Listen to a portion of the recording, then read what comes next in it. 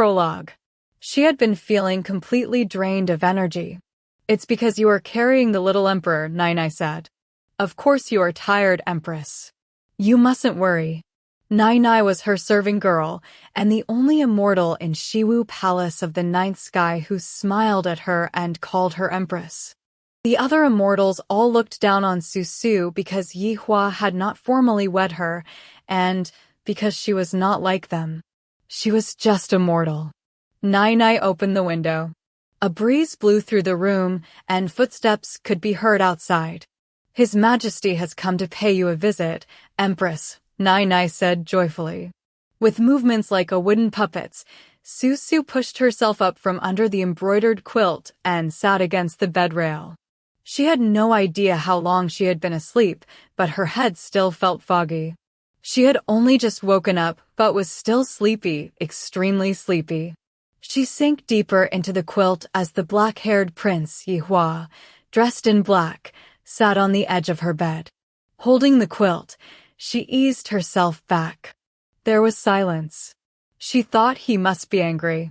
When had it started, this fear whenever she saw him? It had become almost a reflex. You cannot let him know you are still angry with him. You must not offend him, she thought in confusion. Aren't the stars bright this evening? She said quietly. She had been trying not to tremble, but her voice came out sounding shaky. Su, it's daytime, he said after a pause. She moved her hand up to her face instinctively to rub her eyes, but instead, her hand brushed against the piece of white silk. She suddenly remembered. She no longer had any eyes. No matter how much she rubbed them, all she would ever see was darkness. As a mortal, she had never fit in at the vast sky palace, and this was even more the case now that she was blind.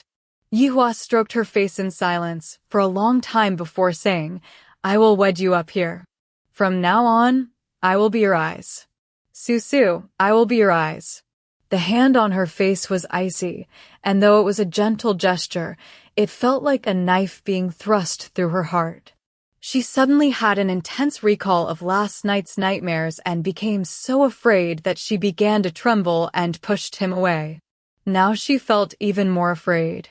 I didn't push you away on purpose, she hurried to explain. You mustn't be angry. Yihua took her hand. Su, what's the matter? The pain spread through her heart like a drop of ink being sucked into a sheet of thick rice paper. I've suddenly started feeling very tired, she lied, her teeth chattering. You get on with your work.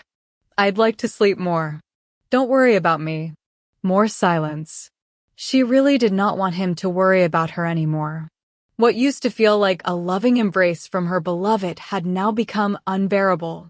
Sometimes she would wonder why, if he liked that other girl so much, he had accepted the absurd proposition she had made him back then. Back then, she was filled with regret about not taking a different course of action. After a while, she heard footsteps. Yihua left, and Nai bolted the door. She sat there for a time, hugging her quilt and feeling desolate. Once her trembling stilled a little, she lay back deep in her bed. Suddenly, her head filled with chaotic images. She saw Junji Mountain in the eastern desert one moment, Yihua's face the next, then the blood-soaked dagger and her freshly cut-out eyes. Su's thought. Once I have born this child, I will return to Junji Mountain. That's where I belong. This destructive love will end where it started. Soon it will be over. She put her hand on the piece of white silk where her eyes should have been, muttering in pain, her voice slightly choked. But she did not cry. She slept some more until Nai carefully pushed open the door and came in. Empress, are you awake yet? She asked gently. Her throat tightened. What do you want? She spluttered. Nai's footsteps stopped. Sujin's serving girl has arrived with a message from Sujin inviting you to take tea with her. Vexed, she pulled up the quilt to cover her face. Tell her I'm asleep. Sujin had been fawning on her of late. When she was feeling more positive, she imagined it must be because Sujin was feeling guilty. Su Jin had been given her eyes.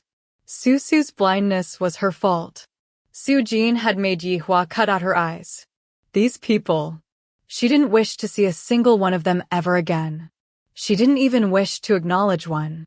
She was not the same girl who had arrived here 3 years ago, the naive young thing squirming with unease, nurturing the absurd notion she might gain favor with all of them if she tried hard enough. The sun was dropping down behind the western mountains when Nai shook Susu awake. Dusk was approaching, Nai explained. There was a glorious sunset glowing in the courtyard, and a gentle breeze stirred the air. It was a perfect time for her to sit out in the courtyard. She had been asleep all day, and her bones were probably feeling stiff. A little stroll would do her good. Nai moved a rocking chair out into the courtyard and was about to guide her into it, but Su Su raised a hand to stop her serving girl. She tried to get to it unaided, groping for the table and the wall for support, moving along step by step. Walking was exhausting, and she stumbled a few times, but she could feel a ray of light growing inside herself.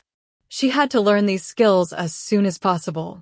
It was essential if she was to return to Junji Mountain and live a proper life. As she sat in the rocking chair, enjoying the breeze, she felt herself becoming dozy again. She fell into a trance, deep and dreamlike. This dream took her back to Junji Mountain, back to the time 3 years before, back to when she had first set eyes on Yi Hua. A dashing young man had collapsed in front of her thatched house. He had black hair and wore black clothing. He held a sword and was covered head to toe in blood. She stood there in shock for a moment before racing over and dragging him inside. She gave him medicine to curb his bleeding and was astonished to see his wound heal up right before her eyes. In less than 2 days, his life-threatening injuries had completely healed. The young man woke up and quietly looked at her. When he finally spoke, his voice was calm and pleasant. He thanked her for saving his life and told her he was going to repay her. She told him that anyone in her position would have done the same. All she had done was give him a couple of doses of herbal medicine, nothing really. But he was insistent about repaying her. When she told him she wanted heaps of silver and gold, the young man stared at her in puzzlement. Saving my life is worth more than silver and gold, he said. In all the ages, there had probably never been a savior who felt as helpless as she. Beaten down, she eventually opened her arms and said, "Why don't you repay your debt with your body then?" He looked at her in astonishment. Her absurd proposition led to the two of them becoming lovers, and she soon fell pregnant. She had been living alone on Junji Mountain for as long as she could remember. All she knew were the changing seasons and the spirits of the mountain, the birds, beasts, insects, and fish. She had no husband and therefore no name. The young man called her Su Su and explained that this would be her name from now on. For days, she hid the joy she felt from having been given this name. Later, the young man took her back to the ninth sky. She learned that he was the grandson of the Sky Emperor. At that point, he had not yet been officially named as heir to the Sky Throne. No one in the ninth sky accepted her as his wife. He never told the Sky Emperor he had married a mortal he had met in the Eastern Desert. One night, she went to his bedchamber to take him some broth. No one was standing guard. She heard the head concubine, Su Jin, talking in distress. "Admit it. The only reason you married a mortal was because I betrayed you by marrying the Sky Emperor. But what choice did I have?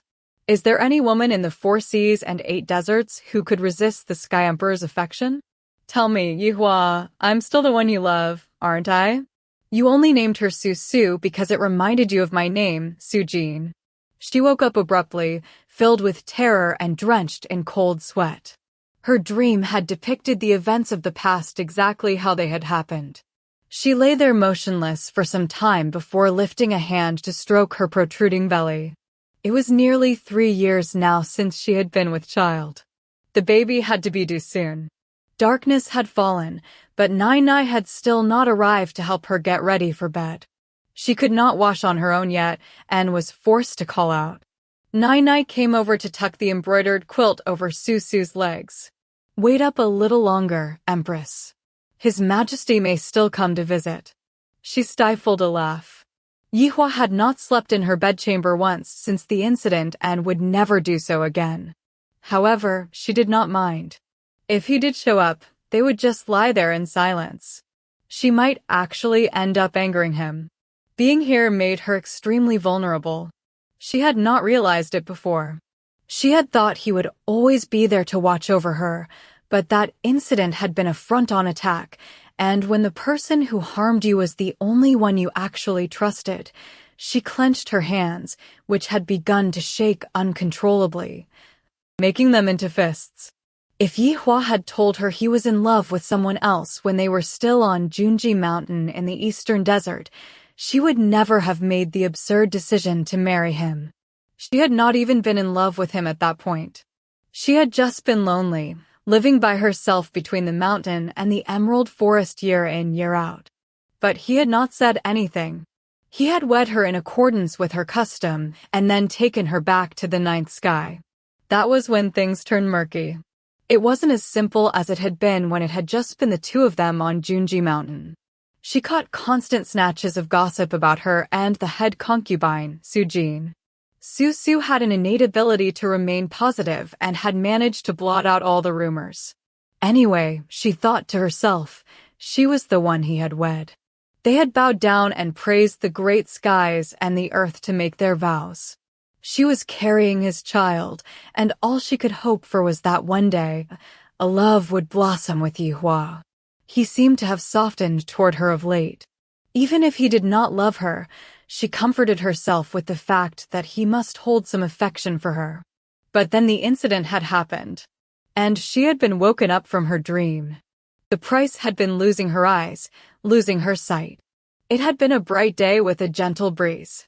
When Sujin invited her along to the jade pool to admire the flowers, she assumed it was an excursion for a group of the palace ladies, and had foolishly accepted.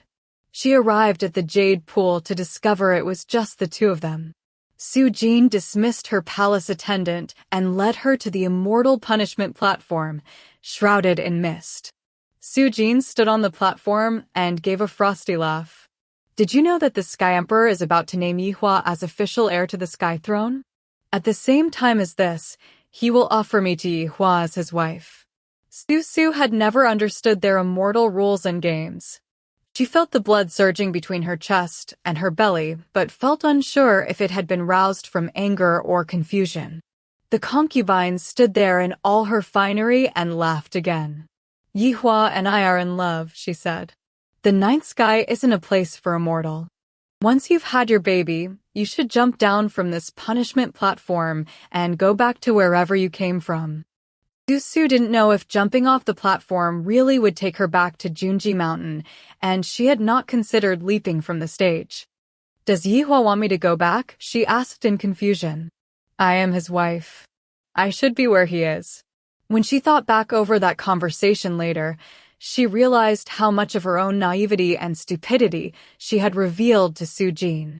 Back then, her wishful thinking had been that Yihua still liked her a little bit, enough at least for a future to be possible.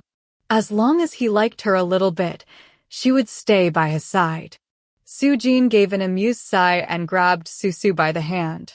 She took her over to the edge of the platform and pushed Susu's back, pitching her face over the edge of the platform.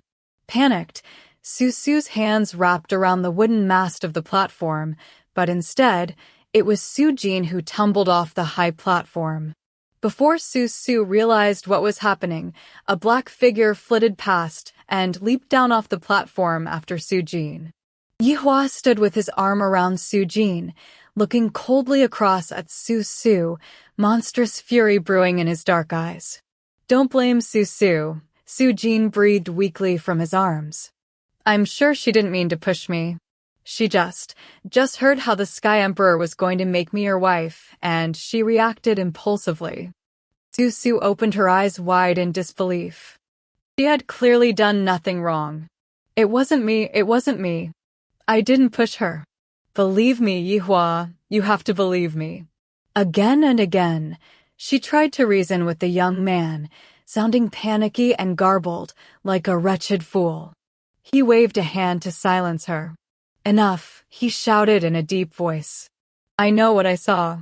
He was unwilling to listen to her. He did not believe her. With his arm around Sujin, his brow knitted, and his eyes as hard as ice, he hurried down from the immortal punishment platform, leaving Su there on her own. She was not sure how she arrived back at her courtyard. All she could think about was the blazing fury she had seen in his eyes. Not long after nightfall, Yihua returned and stood before her, looking somber. The evil energy beneath the immortal punishment platform has caused serious damage to Su Jin's eyes, Su, and by the principle of karmic retribution, you must repay what you owe. He paused. But don't be frightened. I will wed you here. From now on, I will be your eyes. After a pause, he repeated, don't be frightened. I will marry you here. From now on, I will be your eyes. He had never mentioned marrying her in the ninth sky before. She felt a coldness in her heart, anger and fear welling up as one. She could never have imagined herself losing control like that, gripping his hand in near hysterics and saying, why do you want my eyes? She jumped of her own accord. It's not my fault. Why won't you believe me? His eyes were full of bitterness. Evil forces linger beneath the immortal punishment platform. Do you really think Sujin would jump down of her own accord? He sneered. Su, you are becoming more unreasonable by the day. She watched in bewilderment as his eyes turned frosty. He was all she had in the ninth sky. Since becoming pregnant with his child, she had always imagined that one day she would stand with Yihua, each of them holding one of their child's hands as they looked out over an expansive ocean of billowing clouds pierced through by 1,000 rays of sunset light. He did not know how important her sight was to her, the significance it held. They cut out her eyes. Nai spent 3 days looking after her, after which Sujin came in and stood before her. You'll be pleased to hear that I've put your eyes to good use, she said with a laugh. It all became clear. This had been Sujin's intention all along. Su had been nothing but a passerby who had somehow been dragged into the confusion. It had been a predestined mortal world calamity. As time passed, she grew more used to her sightlessness. She no longer confused day with night and learned how to sharpen her ears, to listen out for sounds that helped her distinguish what time of day it was. She had just finished her lunch when Nai came stumbling into the courtyard. Empress, she called breathlessly. The Sky Emperor has just issued an imperial decree. He has decided to offer Sujin TT to His Majesty Prince Yihua. Su gave a chuckle. Yihua had been officially named as the next Sky Emperor some time ago. It was only a matter of time before this news. But Sujin could not be Yihua's primary wife. Su had recently heard that the Sky Emperor had an agreement with Emperor Bai Qian of the Xianxia kingdom that whoever succeeded him as Sky Emperor would marry Bai Qian's daughter, Bai Qian. Yihua had never told her any of this. She could have found it out if she had wanted to. She was not as stupid and helpless as they all thought. She should never have gotten tangled up with these immortals. She suddenly felt a sharp pain in her belly. Empress, what's wrong? Nai cried out again and again. Su put her hands on her stomach and managed to stutter the words, I think I am and might be about to give birth. She fainted during childbirth, but the pain brought her round. When her eyes were taken out to give to Sujin, she heard that Yihua had stayed by her side day and night. While she was giving birth to their child, she only had Nai with her. Intense pain made even the strongest people weak. But she stopped herself from calling out to Yihua. She was in enough agony already. She did not wish to add any more. Empress, please let go of my hand, Nai begged in tears. I am going to find His Majesty. I'm going to fetch the prince. She was in so much pain she could not speak. All she could do was mouth the words, stay with me a little longer, Nai, just a short while more.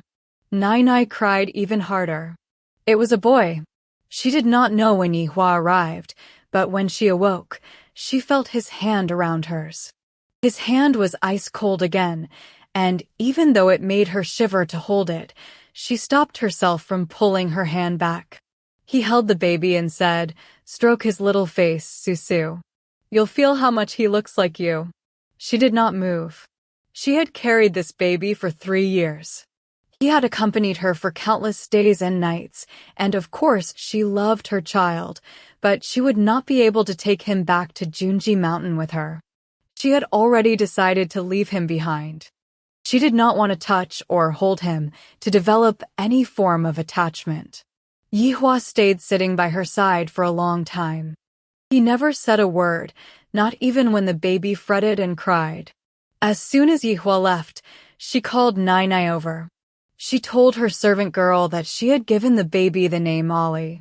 She made Nai promise to always take very good care of him. Completely unsuspecting, Nai agreed. Yihua came to see Susu every day. He had never been very talkative. In the past, Susu had been chatty, but no longer. Most of the time, the two of them would just sit there in silence. Luckily, her silence did not anger Yihua. He obviously understood how frail she was feeling after the birth. During these silences, she would occasionally recall that the last thing she had seen before losing her eyes was Yihua's eyes full of coldness. Whenever she recalled that image, she would give an involuntary tremor. Yihua did not say a word to her about his imminent marriage to Sujin. Neither did Nai. It took 3 months before Susu was fully recovered from the birth. Yihua brought her a range of different fabrics and asked her to choose the one she liked the best. He wished to make her a wedding dress. "I've already explained, Susu, that I wished to marry you." She found it strange, his wish to marry her after he had been the one who cut out her eyes. Later, she understood. Yihua felt sorry for her. She was a mortal with no eyes, and even though he found her despicable and considered her blindness self-inflicted, he also saw her as in need of compassion. He could have as many concubines as he wished, and giving her the status of his wife cost him nothing. She knew she had to leave. There was no reason for her to stay in the ninth sky. Nai came out on strolls with her. The two of them repeated the route from the Shiwu Palace to the punishment platform. Nai found it strange, but Susu explained to her loyal servant girl that she enjoyed the fragrant lotus flowers along the way. Within a fortnight, she had learned to rely on her senses to navigate her way smoothly between Shiwu Palace and the punishment platform. Deceiving Nai could not have been easier. Standing on the Immortal punishment platform, she suddenly felt light as the wind. Ollie was in Nai's care, so she did not need to worry about him. Standing on this high platform, surrounded by boundless cloud and mist, she suddenly had the urge to explain to Yihua one last time that she had not pushed Sujin, that it was not she who owed Sujin, but they who owed her. They owed her a pair of eyes and a calm and stable future. While they had still been on Junji Mountain, Yihua had given her a beautiful bronze mirror. He had been about to travel to a faraway place to take care of some important business. Scared that she might get lonely, he pulled this treasure from his sleeve and told her that no matter where he was, all she had to do was call his name into the mirror, and he would hear it. As long as he was not busy, he would speak to her. She did not know why she still carried this mirror around everywhere with her. Perhaps because it was the only present Yihua had ever given her. She pulled out the mirror. It had been a long time since she had called his name, and it felt unnatural. "Yihua," she said. There was a long pause before she heard his voice by her ear. "Susu." She fell silent a moment before saying, "I'm going back to Junji Mountain. Don't come looking for me. I will be fine on my own. Look after Ollie for me." I used to dream that one day I could hold his hand and look up at the stars with him, at the moon, the clouds, the sunshine, and tell him the story of how we met on Junji Mountain. That will never happen now. She thought for a moment and added, "Don't tell him his mother is just a mortal. The immortals in the Sky Kingdom all look down on us. It was a perfectly normal farewell speech, but suddenly she felt herself welling up. She jerked her head upward before realizing she had no eyes. Where would her tears fall from? "Where are you now?" Yihua asked, his voice strained. "The punishment platform," she said quietly. "Su Jin told me that if I jumped off it, I could return to Junji Mountain. I'm getting used to being blind. Junji Mountain is my home, and I'm familiar with the terrain. I can live there on my own. It won't be hard. You mustn't worry." She paused before saying, "I shouldn't have rescued you back then. If I could go back in time, Yihua, I wouldn't have saved you." "Su," he interrupted. "You stay where you are. Don't move. I'm coming straight there." In the end, she did not go back through her defense, did not explain that she had not pushed Su Jin. They were not going to meet again in this life. Right and wrong, good and bad had ceased to matter. "Yihua, I'm letting you go," she told him quietly. "You must let me go too. We no longer owe each other anything." The mirror fell from her hand with a clatter, drowning out Yihua's fierce roar. "You just stand there. You mustn't jump." She turned and leaped off the platform. Her long sigh got lost within the fluttering of the wind. "I ask no more of you, Yihua. This is the way it should be." She did not know that the immortal punishment platform was only meant for immortals, that if a mortal jumped off it, they would simply turn to dust flying and flames dying. Neither did she know that she was not actually immortal. The leap from the punishment platform caused her serious injury. The destructive powers of the punishment platform, stronger than tens of thousands of immortal warriors, split open the seal on her forehead. She did not have any idea of the significance of the red mole on her forehead, which had been there for 200 years, since the demon emperor broke out of the Eastern Desert Bell. In her quest to lock him back up, she had battled with him, and in the course of this battle, he had placed this seal upon her. He took away her appearance, her memories, all her immortal powers, and turned her into a mortal. Everything from the past came back to her, one after another, but within the chaos of her mind, she found a moment of clarity. Enduring the agonizing pain these destructive forces had wrought on her immortal body, she heard a voice inside her quietly speaking. Bai Qian's thought. "You were born from an immortal embryo. You were never required to cultivate any spiritual energy to become an immortal. But nothing in the 4 seas and 8 deserts comes this easily. How could you possibly become a goddess without experiencing a sky calamity? These last few decades of love and hate, gratitude and grudges, have been nothing but your sky calamity." She collapsed to the east of the Eastern Sea in Jiayan's 10-mile peach grove. When she finally came to, Jiayan gave a huge sigh of relief. "Your mother, father, and brothers have been driving themselves crazy looking for you, and I've been so worried I haven't slept properly in 200 years. But what's wrong with your eyes? And why are you covered in scars?" Her memory had been somewhat damaged by the fall from the platform, leaving her in a state of confusion. But she still remembered clearly how she had been hurt. What had it been? Nothing but a predestined calamity. She smiled at Jiayan and said, "I seem to remember that you have a medicine to make people forget things they want to forget?" Jiayan raised an eyebrow. "It would appear that you've suffered very badly these past years." It was true. Thankfully, it had only been for a couple of years. She stood before the hot, bubbling pot of medicine, watching the steam billow off it.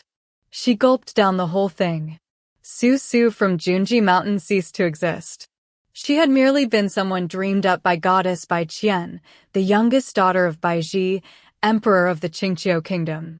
It was a dream that had involved dreadful suffering, but also some peach blossom romance. As soon as she awoke from this dream, she forgot it completely. 300 years later, the Eastern Sea Water Emperor's new son was his pride and joy. To prepare for his son's 1-month banquet, the emperor had taken leave from his morning meetings at the Lingxiao Palace for several days. The Sky Emperor turned a blind eye to the Water Emperor's absence, but it piqued the interest of goddess duo Bao. Why all the fuss over a simple banquet? To quell her curiosity, she sought out Prince Nandozhen, who had always been on very good terms with the Eastern Sea Emperor. Life in the ninth sky tended to lack intrigue, and these immortals had been charting the Eastern Sea Emperor's absence with interest for some time now. Seeing goddess duo Bao take the bull by the horns, they all started to crowd around Prince Nandozhen. Prince Nandozhen looked at them in a slightly bemused manner. "Immortal friends, surely you must have heard that Her Highness from Xianxia has accepted the invitation for the Eastern Sea Emperor's banquet." Xianxia was in the center of the Great Desert, not far from the Eastern Sea, and as Prince Nandozhen said the name, he cupped his hands together and bowed toward the east and toward Xianxia. "Her Highness has an eye condition, which means she is unable to look directly at anything bright," he explained. The Eastern Sea's Water Emperor was worried because the coral walls and glazed tiles in the Eastern Sea Water Crystal Palace are glaringly bright. He has been spending these past few days searching for water lily grass, which he intends to weave into sheets to cover up anything too bright. Upon hearing this news, Lingxiao Palace descended into pandemonium. Her Highness was Emperor Bai Qian's daughter, Bai Qian. She belonged to the older generation of ancient immortals, and to show their respect, the immortals all referred to her as Her Highness. When Pangu, creator of the universe, took up his axe and split the sky from the earth, all the great tribes started fighting. This went on without reprieve for many years, and there was a long succession of different rulers in the sky and on earth. Most of the ancient gods had been plundered. Those that were destined to vanish had vanished, and those that were destined to fall into demise had fallen into demise. Only a very small number of gods remained. They included the Sky Emperor and his family in the ninth sky, Ziyan, who tended to stay within the parameters of his 10-mile peach grove east of the Eastern Sea, keeping to himself, and Emperor Bai Qian of the Qingqiu Kingdom and his family. Bai Qian's name could not be brought up without mentioning an incident also involving the Sky Clan, a matter that was meant to be secret but was actually known by everyone. 50,000 years ago, Bai Qian and the Sky Emperor's second son, Xianxia, became engaged. They should have been the perfect match, but Xianxia fell in love with Bai Qian's serving girl and broke off the engagement. Emperor Bai Qian could not bear the humiliation, and he went to the ninth sky with Ziyan to meet with the Sky Emperor, seeking justice. The Sky Emperor was furious with his second son. As punishment, he appointed him as the Northern Sea Water Emperor, thus banishing him to the north. After this, he issued a sky decree in which he swore on the honor of the Sky Clan that his successor, the future Sky Emperor, would marry Bai Qian and make her the Sky Empress. 300 years later, the Sky Emperor had gathered together everyone from the 4 seas and the 8 deserts to announce that his eldest grandson, Prince Yihua, was to be the next Sky Emperor. All the immortals in the ninth sky felt certain they would soon be drinking the celebratory wine of Yihua and Bai Qian's union. But 300 years on, there was still no news about their nuptials. Prince Yihua already had a son, but no official wife. And goddess Bai Qian remained in Qingqiu Kingdom, declining all invitations from other immortals. These two remained unmarried, a fact that oddly enough did not seem to worry either household.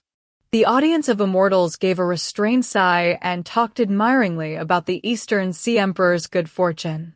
Her Highness Bai Qian was now respectfully known for not having left Qingqiu for tens of thousands of years. The fact that she had accepted his invitation would raise his prestige no end.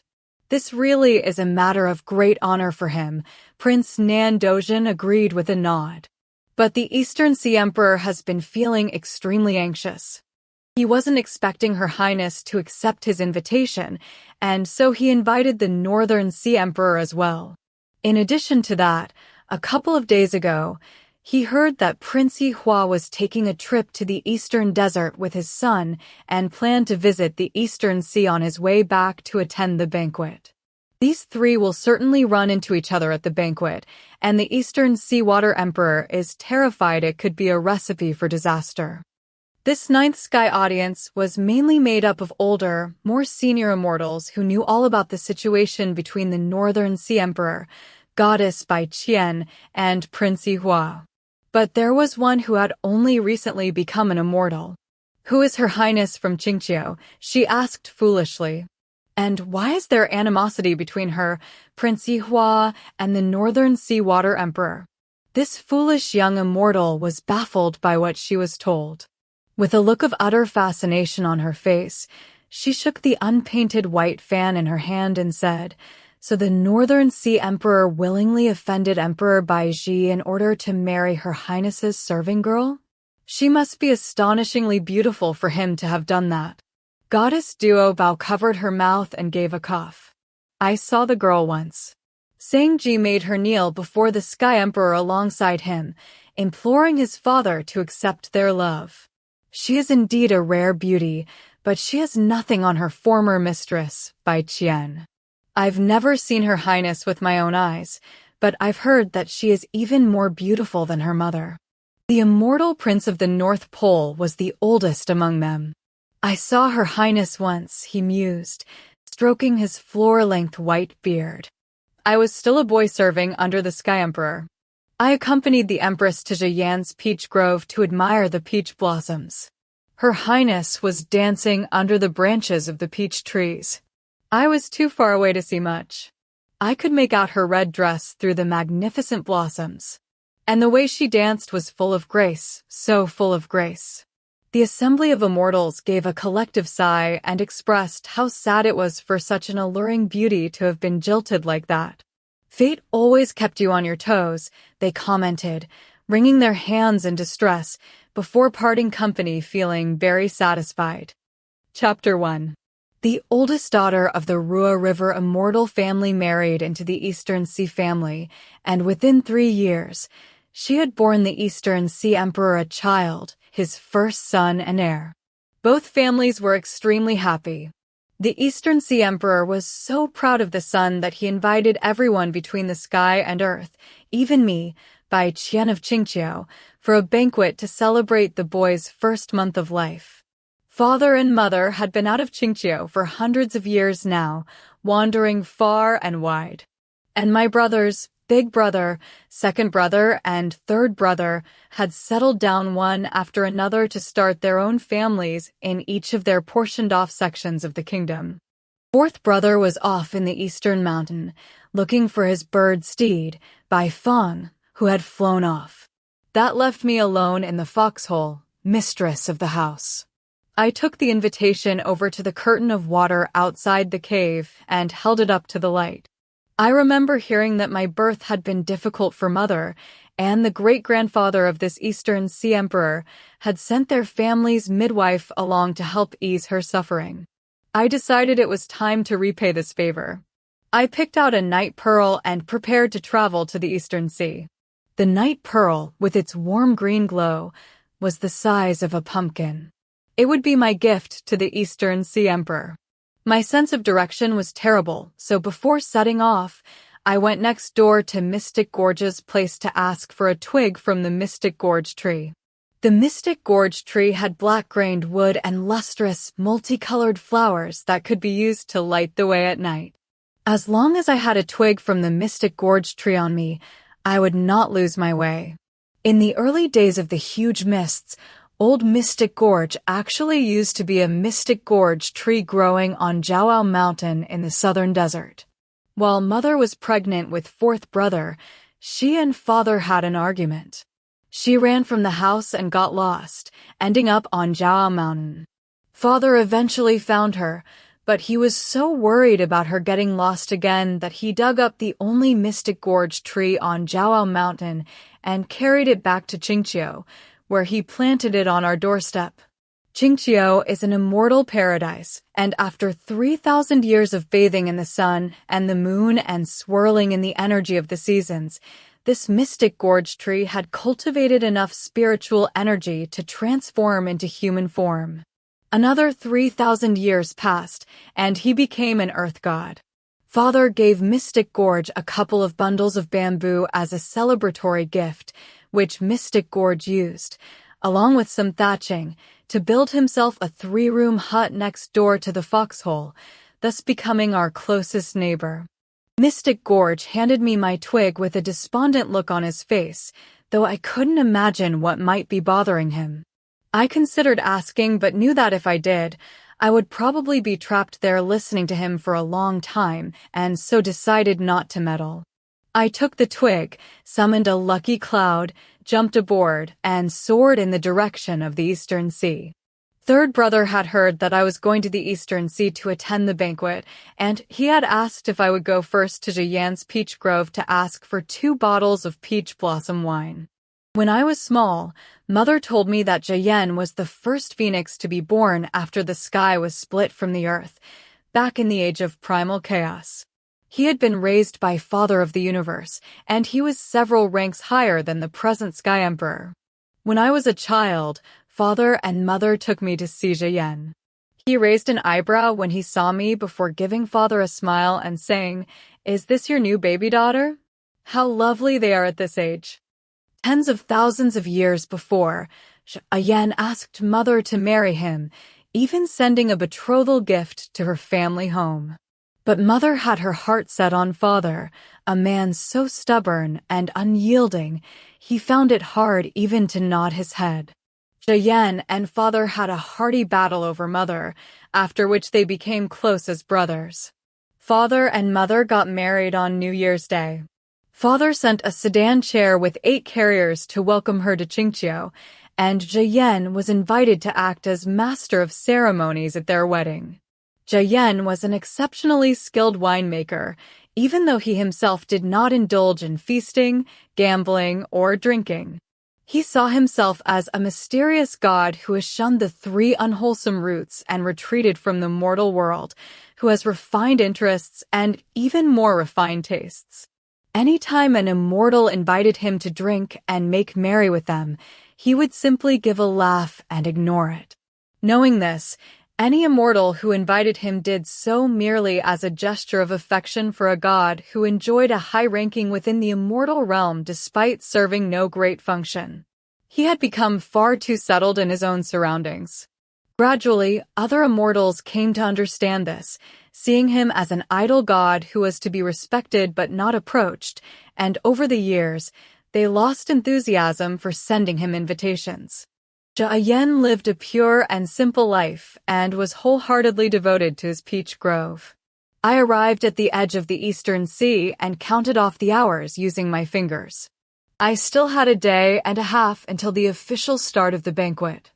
I considered third brother's request and decided to stop off at Xianxia's first. My plan was to ask him for an earthen jug of peach blossom wine, which I could use to fill 2 bottles to take back to third brother, as well as a 3rd bottle to give to the Eastern Seawater Emperor as a celebration gift along with the night pearl. Even after parceling out these gifts, I would still have some wine remaining in the jug, which I could drink at my leisure back at the foxhole.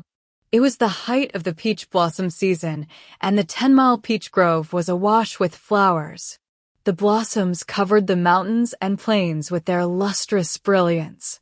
I made my familiar way into the depths of the peach grove, where I found Xianxia sitting cross-legged in a clearing, taking bites out of an enormous peach. In no time at all, only the pit remained. When he saw me, Xianxia beckoned me over, a wide smile on his face. "Well, if it isn't the little girl from the Bai family come to pay a visit. You just get more beautiful. Come." He patted the space next to him. "Sit down and let me take a proper look at you." There were not many gods between the sky and earth who were old enough to call me little girl, and hearing the address made me feel as if I were still very young. I felt filled with a mixture of great sadness and great joy. I sat down as instructed, and Xianxia reached out and stroked my hand. I was just considering the best way to ask for that jug of wine when Xianxia started to chuckle. "You've shut yourself up in Xianxia for thousands of years now. What a coincidence that you choose now to come out." I was slightly baffled by his comment, but did not ask him to explain. I just gave a polite smile and said, The peach blossoms look glorious. He gave an even deeper laugh. The Northern Sea Emperor brought his wife here a couple of days ago to admire the peach blossoms. It was the first time I'd seen his wife. She really is rather enchanting. I was unable to even force a smile. Xianxia was the Northern Sea Emperor's wife. I was the one who had chosen this name for her many years ago. My 4 older brothers and I had gone for a day out to Daunting Lake. There, in the reeds, we discovered a little Bai snake, a couple of feet long, who had been tormented to within an inch of her life. I felt so sorry for her that I begged 4th brother to let me bring her back to Xianxia with us. This little Bai snake had already transformed into a snake spirit, but she still moved by slithering on her stomach. Eventually, she managed to cultivate enough spiritual energy to turn into human form, and that human form was Xianxia. Xianxia spent 2 years in Xianxia, recovering from her injuries.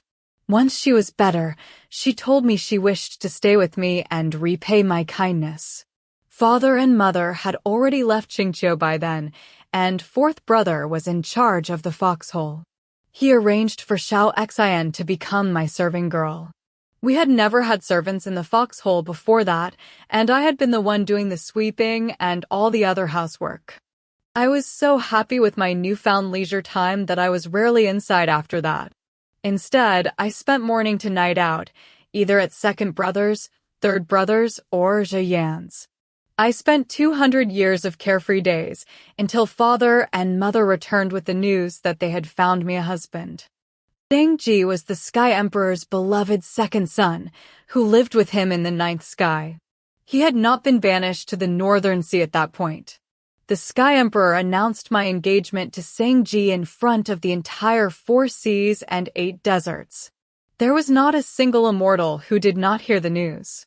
Following this, there was an endless stream of visitors to the foxhole who came around for a chat and to congratulate me. 4th brother and I found this so annoying that we made a bundle of our clothes and went over to Xianxia's to hide out in the peach grove. It was while we were hiding out that calamity struck. After eating our fill of peaches, we returned to Xianxia to discover that Xianxia was nowhere to be seen. All I found in the gloomy and dusty foxhole was a letter from Xianxia, pressed with his seal, breaking off our engagement. He explained that he had developed feelings for Xianxia and that she was the one he was destined to be with. He apologized for all the upset he had caused. I did not actually take the matter too much to heart. I had never even met Xianxia and had no affection toward him. Xianxia and I had not known each other for all that long, and although we were friends, it was not a friendship that ran especially deep. Even the livestock grazing in the woods are allowed to choose their own mates, and all being equal under the sun, there was no reason why Xianxia should not be allowed to do the same. I responded politely, telling them they seemed a well-suited couple. When news of this fiasco finally reached the Sky Emperor's ears, it had not come from me. Apparently, it was Xianxia who dragged Xianxia into the Sky Emperor's court, and they both knelt down before him, pleading with him to accept their relationship. This news shook the 4 seas and 8 deserts. Those with kind hearts said things like, "That poor Bai girl. It was destined to be such a good marriage. Engaged for 3 years before being abandoned like that. How will she find a husband now?" There were malicious wagging tongues too, saying things like, "Can you imagine having a Bai snake as an empress? Or perhaps the Bai snake has more allure than the 9-tailed white fox." It was at that point that father, mother, big brother, 2nd brother, 3rd brother, and Xianxia discovered I had been jilted.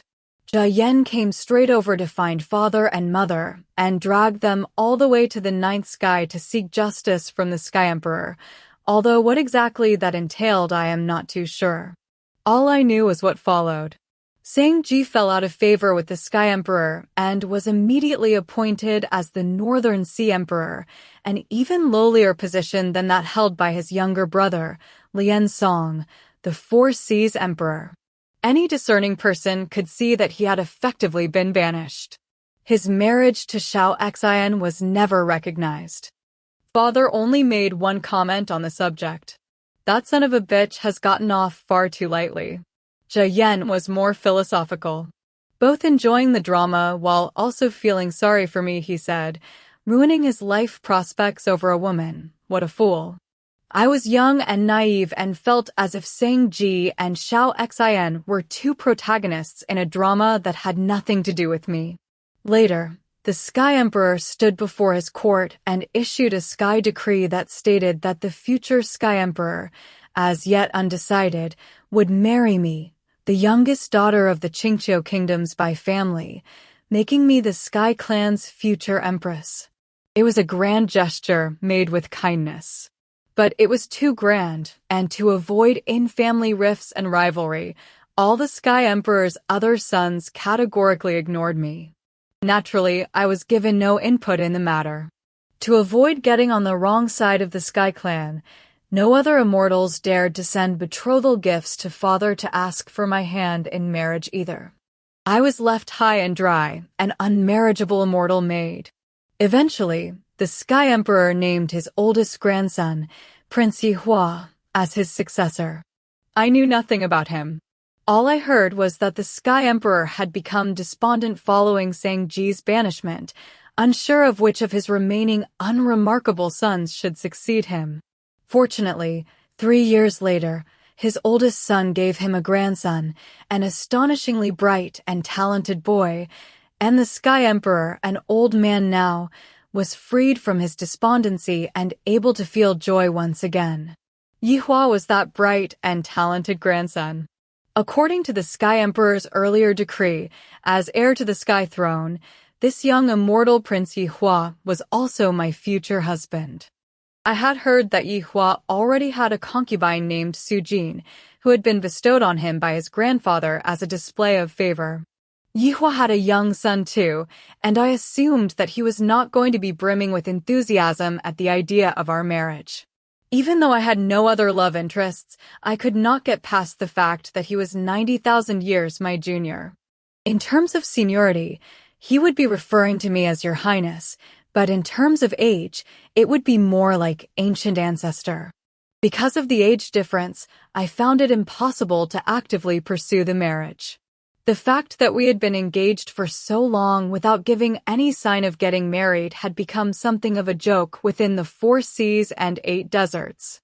I blamed Sang Ji more for causing me so much loss of dignity. I kept my animosity hidden, but my hatred became so intense that I often had thoughts of killing him. When Jia Yan mentioned the Northern Sea Emperor's visit, I was baffled.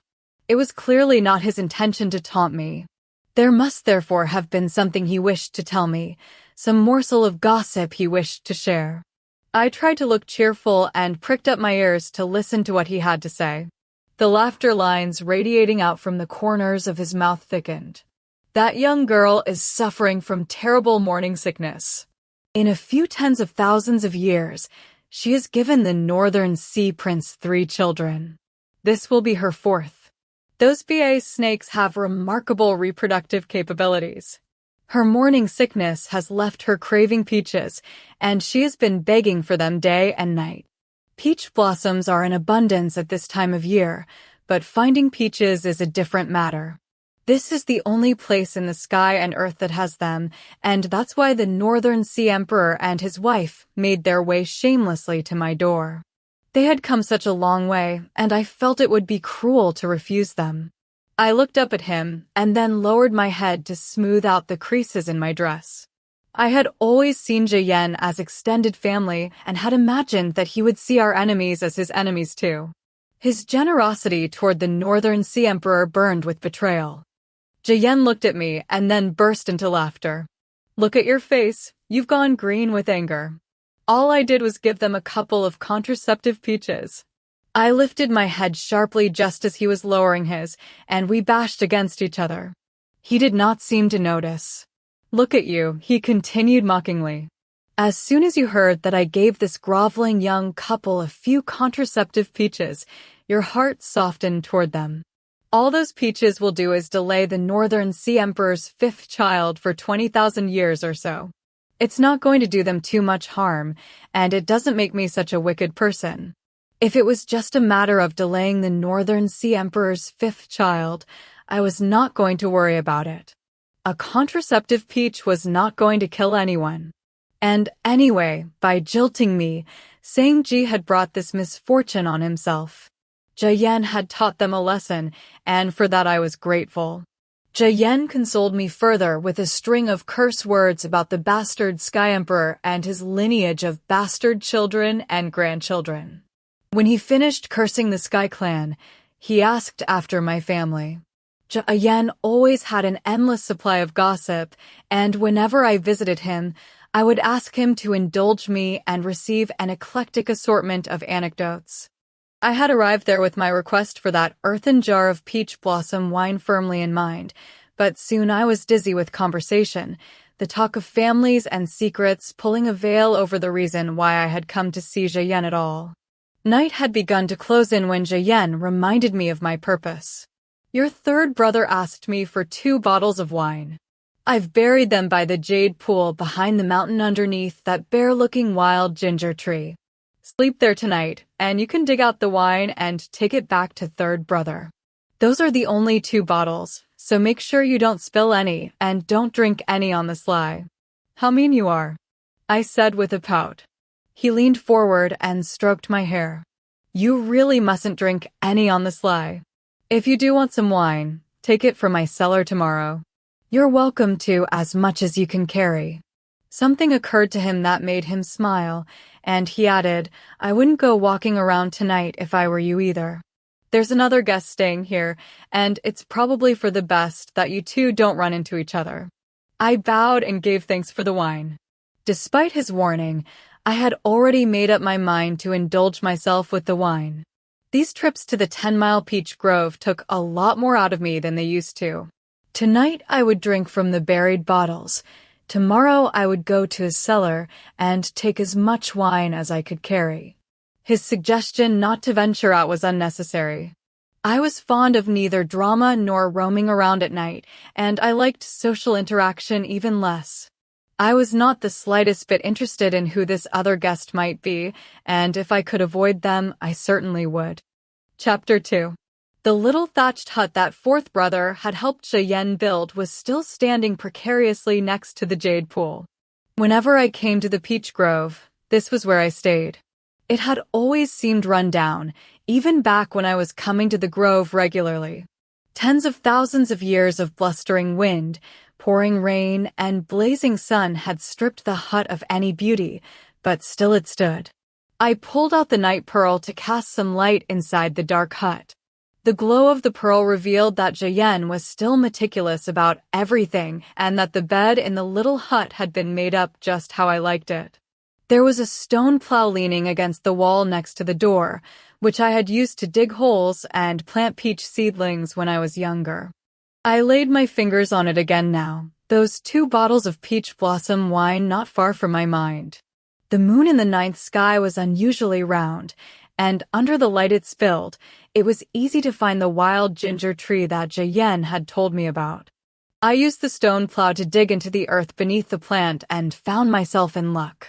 Straight away, I could see the aventurine wine pot shining through the loose yellow soil, its glittering green reflecting onto some of the wild ginger leaves. I gleefully pulled out the bottles and leaped up onto the roof of the hut with them in my arms. The hut shook a little before steadying again. The night wind felt cool up there on the roof, and it made me shiver. After a bit of fumbling with the tightly sealed bottle spout, the cork eventually shot out the top, and the aroma of 10-Mile Peach Grove wine overwhelmed me. I closed my eyes and took in a deep lungful, ever admiring of Jiyan's talent.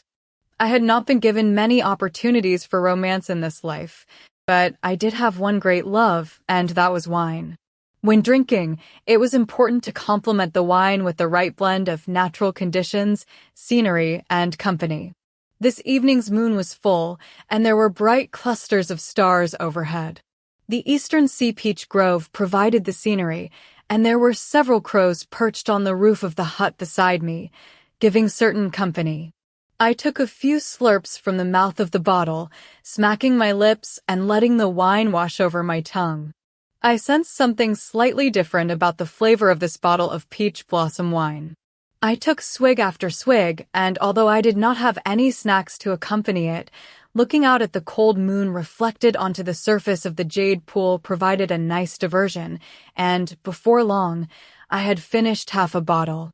The wind was picking up, and tipsiness was starting to creep over me, blurring the edges of my mind. There seemed to be a flimsy pink curtain fluttering over the gleaming black night, while a fire began to swell inside my body. I tossed my head from side to side, and with shaking hands, I tried to unfasten my lapel. Despite the cold breeze, I grew hotter. Eventually, my bones seemed to radiate, the marrow inside red with glowing embers. My head was foggy and my thoughts muddled, but I had the vague sense that this was not mere drunkenness. I could no longer deal with the heat, but I did not feel lucid enough to cast a spell to disperse it. I swayed about, managing to get to my feet. I wanted to dive into the jade pool to cool myself off, but I stumbled, stepped into thin air, and plummeted down from the hut roof. I braced myself for a painful fall, but strangely enough, there was no thud as my body hit the ground. Instead, I felt myself being embraced by something very cold, a soothing balm that cooled my body. After some struggle, I managed to open my eyes and made out a blurred figure in front of me, wearing a black cloak. Immediately, I knew it was not Xianxia. I felt giddy as my head spun. The moon's white light spread out over the entire peach grove, illuminating the flowers and the luxuriant leaves on the branches, making it look enchanted. The layer of mist hovering above the surface of the nearby jade pool suddenly transformed into a raging fire. I clenched my eyes shut, feeling so hot it hurt. I moved toward the source of this coolness, pressing myself urgently against the figure in front of me. I lifted my cheek to feel it against the bare skin of his jaw and neck, cold as a piece of jade. My hands seemed to have taken on lives of their own. Trembling, they started to remove the strap from his waist. He reacted by pushing me away. I pressed up against him once more. "Please don't be scared," I said in an attempt to reassure him. "I'm just trying to cool my hands." But he only pushed me away with more force. I had not used an enchantment spell on anyone in thousands of years, but tonight I did not have a choice. Trying to clear my foggy mind and focus my attention, I opened my eyes to look at him. I was still feeling unsettled. I had no idea how long it had been since I had used such a spell and whether it would still be effective. He seemed confused. His eyes looked dim and unsettled. But then, slowly, deliberately, he reached out and clasped me to him. A pheasant crowed 3 times, and I gradually started to come to. I had the vague recollection of an interesting dream I had been having. A passionate dream, in which I had behaved with abandon with a young gentleman. My display of lust had been no more than a ploy to cling to him and cool myself against his body. There had definitely been something strange about those bottles of wine Xianxia had given me for third brother. I stroked my head and tried to remember what the young man had looked like, but all I could remember through the haze was his black cloak and the enchanted peach grove behind him. It felt like both a dream and not. Xianxia's peach grove was not far from the Eastern Sea, and so I was in no great hurry. I went around to his wine cellar in the back mountain and took 3 earthen jars of wine.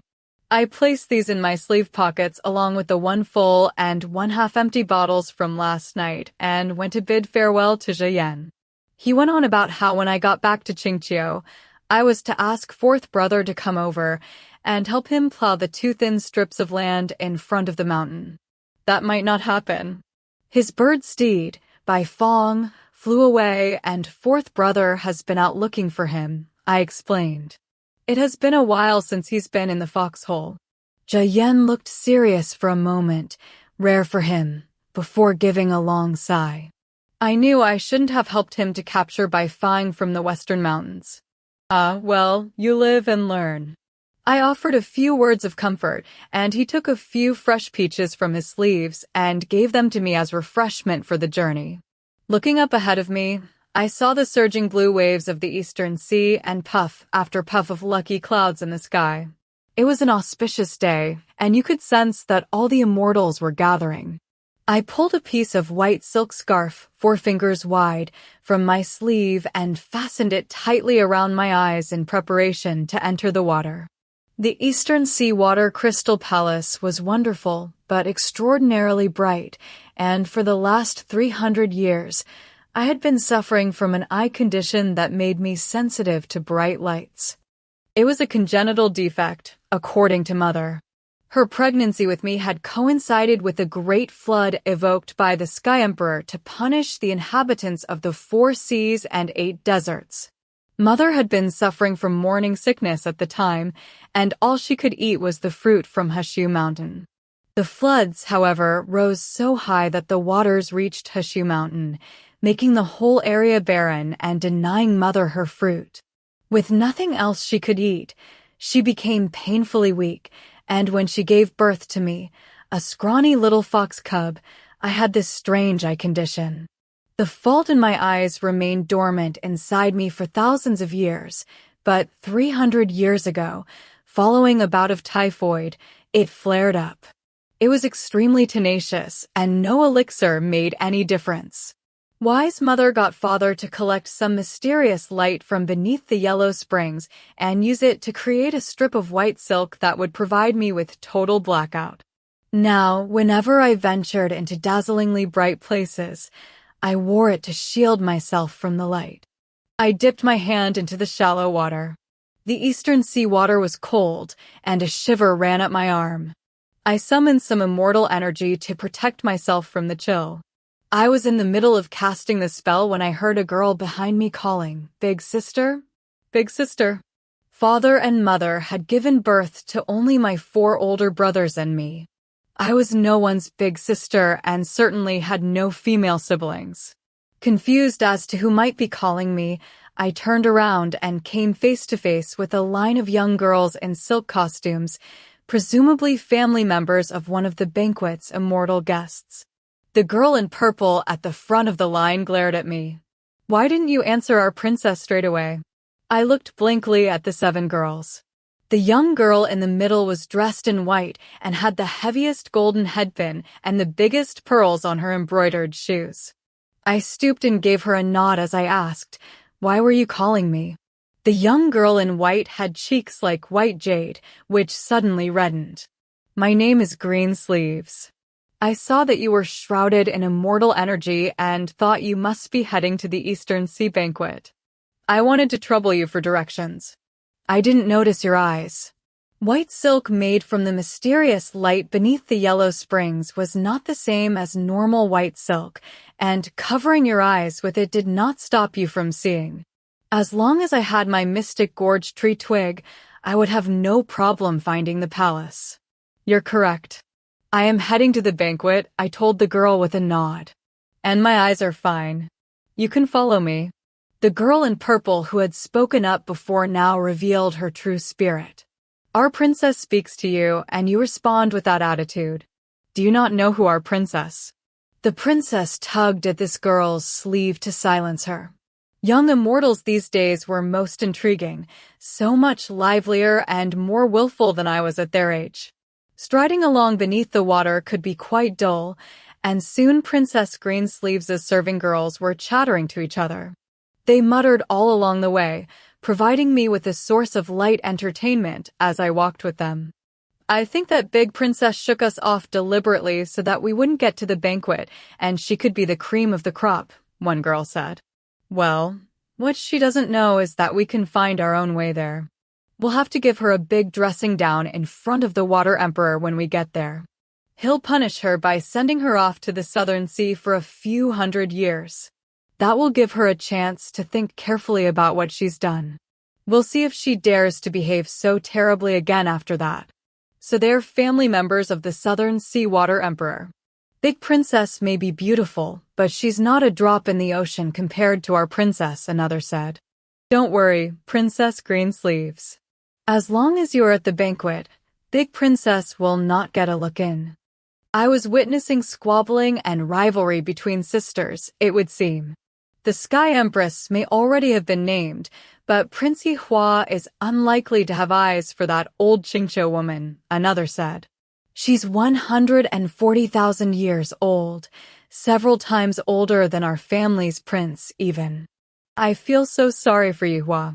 Our princess is such a rare beauty, with an appearance unmatched between sky and earth. She's his perfect match.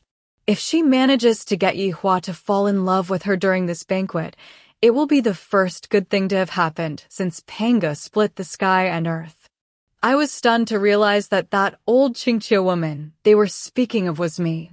I shook my head, thinking how fickle life was and how fleetingly time passed, not sure whether to laugh or cry. The more the serving girls talked, the lower the tone of their conversation, until Princess Greensleeves piped up with an irritated, "Let's please have a break from all your nonsense." The more timid among them buttoned up, while the bolder girls stuck out their tongues. The bravest of the girls, the one in the purple dress, was determined to speak at whatever cost. Rumor has it that Prince Yihua has taken his son on a trip to the eastern desert. Yihua really dotes on his little boy. I've heard that Big Princess has arranged an extremely generous and special gift she plans to give the little boy when they meet. Big Princess has wasted no effort on these measures. You won't let her show you up, Princess Greensleeves, will you? It was obvious from the way she spoke that the girl in the purple dress was well-educated and familiar with the Sky Classics. Princess Greensleeves went red in the face.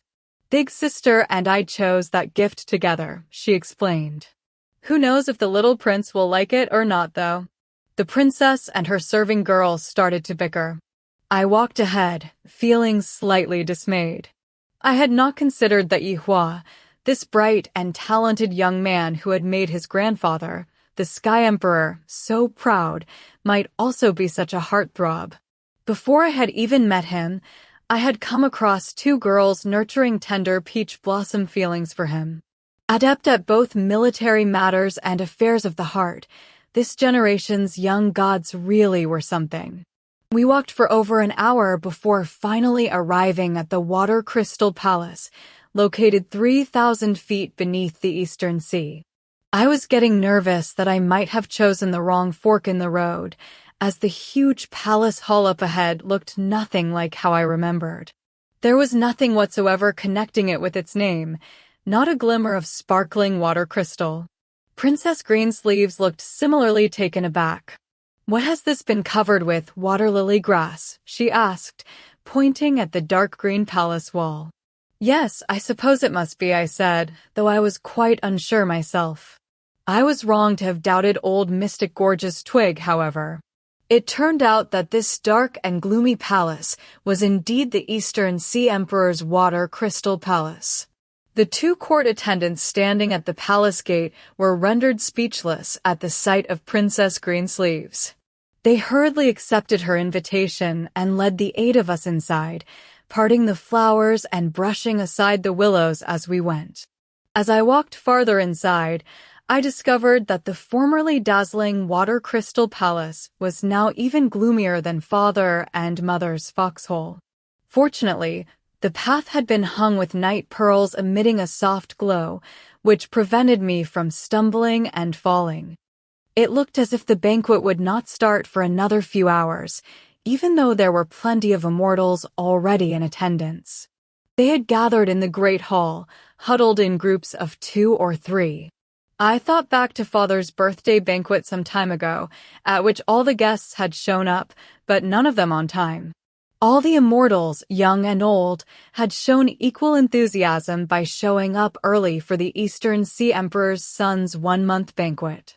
The ways of the world had obviously changed, giving today's immortals more time on their hands. 2 palace attendants led Princess Greensleeves over to the Eastern Sea Emperor, who I saw possessed an elegant charm reminiscent of his ancestors. I fell to the rear of the group and mixed into the crowd of immortals. I turned to look for a servant to take me to a room where I could have a short rest. It had been a long journey, and I was rather tired. But every being in the hall was staring in awe at Princess Greensleeves, and there was no one to assist me. Objectively speaking, Princess Green's sleeves did not compare to the ancient ancestors in terms of appearance. My sisters-in-law were all far more attractive. But it would seem that this current generation of immortals was lacking many great beauties. The servants were dumbstruck by her loveliness. They wore intoxicated expressions on their faces as they gazed at the gorgeous girl. I felt bad about interrupting them and dragging them away, so instead I wandered up and down the hall for a while and found a quiet way to slip out. I considered if it would be better to take a nap now or to just wait until the banquet, give my gift, have some food, and take my leave early.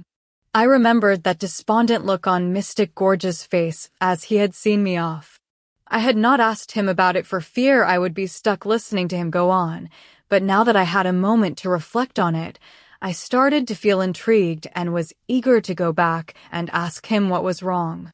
I turned this way and that, but even in such a large palace, I was unable to find a suitable place to lie down.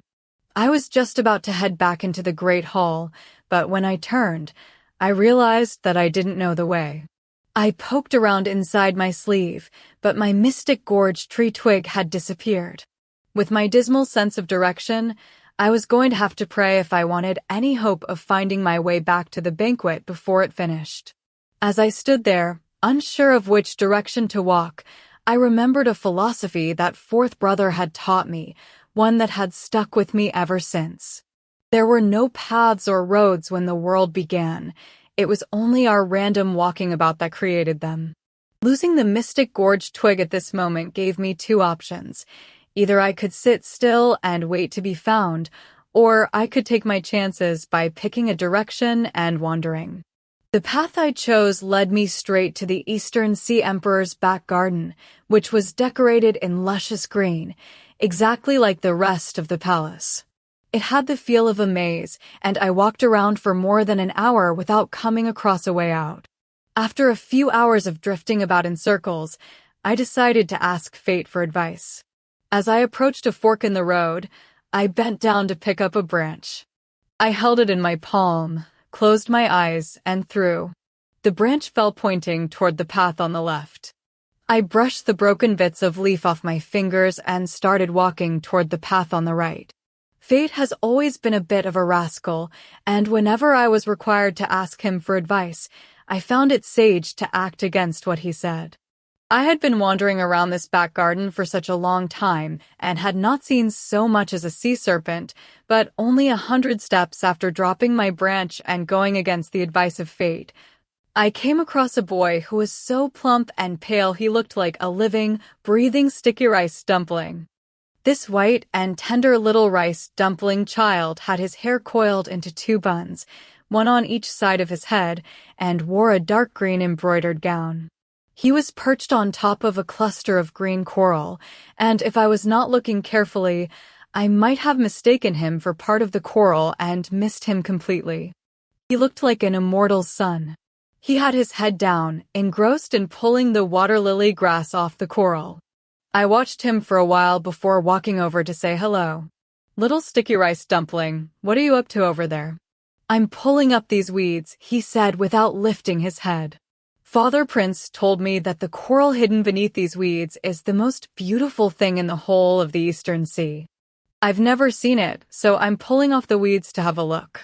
"Father Prince? So this is a young SkyClan lord." I felt sorry for him expending all that energy pulling out those weeds and wanted to lend a hand. I took my fan from my sleeve and placed it before him. "You can use this fan and wave it gently," I explained eagerly. "The grass will disappear without a trace, letting the coral show its face."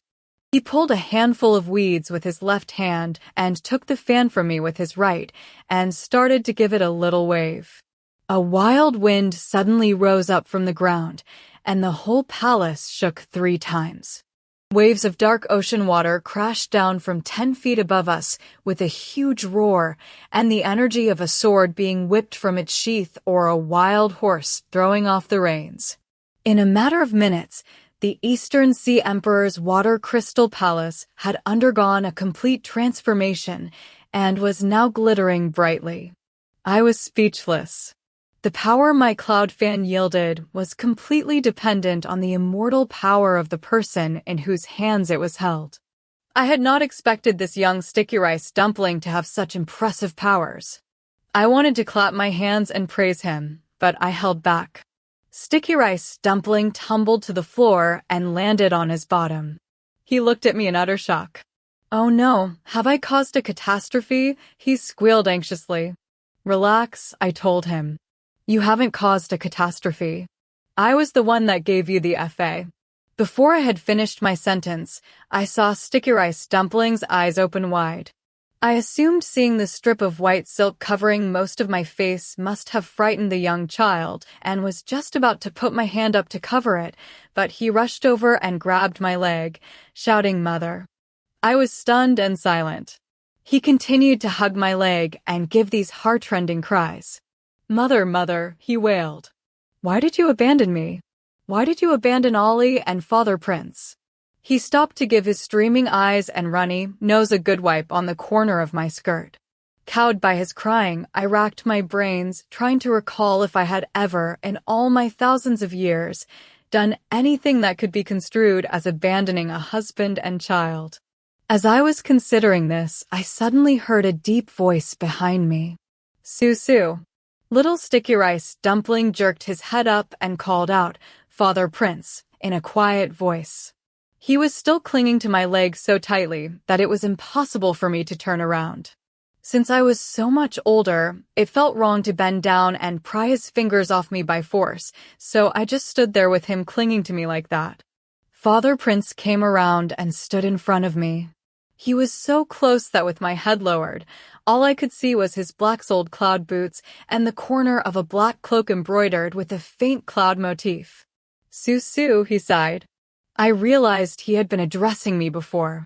Fourth brother often complained about how forgetful I was, but I could still remember all the names people had called me over the last tens of thousands of years: Fifth Cub, Xian, Little 17th, and most recently, Your Highness.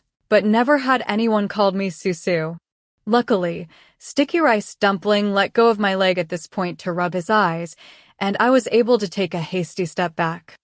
"Your eyes seem to be giving you some trouble, immortal friend," I said, raising my head to give him a smile. "You must have mistaken me for someone else." He said nothing, but having a proper view of his face gave me a serious jolt. Little Sticky Rice Dumpling's father was the spitting image of my revered master, Mo Yuan. I lost my train of thought. He looked so similar to Mo Yuan, but he was not Mo Yuan. He could not possibly be Mo Yuan. He was much younger, if nothing else. During the Demon Clan revolt 70,000 years ago, the sky rivers flowed with turbulent waters while the air danced with scarlet flames. Mo Yuan had locked Xianxia, the demon emperor, inside the eastern desert bell on the bank of Ruo River, and in so doing, he used up all his cultivated spiritual energy and his soul scattered. I did everything I could to protect his body, stealing it away and taking it back to Xianxia. I placed him inside Yanhua Cave, where I fed him a cup of my heart blood every month. His body was still lying there inside Yanhua Cave. Mo Yuan was father of the universe's eldest son, and the 4 seas and 8 deserts god of war. I had never imagined that one day he might die. Even now, I still found myself waking up in the middle of the night from time to time, and having to remind myself that he was actually gone. I still fed him this monthly bowl of my heart blood with the conviction that one day he would wake up again, give a faint smile, and call me by my old name, Little 17. I had spent day after day waiting for him to awaken. It had been 70,000 years now. I was so lost in a haze of painful recollection that I didn't notice Sticky Rice Dumpling's father reaching an arm in my direction until his wide sleeve flapped against my face. I instinctively shut my eyes. He forcefully untied my white silk, stroking my forehead with his cold fingers, and then stopped suddenly. Deviant. Deviant. Sticky Rice Dumpling started to scream in a shaky voice. Deviant was exactly what it was, and the veins in my forehead were pulsing with fury. "Learn some restraint," I yelled at him. I had not used such a phrase in years, and it came out sounding strange. I could not remember the last time anyone had dared to treat me with such flagrant disrespect. I must have scared Sticky Rice Dumpling as he yanked the corner of my skirt, bleating, "Mother. Mother, why are you angry?" His father was still for a long time. Sticky Rice Dumpling looked first at his father, then at me, before wordlessly adhering himself to my leg, which felt like having a whole fried dumpling stuck to me. Sticky Rice Dumpling's father was silent for a few moments before tying my white silk cloth back up for me. He took a couple of steps back. "You're right," he said evenly. "I have mistaken you for someone else. The girl I knew wasn't as imposing or as forceful as you, nor as alluring. I apologize for any offense I have caused." Now that we had some space between us, I could see that the lapel and sleeves of the black brocade cloak Dumpling's father was wearing were embroidered with a dark dragon pattern. Nowhere other than the Sky Emperor's household would immortals have the time or patience to embroider such intricate dragons onto their cloaks. Father Prince was certainly someone extremely influential. His wardrobe alone said as much. I took another look down at little Dumpling, who Father Prince was attempting to pull off me, and suddenly it all became clear. This black-cloaked man was none other than the Sky Emperor's pride and joy, his grandson Prince Yihua. Half of my anger dissipated immediately. Prince Yihua. Of course. My father's ideal son-in-law. Extremely young. Possibly my husband-to-be. I felt extremely apologetic toward him, and despite how offensive he had just been toward me, I felt I should be the one saying sorry. He was an exquisite young man of 50,000, and he was on the precipice of being tied into a marriage with me, a 140,000-year-old woman. It was a lamentable deal for him to have been dealt. I managed to suck the other half of my anger back into my belly. I worried that my stance was not placid enough and my smile not as pleasant as it might be. "Let's not get into a discussion about who has offended whom," I replied. "Things between immortal friends should always remain courteous." He regarded me with calm and cool eyes. I moved to the side and let them both pass. Little Sticky Rice Dumpling was still sniffling and calling out "Mother." Realizing that I would actually become his stepmother in the future, I gave him a smile and accepted this address. Little Sticky Rice Dumpling's eyes shone, and he lifted a foot, getting ready to leap back over, but his father held him. Prince Yihua gave me a strange look, which I responded to with a smile.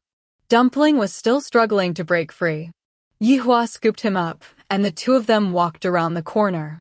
In a second, they had vanished completely, not even a seam of clothing left in sight. I suddenly remembered the great banquet. I was still lost, and I had let the two of them go. Who was going to lead me out of the garden now? I quickly gave chase in the direction they had just headed, but I could see no sign of them. Chapter 3. I rounded the corner that Yihua and his son had disappeared down and glanced in both directions. From the north, I saw a woman striding toward me. Judging by her clothes and makeup, she did not seem to know there was a party at all. Squinting in her direction, I saw that fate really was up to no good today. Even though she was heavily pregnant, she still managed to look light-footed and spry. I took out my broken cloud fan and held it in my palm, wondering if a wave from left to right might send her flying back to the northern sea. But seeing her pregnant belly, my heart softened, and I put it away again. She walked over and slumped to her knees right in front of me. I moved to the side, not wishing to receive her praise. Looking perplexed, she followed after me on her knees, and I was reluctantly forced to stop. She looked at me and burst into tears. She did not look very different than she had when I last saw her 50,000 years ago, although her face had become plumper. I wondered whether the preferred form for female immortals these days was delicate willows or buxom beauties.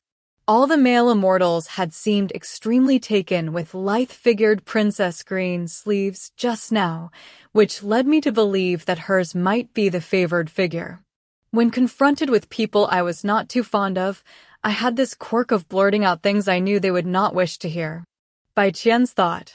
I gave myself a little pinch as a reminder to, whatever happened, not mention her weight. We had not seen each other for tens of thousands of years, and although I had my issues with her, she was a member of the older generation, and since she had observed etiquette so thoroughly, it would be improper of me to respond with an unkind comment. She was still looking at me through moist, twinkly eyes, staring so intently that a cold shudder moved up my spine. She lifted her hand to wipe away her tears and choked out, "Your Highness." In the end, I could not stop myself. "Xianxia, how have you gotten so fat?" She stared at me in horror. 2 red circles sprang to her cheeks, and her right hand moved to her bulging belly, and she gave it a vulnerable stroke. I. She stammered before it dawned on her that my words had been a form of greeting rather than a question she needed to answer. She rushed to prostrate herself again, raising her clasped hands in deference. I was in the garden just now when that wild wind blew me to the ground. As soon as I felt that seawater undercurrent, I thought that maybe it was the broken cloud fan and Your Highness. I hurried over to have a look, and sure enough, she looked like she was on the verge of tears once more. I was not sure why she was crying, and while seeing her upset like this did not exactly please me, I could not honestly say that it displeased me either. It would have been perfectly justified for me to storm off under the circumstances, but Xianxia's pathetic appearance softened my heart. I saw a stone bench to the side and sat down on it with a sigh. It has been years since I have left Xianxia, and I really did not expect to run into an old acquaintance quite so quickly. You must have known I wouldn't wish to meet with you, yet you have gone out of your way to kneel down in my path. You clearly have something you wish to ask for. We used to be mistress and servant, and when you married, I never gave you a dowry, which is something I now have a chance to amend. I will grant you one wish. Tell me then, what is it you want? She stared at me in shock. I knew that you would be angry, Your Highness, be you? But why can't you even look at me? Before I had a chance to respond, she walked 2 steps closer on her knees. You had never met Xianxia, Your Highness, and you told me you didn't think you'd like him, she jabbered. You and Xianxia wouldn't have had a happy marriage. Xianxia liked me and I liked him. You may have missed out on marrying Xianxia, Your Highness, but you will marry a better man. Prince Hua is 100 times, if not 1,000 times, the man Xianxia is. And he is the future Sky Emperor. But if I were to lose Xianxia, I would have nothing. He's all I've got. I know that you are a wise and magnanimous immortal, Your Highness, and I think the reason you are angry with me is because I left Xianxia without asking permission or saying goodbye, rather than because I married Xianxia. Your Highness, have you not always said you wished for me to live a decent and dignified life? I turned the broken cloud fan over in my palm and stroked its surface. Xianxia, you feel hatred toward those family members of yours who tormented you in the reeds, don't you? She nodded, looking perplexed and suspicious. You also know that some of them didn't really want to torment you, but if they'd tried to protect you, they would have been tormented themselves. They had no choice but to align themselves with the strong and bully the weak, didn't they? She nodded again. I lifted my chin and looked at her. Can you forgive those people who tormented you without a choice? She clenched her teeth and shook her head. I had used such a circuitous route to express the way I felt, but I was pleased to hear my voice coming out sounding friendly and gentle. That being the case, Xianxia, you need to put yourself in my shoes and understand that similarly, I don't wish to see you, which, under the circumstances, is completely reasonable. I am indeed a goddess, but I have only risen to this rank recently, and I am not as wise and magnanimous as you give me credit for. She opened her eyes wide. I had frightened her. She was such a beautiful, timid thing and pregnant, and as a goddess, I should not have been so harsh. I felt immediately ashamed. I lowered my head and looked down at my legs, and my eyes suddenly opened wide too. Sticky Rice Dumpling, who I thought had left the garden long ago, suddenly appeared out of nowhere. He started tugging gently at my skirt, a look of annoyance on his pale little face. Why is Mother denying that she is a wise and magnanimous immortal?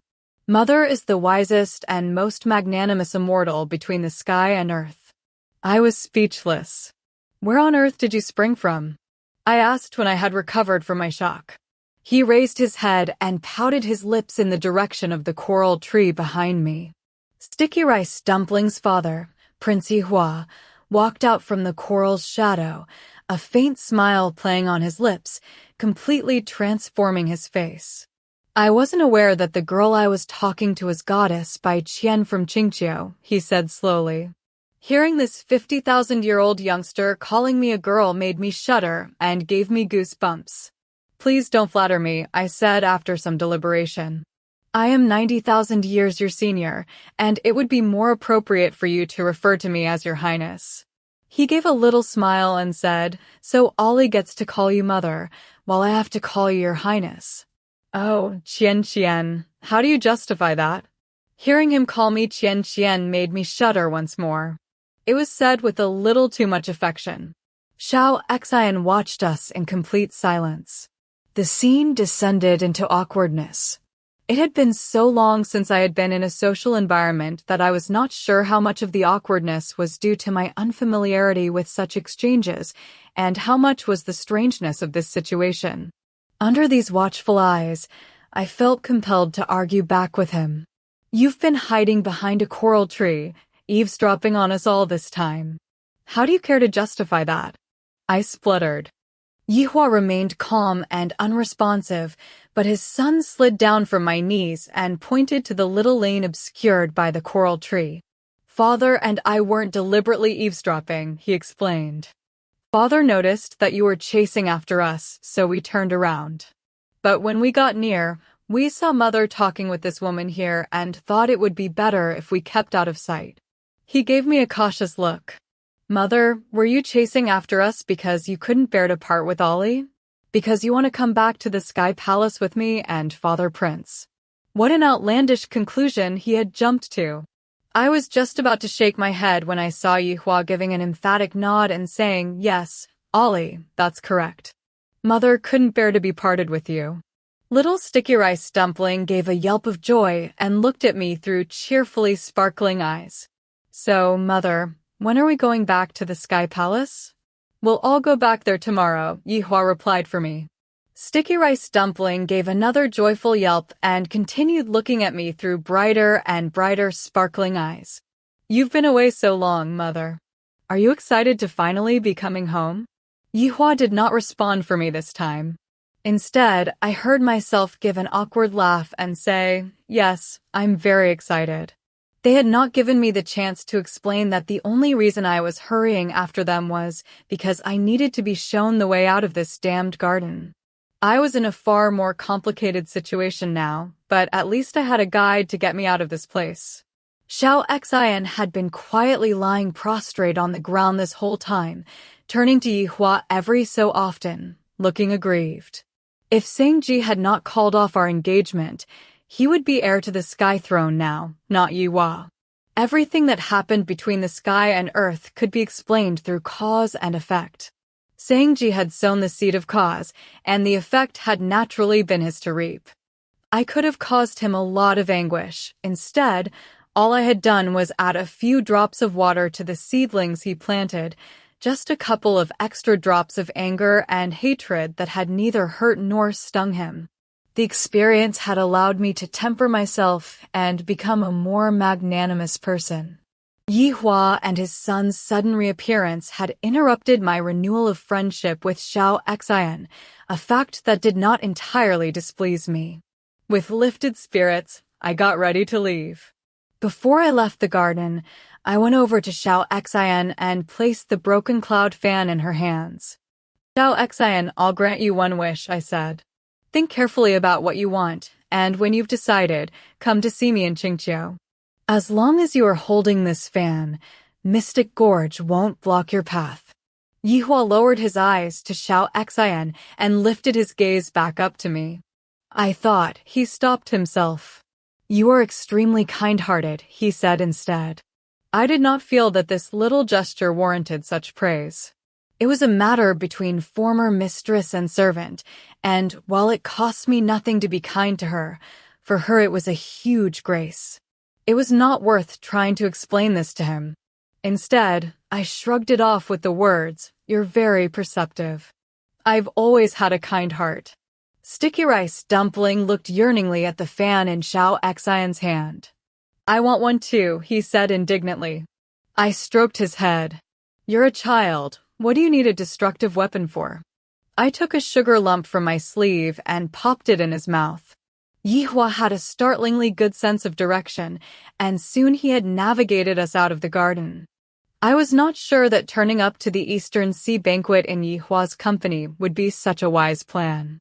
I lifted my sleeve and was about to bid them farewell, but little Sticky Rice Dumpling caught wind of what I was doing and gave me an utterly forlorn look.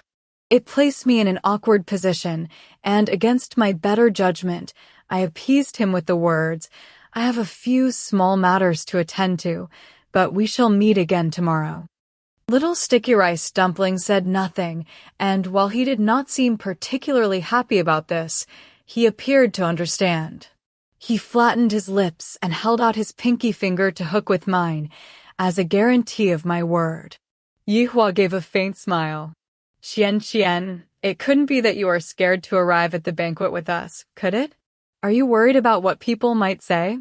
Xianxia. Hearing that name instinctively gave me shivers. I turned to him. Prince Yihua, you seem to be very fond of larking about, I said politely. He did not reply, but his smile deepened, showing more of that Mo Yuan charm. Seeing his smile momentarily lifted my spirits, and before I knew what was happening, he had hold of my hand. So you knew who I was before, did you, Qian? He asked quietly. We've been engaged for a while now. There's no reason to be cowed by wagging tongues. He placed his slender hand casually over mine, a relaxed look on his face and a smile in his eyes. He looked so different from that frosty god who had untied my white silk. It was like looking at a completely different person. I was not sure how to feel. In those days, all young men and women who were betrothed seemed to tease each other and lark about like this. Things were much more relaxed and liberal than when I was young. Coming out so rarely meant that I had completely lost touch with the times. But these were rather unusual circumstances.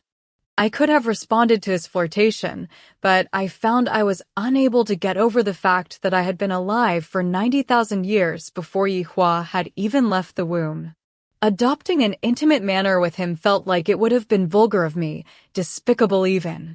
But I was equally worried that pulling my hand back now might make me look like a prude. After a moment's consideration, I reached out and touched his hair, giving a deep sigh. When I was engaged to your second uncle, you hadn't even been born yet. Now you're all grown up. Time really is fleeting. It moves in twists and turns, and it can be merciless. While he was looking at me in surprise, I quickly pulled back my hand. I gave him a nod and then took my leave.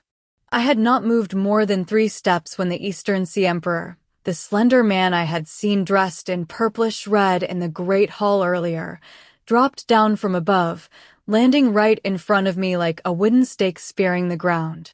Stop right there. Stop right there. Stop right there, he shouted.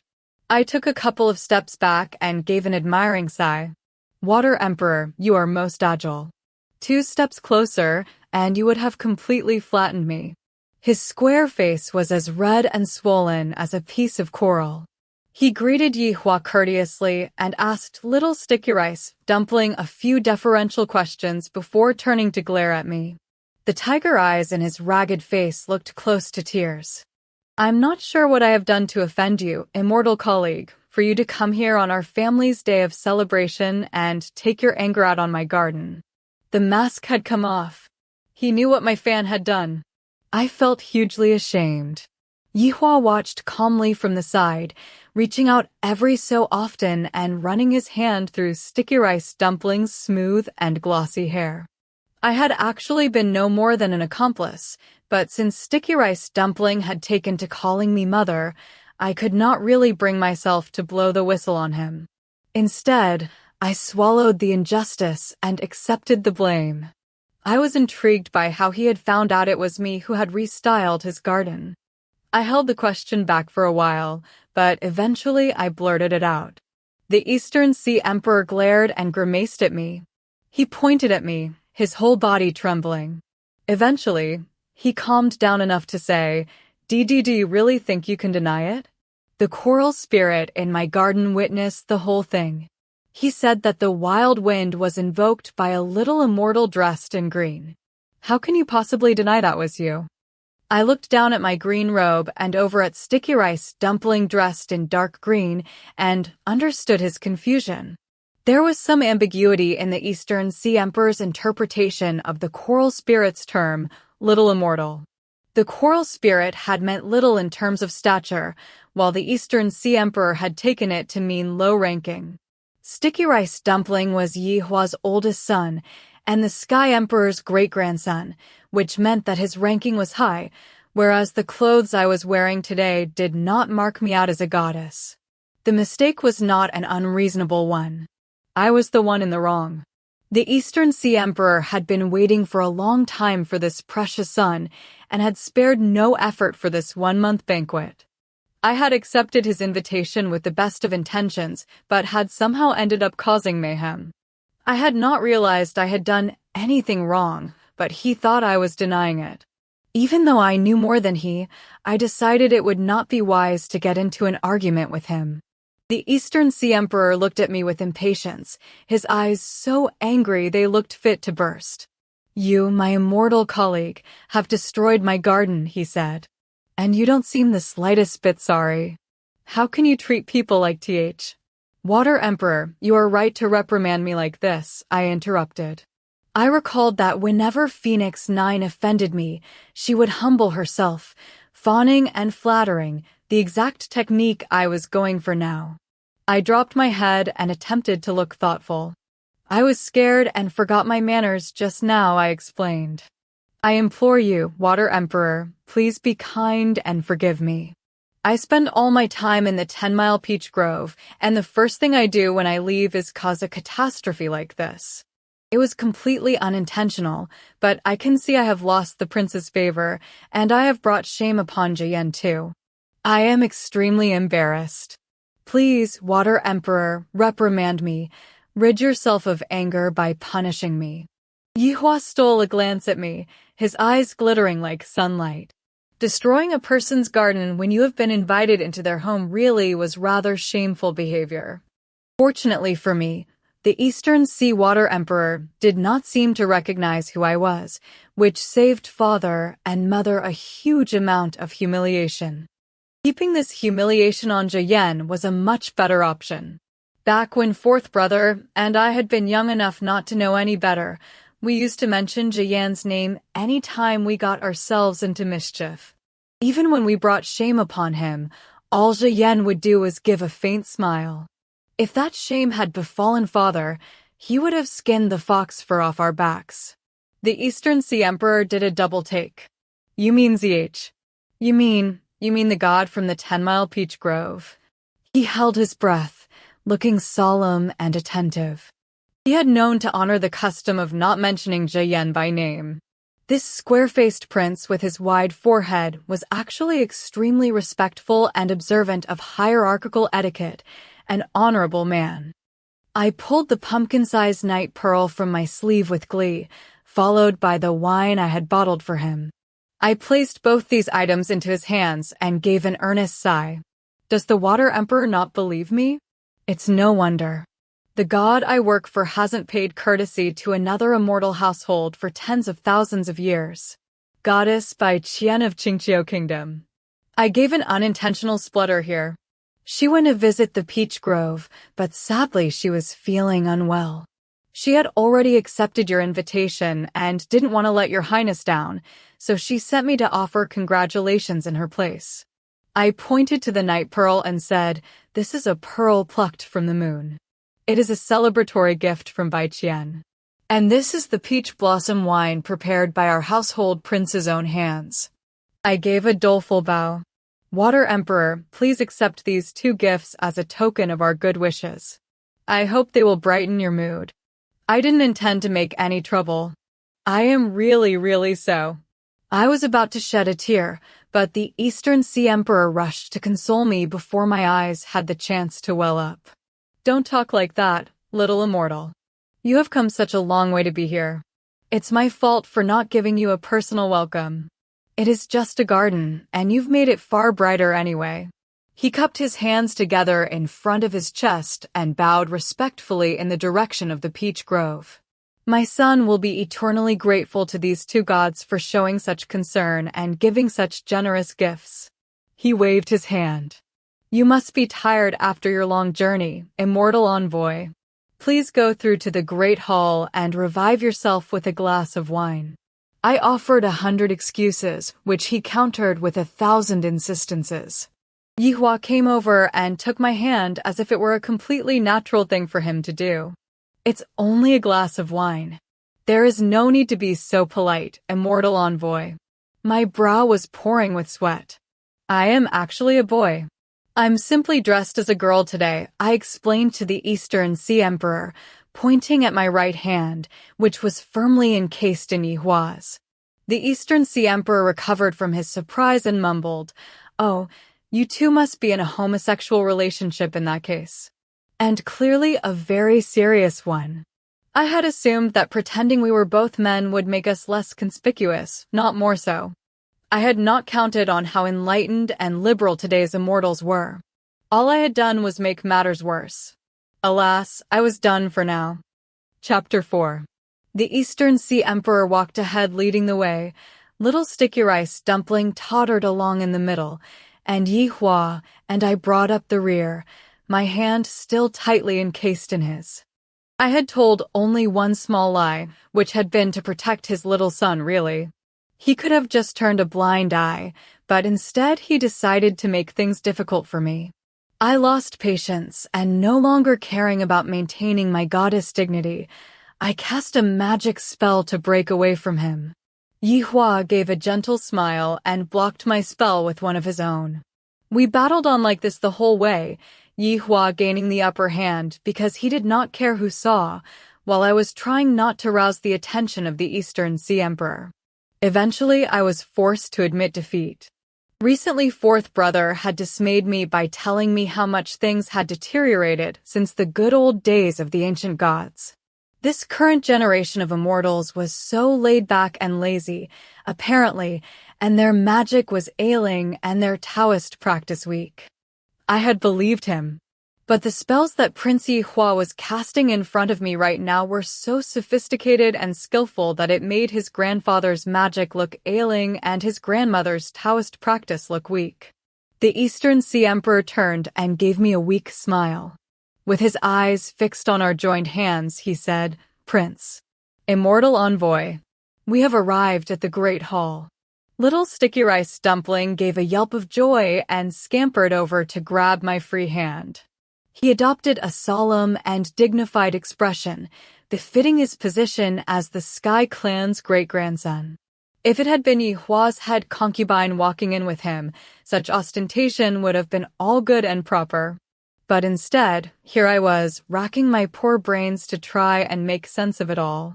Yes, I was connected to Yihua, but not yet in any formal way, and I did not understand what he was thinking, dragging me into the banquet with him like this. The palace door was before us with its gold engravings and jade inlay. I started to feel a dull ache in my head.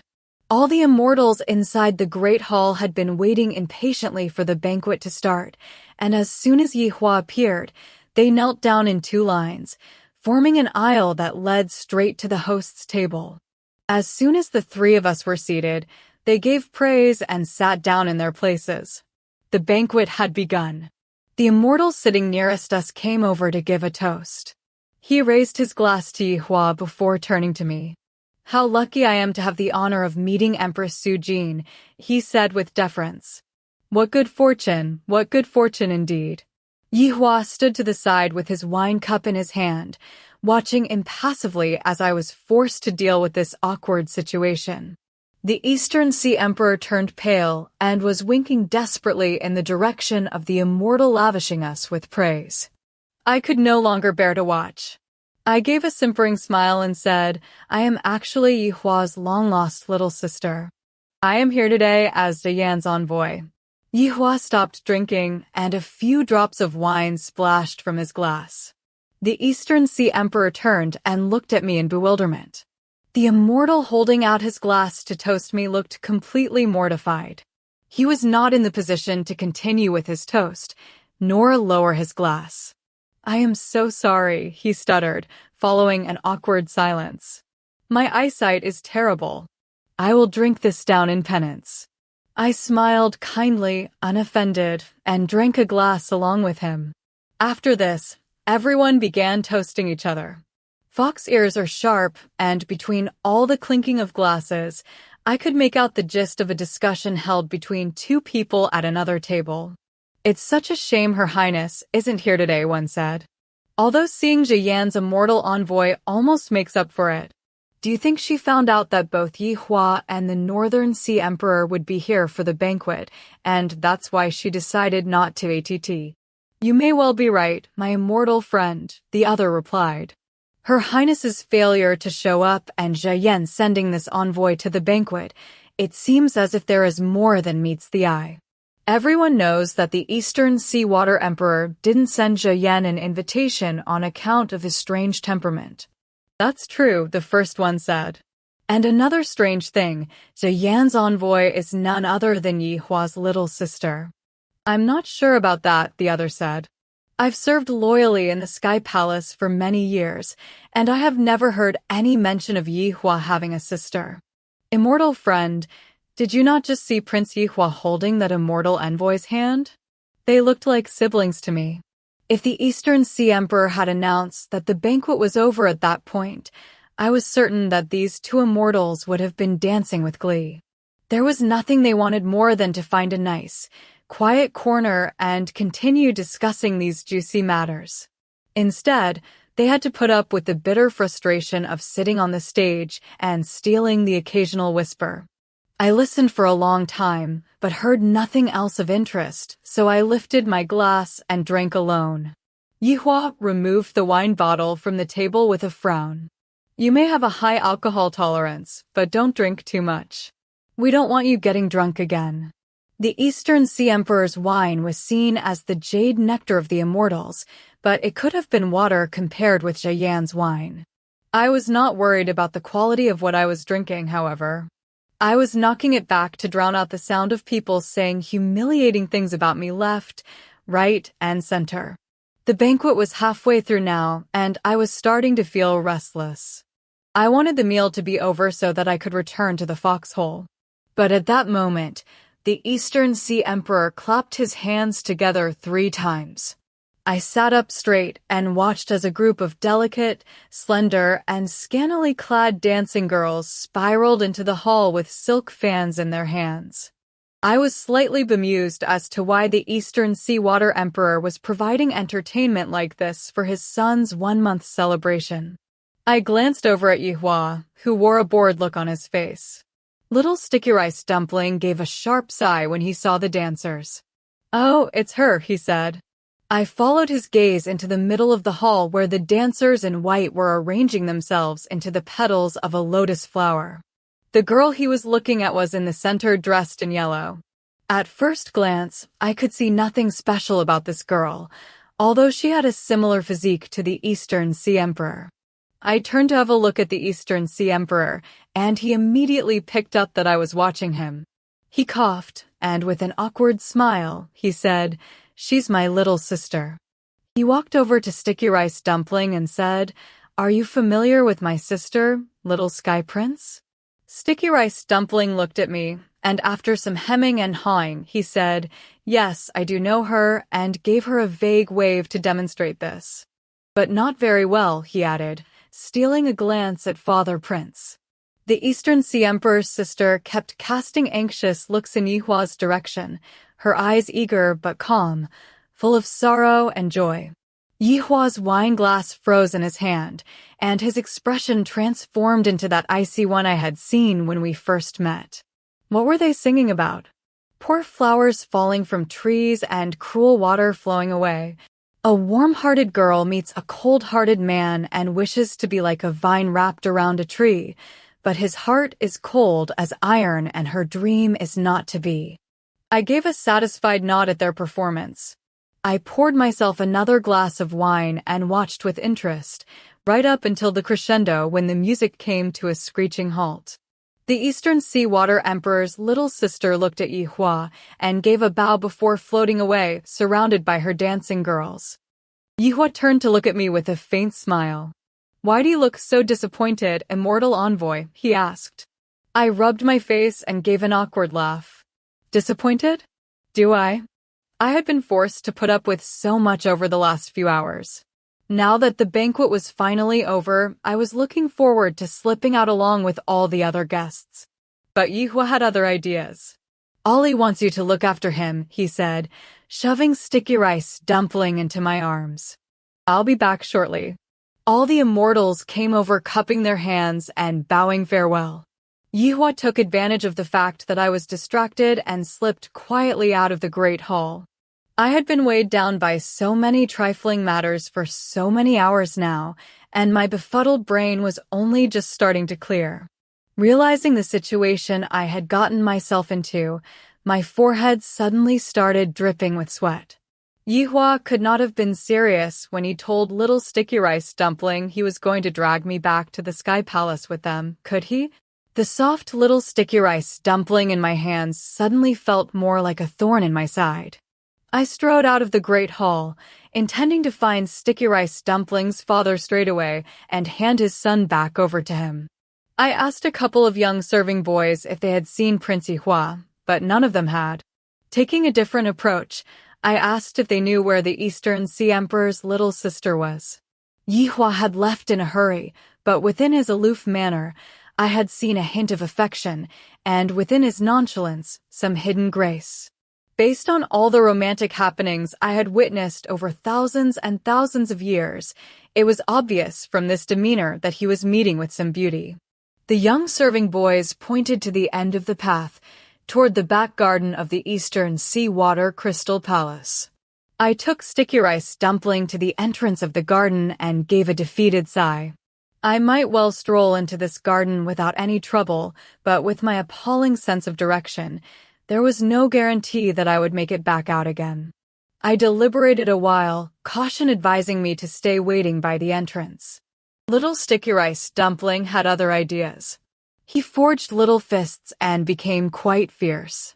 "Mother, if you don't go back in and pull the two of them apart, Princess Liao Qing is going to steal Father Prince away." He put one hand on his hip and rubbed his forehead in distress with the other. Since ancient times, back gardens have been troublesome places. Do you know how many gifted scholars have ended up being bewitched by beautiful women inside them, losing both their souls and their way, eventually leading lives of hardship? I was absolutely astonished. "WHWH, who taught you that?" I croaked. Little Sticky Rice Dumpling looked at me in surprise. 300 or so years ago, a little immortal called Chengyu ascended to the white sun in the sky. My great-grandfather, the Sky Emperor, gave him the title Virtuous Monarch. Virtuous Monarch Chengyu. He was the one who taught me that. "Am I wrong?" he asked, rubbing his head and looking perplexed. What he had been told was correct. But the fact that virtuous monarch Chengyu had dared to teach Sticky Rice Dumpling such things right under Yihua's nose, and that his words had left such an indelible mark on Dumpling showed that Chengyu was an immortal with a certain flair and capability. He was clearly a bright fellow, and if I ever ran into him, I would be certain to make his acquaintance. Little Sticky Rice Dumpling pulled at my sleeve, insistent we should venture into the garden. He was such a tiny thing, and I was scared of putting up any physical resistance. All I could do was try to dissuade him with words. "Father Prince is young and healthy," I explained, "and Liao Qing, if that's her name, is young and of marriageable age." Young men and women yearning for each other is completely natural behavior. If they have already become a couple, we won't be able to spoil their marriage plans. All we'll be doing is interfering. Surely you don't hate Princess Liaoqing enough to wish to ruin her marriage plans? You must learn to be more tolerant. Little Sticky Rice Dumpling's mouth flattened, and I realized I might have been too stern. I quickly went to console him, kissing him and stroking him until he calmed down. She saved my life once, he said quietly. And I've thanked her profusely. But since then Father Prince has started acting differently. Each time he takes me to Mother's old home in Junji Mountain, she comes along too. She's infatuated with him. I felt obliged to have a word. Gratitude to someone who has saved your life should be deeper than the ocean. It isn't a matter of just saying thank you. If it were that simple, how much freer and unfettered I would be right now. If it was only the harmonious affection that Mo Yuan and I had shared as master and apprentice that I remembered, I would certainly not have so much guilt and regret trapped inside me. Little Sticky Rice Dumpling reflected on my words for a while before stamping his foot. She doesn't understand that she's crossed the line. She knows full well that Father Prince has a wife, but she wants to ensnare him anyway. She stays in Mother's room, uses Mother's cooking utensils, and wants to steal Mother's husband. I looked up at the sky, and an image of Yi Hua's face flashed into my mind, looking just like Mo Yuan. Their similarity was astounding.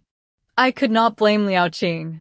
I had seen that face for thousands and thousands of years, and even as a goddess, I had only just managed to keep my desire in check. Being an ordinary woman before such a face must make it so much more difficult not to cross the line. The bit of the story that puzzled me was the connection to the eastern desert's Junji Mountain. When had Sujin had a place there? I asked Little Sticky Rice Dumpling about this, and he gave me a rather garbled explanation. Even though I was completely focusing on his words, I could only make out the gist of what he was saying. Apparently, Sticky Rice Dumpling's mother was not Yi Hua's concubine Sujin after all, but Immortal. Sticky Rice Dumpling still kept a painting of his mortal mother on his bedchamber wall. In the picture, she was wearing green clothes and had a piece of white silk covering her eyes, just like me. 300 years ago, just after giving birth to Sticky Rice Dumpling, something had made her jump off the Immortal punishment platform. I had heard of this Immortal punishment platform. If an immortal jumped from it, they lost all their cultivated spiritual energy, but if a mortal jumped, their spirit and soul would fly away, and they would disappear altogether. Little Sticky Rice Dumpling obviously did not understand this part. Before she was taken to the Sky Palace, this mortal had been living at Junji Mountain. Prince Yi Hua cherished her memory so much that he had placed a seal on her old hut to protect it. Each year, he would take his son on a pilgrimage to the little hut, where they would spend a week or two. I admired Yi Hua's courage. He had not tried to conceal any of this suffering and sorrow from Dumpling. He was confident that his son could deal with such painful knowledge without it casting a shadow over his young mind. Dumpling and Yi Hua had been fated to know Liaoqing for only 100 years or so. Dumpling was in the mountain forest, playing and hunting rabbits once, when his immortal spirit had attracted the attention of a passing snake demon. This snake demon knew who the little boy was and had been just about to eat him to gain the immortal nourishment from his body. Fortunately, Princess Liaoqing from the Eastern Sea had been visiting Junji Mountain and had saved his life. Dumpling led her back with him to the little hut on the mountain. The hut had been sealed, so it was invisible to outsiders, but Dumpling had been so grateful to her for rescuing him that he had revealed his true identity and taken her inside for tea. The princess had been just about to leave when Yi Hua returned. Princess Liaoqing had been at the age of romantic awakening, and seeing Yi Hua was like being hit by a bolt of lightning. She fell head over heels in love.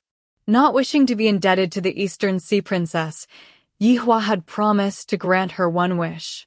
And for the last 100 years, Liaoqing had stayed on Junji Mountain And whenever Yihua and Dumpling came to visit, she would wash their clothes, cook, and make them steamed cakes. Yihua did not think it was appropriate for a princess to take on such a lowly role, but when he expressed this, she quietly bowed her head and with extreme modesty said, "This is my wish, Prince Yihua. Please don't stand in my way." Yihua had no choice but to submit. I was hearing all this solely from Sticky Rice Dumpling's point of view. It was clear that Yihua was a passionate man, and he might well have found love for this kind and considerate princess in his heart. Desolation started creeping in. Yihua had been alive for no more than 50,000 years, during which time he had stirred up so much female interest. It was clearly something he had a talent for. What had I been up to when I was 50,000? Sticky Rice Dumpling had a strange look on his face. He was regarding me hesitantly, as if there was something he wanted to say, but he was not sure that he should. As a boy, the worst thing you can do is to appear faltering, I told him sternly. You don't want to end up looking pathetic. If you have something to say, just come out and say it. With tears in his eyes, he pointed at me and said, "Mother, you're acting as if you just don't care. Does your heart belong to somebody else now? Is that why you no longer want Ollie and Father Prince?" I was unable to speak. Yihua and I had this engagement agreement, but this was the first time we had ever met.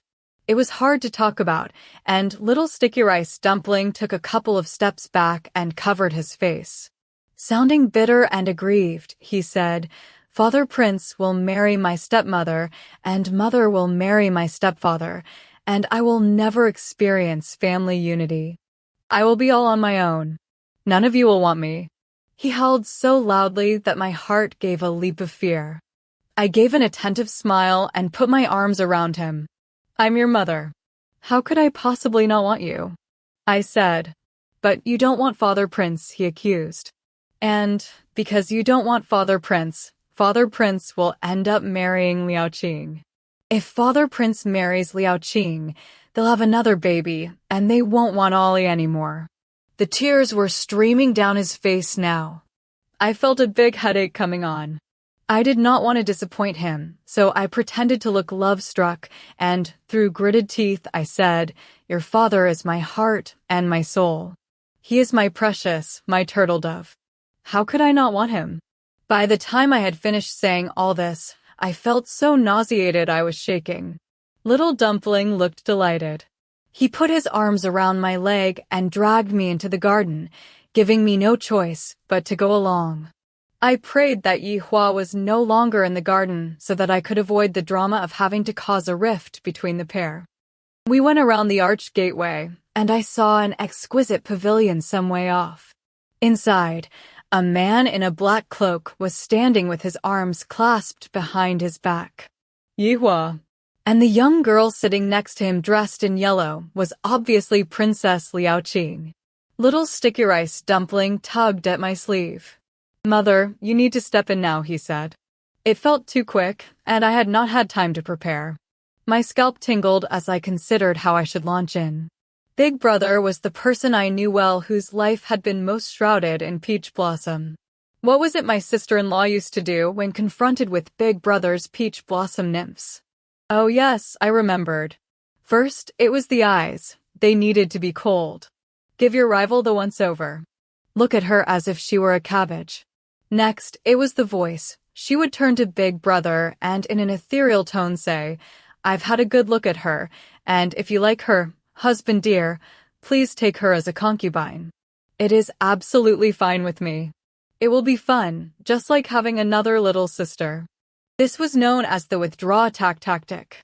Despite Big Brother's many admirers, my sister-in-law's apparent willingness to accept his future concubines had given him such a sense of gratitude that he had remained unwaveringly devoted to her all these years. My present situation was different, though, and this tactic was unlikely to be of use. I was still trying to decide what to do when I saw Sticky Rice Dumpling scampering over to them and kneeling down in front of his father, saying, "I saw you from over there, Father Prince." Yihua squinted past Sticky Rice Dumpling to where I was. I plucked up the courage to stride over, and bobbing my head in a vague observation of etiquette, I pulled Sticky Rice Dumpling up from the ground, patted the dust from his knees, and sat down on the pavilion bench, placing him on my lap. Even without looking, I could feel Yihua's eyes on me, making my every movement feel awkward. "And you are," Princess Liaoqing said in an attempt to initiate conversation. I gave her what was quite clearly a fake smile, and stroking little Dumpling's face, I said, "The child calls me mother." Liaoqing suddenly looked as if she had been struck by lightning. I was starting to feel quite guilty. Princess Liaoqing was a pleasant-looking girl. She was not quite in the same league as Princess Greensleeves, but she was certainly a beauty. I had no quarrel with her. The way I was behaving was just an act. And besides, I was an elder. If anyone were to find out that I was starting a fight with someone younger, and over some romantic business, I would never be able to show my face in public again. I was feeling miserable inside, but I continued to play my role, still with that same fake smile on my face. These black clouds above our heads make for a good atmosphere. Little princess, for you, it seems fitting for a tryst, but it puts me in the mood to write poetry.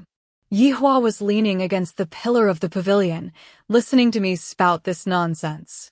Little Sticky Rice Dumpling had no idea what I was up to. He just sat there with his head lowered. I pointed at his forehead and gave an angry laugh. A thriving pine tree, a charming nest, a cuckoo invades to lay her eggs. Looking again at Princess Liaoqing, I said, "Does that sound fitting, little princess?" She looked shocked. 2 lines of hot tears streamed from her eyes. She slumped to her knees in front of me. "Empress, please don't be angry. I didn't know who you were just now, or I would never have deigned to be so familiar. I cherish Prince Yihua, but I ask nothing of him. I am being pursued by the second prince of the Western Sea. He wishes to marry me and take me out west to live with him. But he is a real peacock, always parading himself about. The marriage is drawing near, and I didn't know what else to do. I found out that Prince Yihua would be bringing his son to the Eastern Sea banquet, and I used the dance as an excuse to see him. I am willing to spend life after life following Prince Yihua, acting as his servant and waiting on him. I have no ulterior motive, I promise. I beg of you, Empress, don't stand in the way of my wish." So that was what it was all about. This girl had genuine affection for Yihua. I was moved by the way she spoke. The Sky Palace was so vast, and I did not see a problem with her being given a small corner to stay in. But this was Yihua's own palace affair. If she had not been as genuine and sincere as she was, I would not have seen the harm in causing a rift between them. But after the way she had reacted, I could not bring myself to do it. Matters of the heart could not really be spoken of in terms of morals and marked as right and wrong. Sticky Rice Dumpling was still so young. Later, he would need careful guidance. When I realized that I had basically bullied this girl, I gave a sigh. I really could not facilitate such tactics again. I picked up Dumpling and was about to stand and walk off, but he reached out and clung to the pavilion bench, looking very upset. "Mother, you just told me that Father Prince was your heart and soul, your precious, your turtle dove. How can you let her just steal him away? You were lying before, weren't you?" This ordeal was making my headache even worse. Yihua had been leaning against the pavilion pillar, staring blankly. Suddenly he gave a smile and took a step forward, blocking my path. He took a lock of my hair between his fingers. "Am I your heart and soul?" he asked slowly. I gave an awkward laugh and took a step back. He took another step forward. "You're precious." My laughter came out sounding even more forced. He trapped me in the corner of the pavilion. "Your turtle dove?" I was unable to make myself laugh this time. There was a bitter taste in my mouth. What had I done? What had I done? What was this wicked deed that I'd done?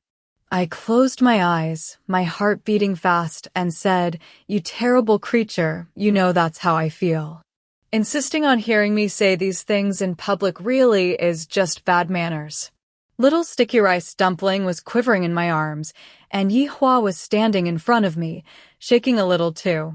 I took advantage of his shocked disbelief, and flinging sticky rice dumpling down onto the pavilion seat, I ran pell-mell away from them all, feeling completely and utterly bamboozled. Chapter 5. I had lost my twig from the Mystic Gorge tree, and the sky was growing darker.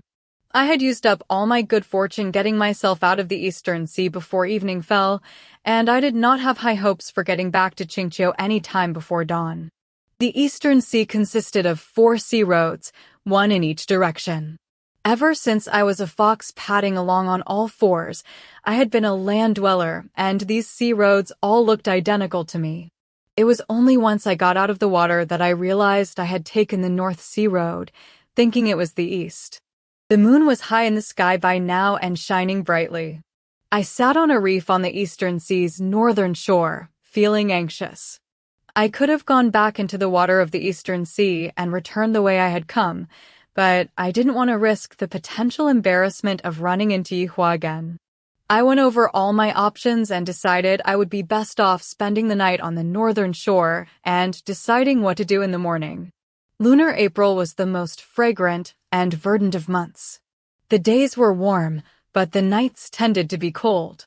I was only wearing light clothing, and the white mist rolling off the ocean made me sneeze 3 times in quick succession. In the end, I decided to jump down from the reef and head into a nearby wood.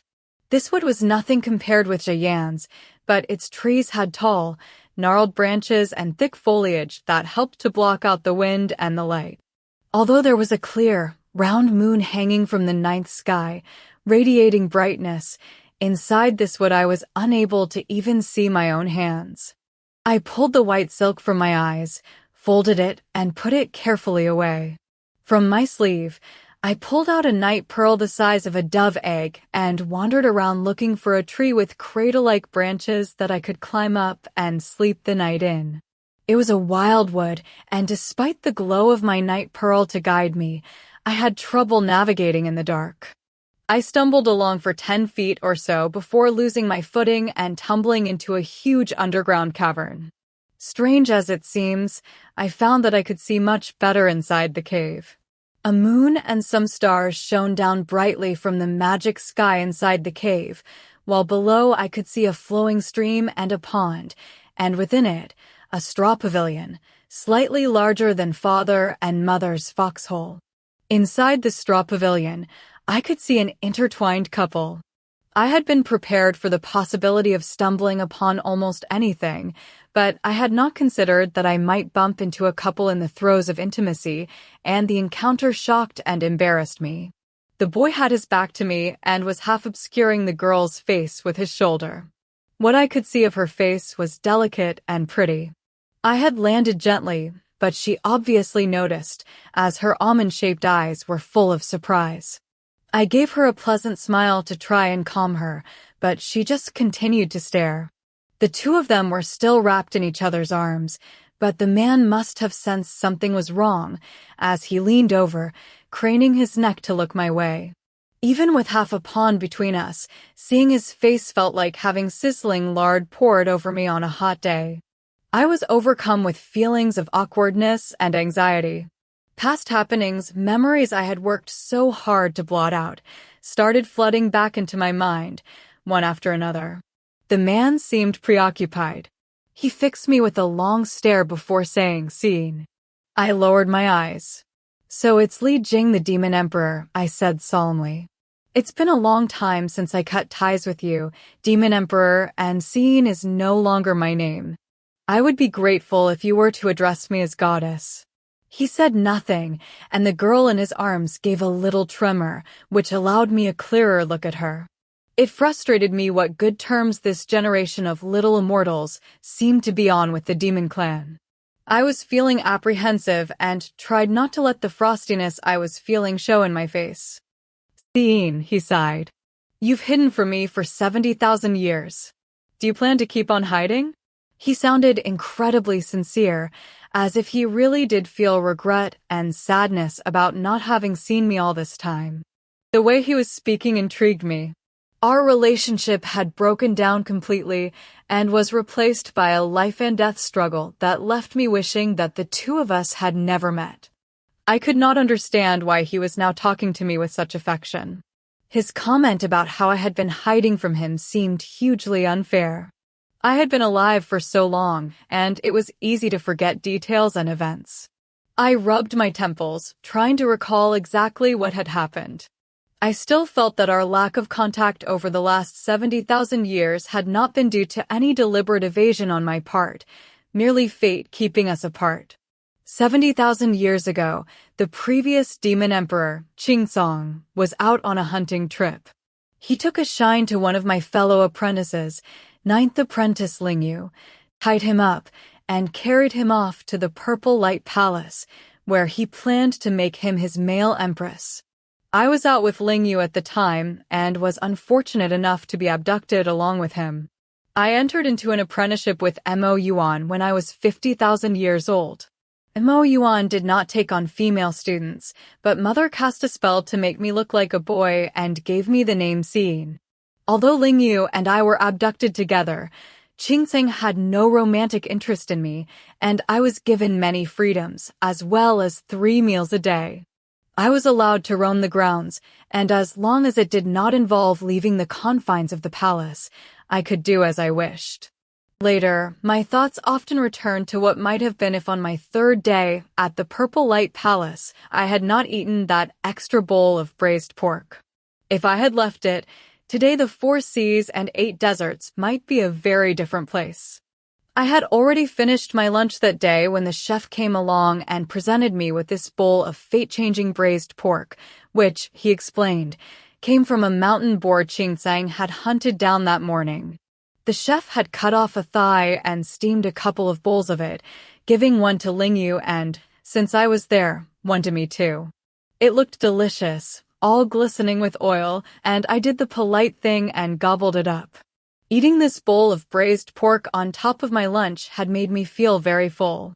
I decided to make my routine post-lunch walk slightly longer than usual. It was those extra steps that led me to encounter Princely Jing, thus changing the course of my life.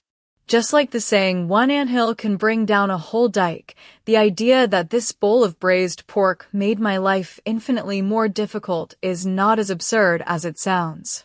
I often looked back and thought about how different things might have been and mourned all that was lost. I could still remember that day perfectly. The sky was bright and the sun was shining in the distance, and through the barrier of gray-white fog around the Purple Light Palace, it looked like a salted duck yolk suspended in the sky. The palace attendant walking alongside me started telling me about an incredibly rare winter lotus that had just flowered in the palace. Since I was still feeling full, she suggested I stroll over and take a look, and pointed me in the right direction. I ventured along the path, shaking my silk fan. My poor sense of direction meant that I wandered around in circles for a long time without coming across this rare lotus. The palace garden was made up of man-made ponds and rockeries, but its luxuriant trees and flowers sustained various bird life, and I could hear the occasional chirruping of a swallow and call of an oriole, which made me stop and listen in enchantment. I was happily absorbed in listening to the sound of birdsong and was shocked when a young man leaped out at me, his gown half open at the front and his hair in disarray. He looked bleary-eyed, as if he had not woken up properly, and he had petals stuck to his shoulders. An almost feminine beauty shone through, despite his disheveled appearance. I gave a vague nod, assuming he must be one of the Demon Emperor's husbands. He looked at me blankly, not returning the courtesy. With a shake of my fan, I continued on my way. But as I brushed past him, he grabbed my sleeve, an intense look of confusion on his face. Your gown is a very strange color. Stunning, though. Where did you have it made? I was taken aback and looked at him anxiously, feeling tongue-tied. I was wearing my silvery purple gown, which I had been wearing for days on end now. The young man walked around me in a circle, looking me up and down. I really have never seen such a color, he said earnestly. I've been worrying about what to give my father for his birthday.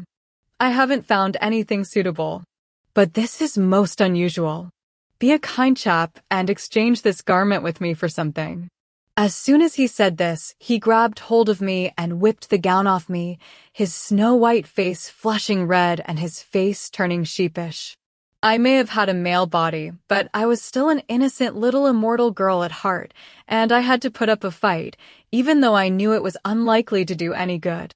We were both standing by the lotus pond, and a gentle breeze blew over carrying the beautiful lotus scent. Our struggle did not involve magic, just pure, bare-fisted, shirtless rough and tumble. I turned my head in the middle of this scramble and somehow managed to topple us both into the pond. Members of the demon clan are known for their sharp ears, and the splash brought a number of people rushing over to see what had happened. Being caught like this would have been very embarrassing for him, so he gestured for me to stay there and keep quiet.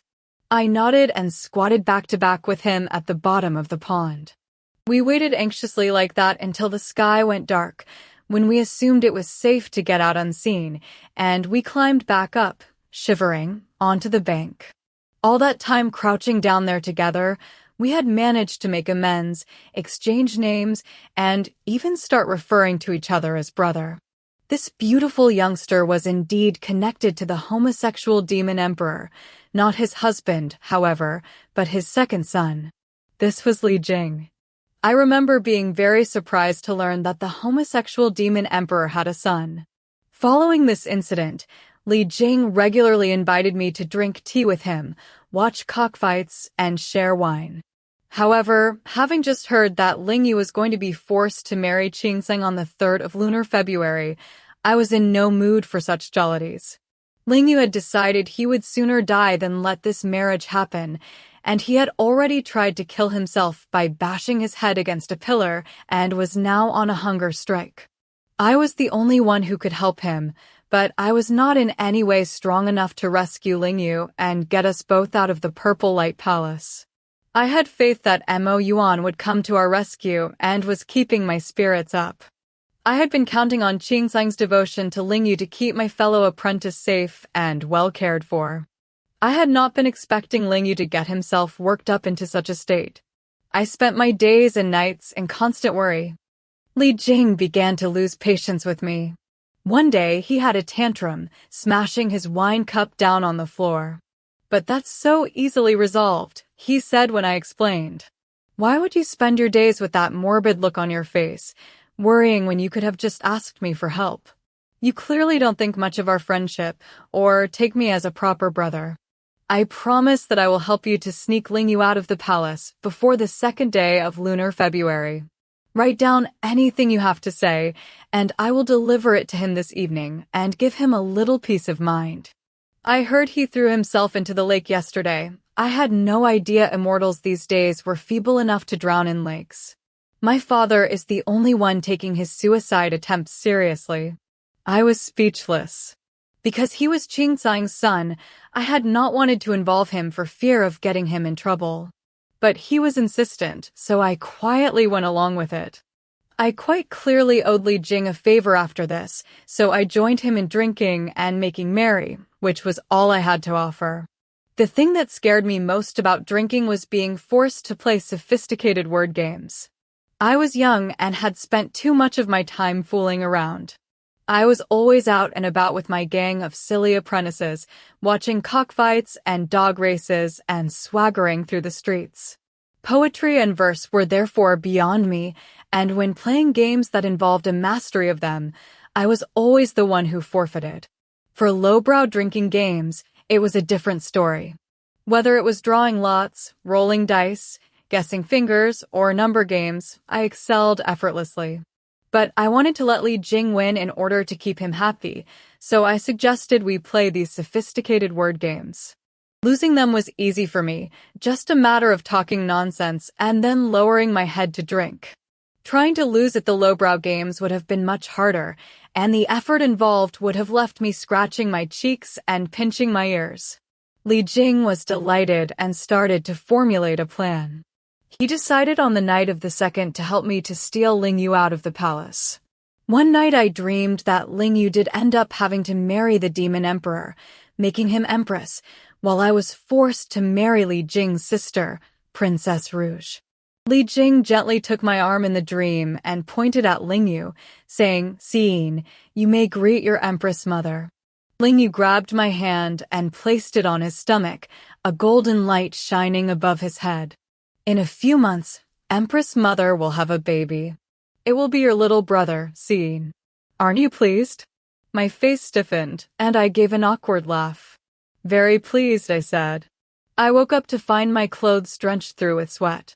I was just about to get out of bed for a sip of cold water to calm my nerves when, pulling back the bed curtain, I saw Li Jing standing silently by my bed, dressed in a white robe, watching me through glimmering eyes. I was shocked to see his face. It was around midnight, and although the moon outside the window was not very bright, it provided enough light to illuminate my small room. I lay on the ground, telling myself, it's not that strange. It's not that strange. Perhaps he had been unable to sleep and had come to see me out of boredom. He crouched down and muttered incoherently to himself for a while before saying, "Seeing, I have a secret to share with you. Do you want to hear it?"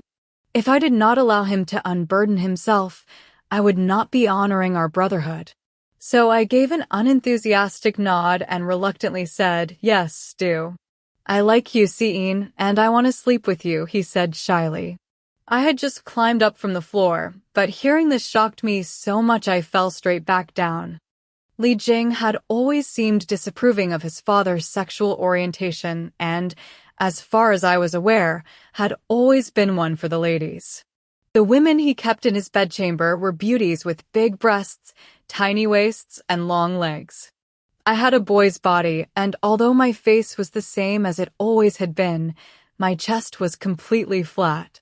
He assumed that my hearing his confession was the same as giving my consent, and so he came over and tried to rip off my clothes. I desperately guarded my lapel. "You've agreed, Seeing. Why are you acting all coy?" he said angrily. I was still too shocked to speak. How could I have agreed? The first time he saw me, he tried to pull my gown off, and less than 10 days later, he was at it again. Deciding enough was enough, I hit him, and he fell over. I was surprised by my own strength. I had hit him on a vulnerable spot at the back of his neck, and as luck would have it, he fainted. He crashed heavily down onto my stomach, and I could smell alcohol wafting off him. I wondered if all this had just been that, a craze born of drunkenness. Thinking it must be cold on the floor, I picked up the quilt and wrapped it loosely around him, rolling him up and pushing him to the end of the bed, before climbing back onto my mattress and drifting off back to sleep. Early the next morning, I opened my eyes and saw him pitifully bundled up by the side of my bed. "How did I end up sleeping here?" he asked, frowning and rubbing his neck. My mind raced as I tried to figure out the best way to respond. "You were drunk last night," I began slowly. "You came to my room in the middle of the night, telling me you liked me and that you wanted to sleep with me." He had been scratching his head, and hearing this, he stopped his hand in midair and stiffened while his face turned first green, then white. I can't," he stammered. "I can't be homosexual. If I am, how can I explain to my sister that you are going to be my wife?" "You aren't homosexual," I told him, drawing my clothes around me, an action I had not expected to provoke such upset. He pointed a shaky finger at me. "Look at you. You're scared that I'll take advantage, aren't you?" I was stunned. "Well, you did try to rip my clothes off me last night," I told him acerbically. I did not see Li Jing for several days following this. Before he had been badgering me on an almost daily basis, but after that incident, not a glimpse. Although he was brash, Li Jing did bring nice wine, and it was entertaining to watch cockfights and cricket fights. After not seeing him for a couple of days, I started to miss him. During this time, Princess Rouge invited me for a wander around the gardens and mentioned her brother in passing. I learned that Li Jing had been spending his nights cavorting with beauties, having a debauched and merry old time. Princess Rouge was sweet-natured and attentive. "Have you and my brother fallen out?" she asked with concern. "You used to be as thick as thieves. I never saw you two apart." I rubbed the back of my head and thought back over my friendship with Li Jing, realizing that aside from the drunken move he made on me that night, the two of us had always gotten along very well. But it made me think of the saying, wives are like hands and feet while brothers are like clothing. While he was cavorting with these hands and feet, I was the unnecessary piece of clothing that could be cast off. Having a beautiful woman in your arms was romantic. Having a friend lurking like a tiger by your bedside and staring at the beautiful woman in your arms was not. Even though I was not a man and had no interest in his wives, Li Jing was not to know that, and it was natural he would keep me at arm's length. Being a man was not easy, and being a man with many wives even less so. I felt for him. Rouge was looking at me anxiously, waiting for my response. It did not seem a very appropriate explanation to give a girl, and after a few awkward moments, I came up with some random excuse that I reeled off. Soon it would be February. The Purple Light Palace had been decorated for the nuptials, and the food had improved tremendously. Receiving my note had obviously reassured Lingyu, and he had just about managed to remain calm. However, the plan to get him out of the palace was top secret, and I had not mentioned it in my note. As the wedding drew near, he naturally started to panic. In a single morning, he attempted to bite off his tongue, poison himself, and hang himself. I paced back and forth in my room, wondering whether to go and see Li Jing and discuss it with him, see if we could carry out our plan a day earlier. But when I reached Li Jing's bedchamber, 2 palace attendants stopped me and told me that the prince was not in. He had gone out hunting with a couple of his wives, apparently. I left a message for when he returned, saying that Xin had an interesting new game and could not wait to play it with him. I sat in my room, listlessly cracking sunflower seeds between my teeth. It was not Li Jing who came to my room in the end, but Master Mo Yuan. Mo Yuan had a figure wrapped up in a quilt tucked under his arm, obviously 9th apprentice Lingyu, who had fortunately not been successful in his suicide attempts. Mo Yuan released Lingyu and came over to embrace me, wrapping his arms tightly around my waist. We stayed like that for a long time before he eventually released me. "You haven't done too badly for yourself, little 17th. Lingyu has lost a lot of weight, but you actually seem to have put some on. All things considered, it would appear that we haven't suffered too much here." I gave a sheepish grin and held out a handful of sunflower seeds, saying, "Master, have some seeds." Our escape that night was anything but smooth. Taking into account the friendship between the gods and the demons, Mo Yuan had hoped not to resort to fighting. His plan had been to creep into the Purple Light Palace and steal Lingyu and me back out without attracting any attention. This way, he would allow the Demon Emperor a chance to maintain some dignity. But the Demon Prince was too foolish to appreciate this, and he moved his soldiers to the front of the palace gate to block our exit. Mo Yuan had no choice but to fight, and the whole thing escalated into a bloodbath. Lingyu was unconscious the whole time and did not witness the bloodshed. But I saw it all, the blood and the cracked skulls and ripped flesh. It was horrifying. Mo Yuan had never lost a battle in his life, and this was no exception. He leaped over the palace gate with Lingyu and me in his arms.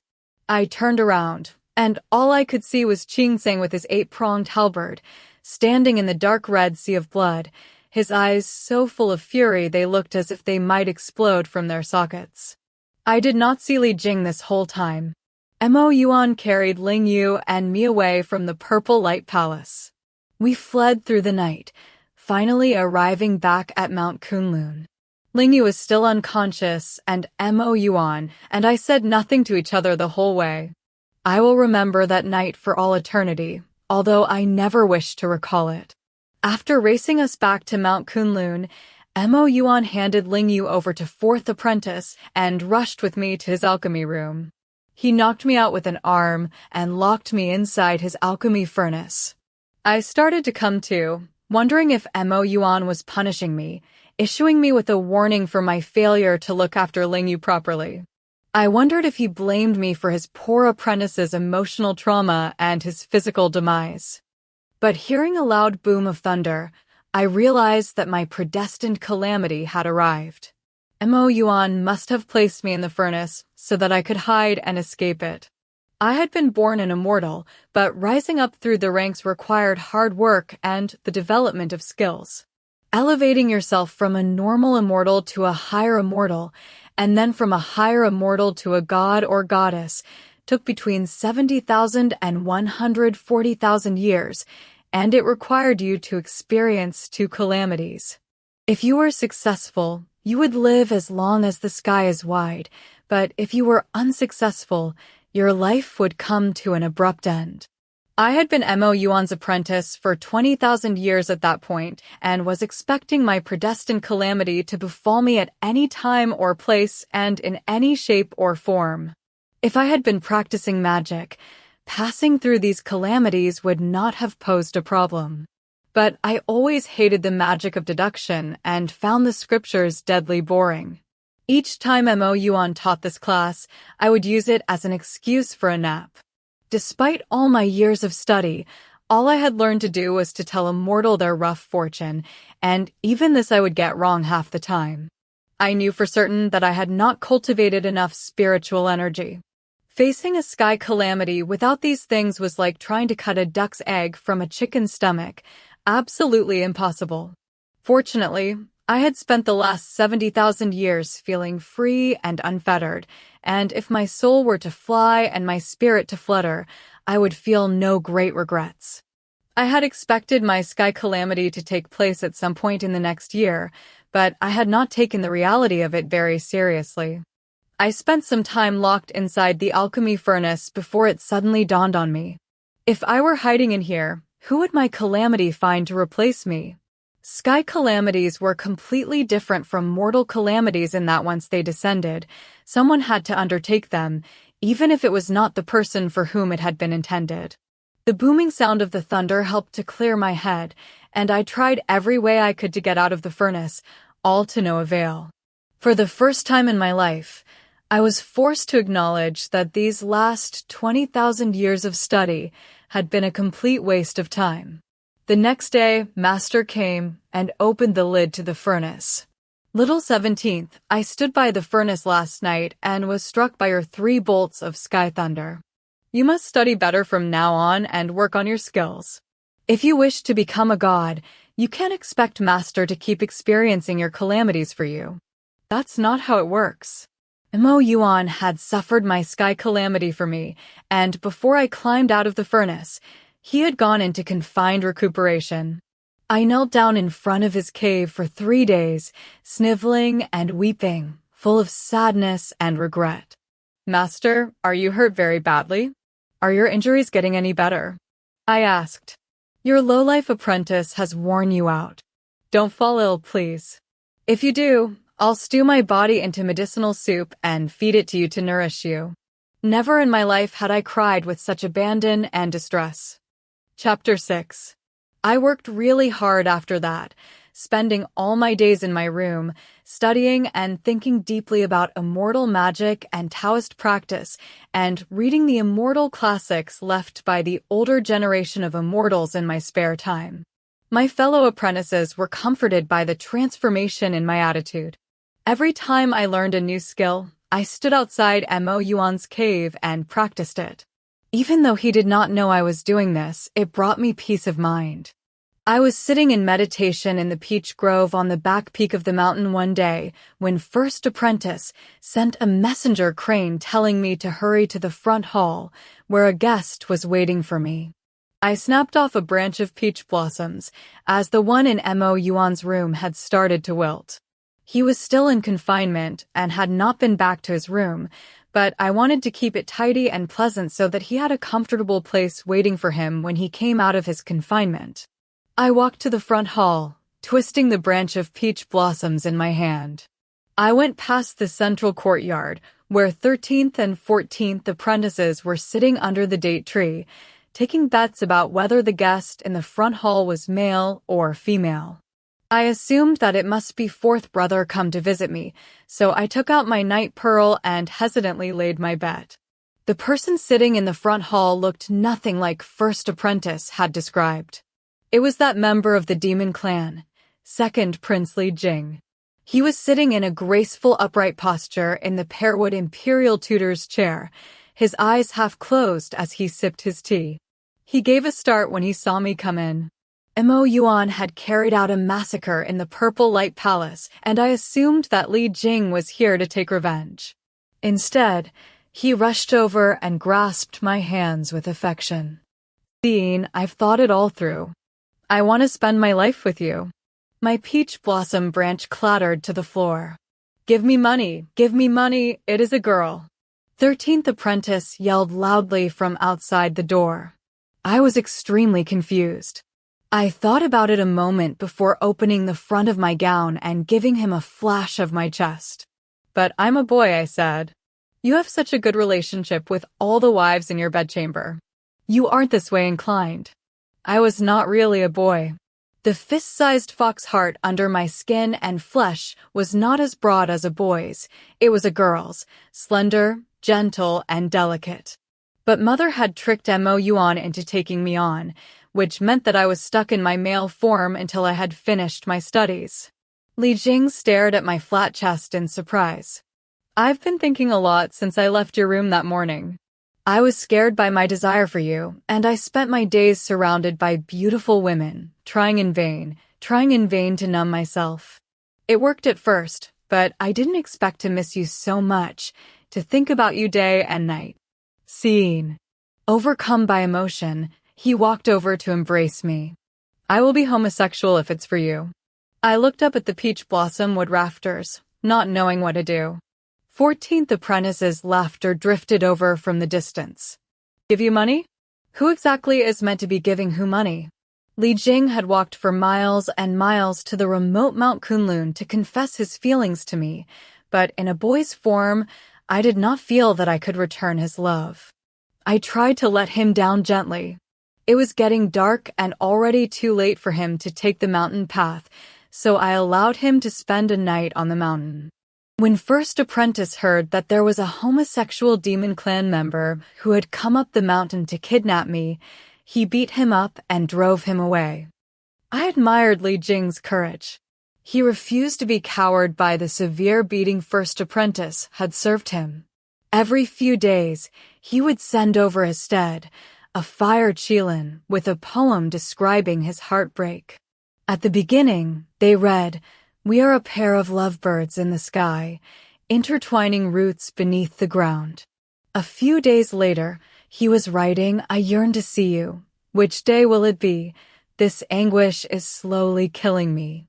A few days after that, it was, "My belt is loose around my waist, but no regrets have I. For him I will gladly wither away, become sallow, and finally die." The paper he wrote these on was useful for making fires, and 13th apprentice, who was in charge of stoking the stove, collected them all up for this purpose. I desperately tried to save them, but 13th apprentice protested. "You spend all day on the mountain doing nothing but waiting for others to feed you. Waste paper like this is rare. How can you be so selfish?" I felt unable to argue with that. I was still young, and despite spending all my days with men, I still possessed some girlish sentiment.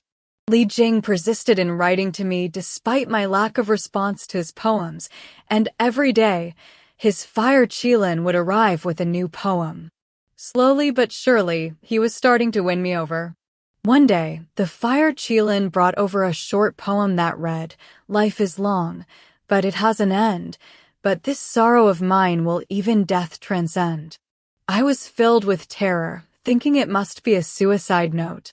In panic, I jumped astride the fire qilin, planning to make myself invisible so that I could enter the Purple Light Palace and convince him not to do it.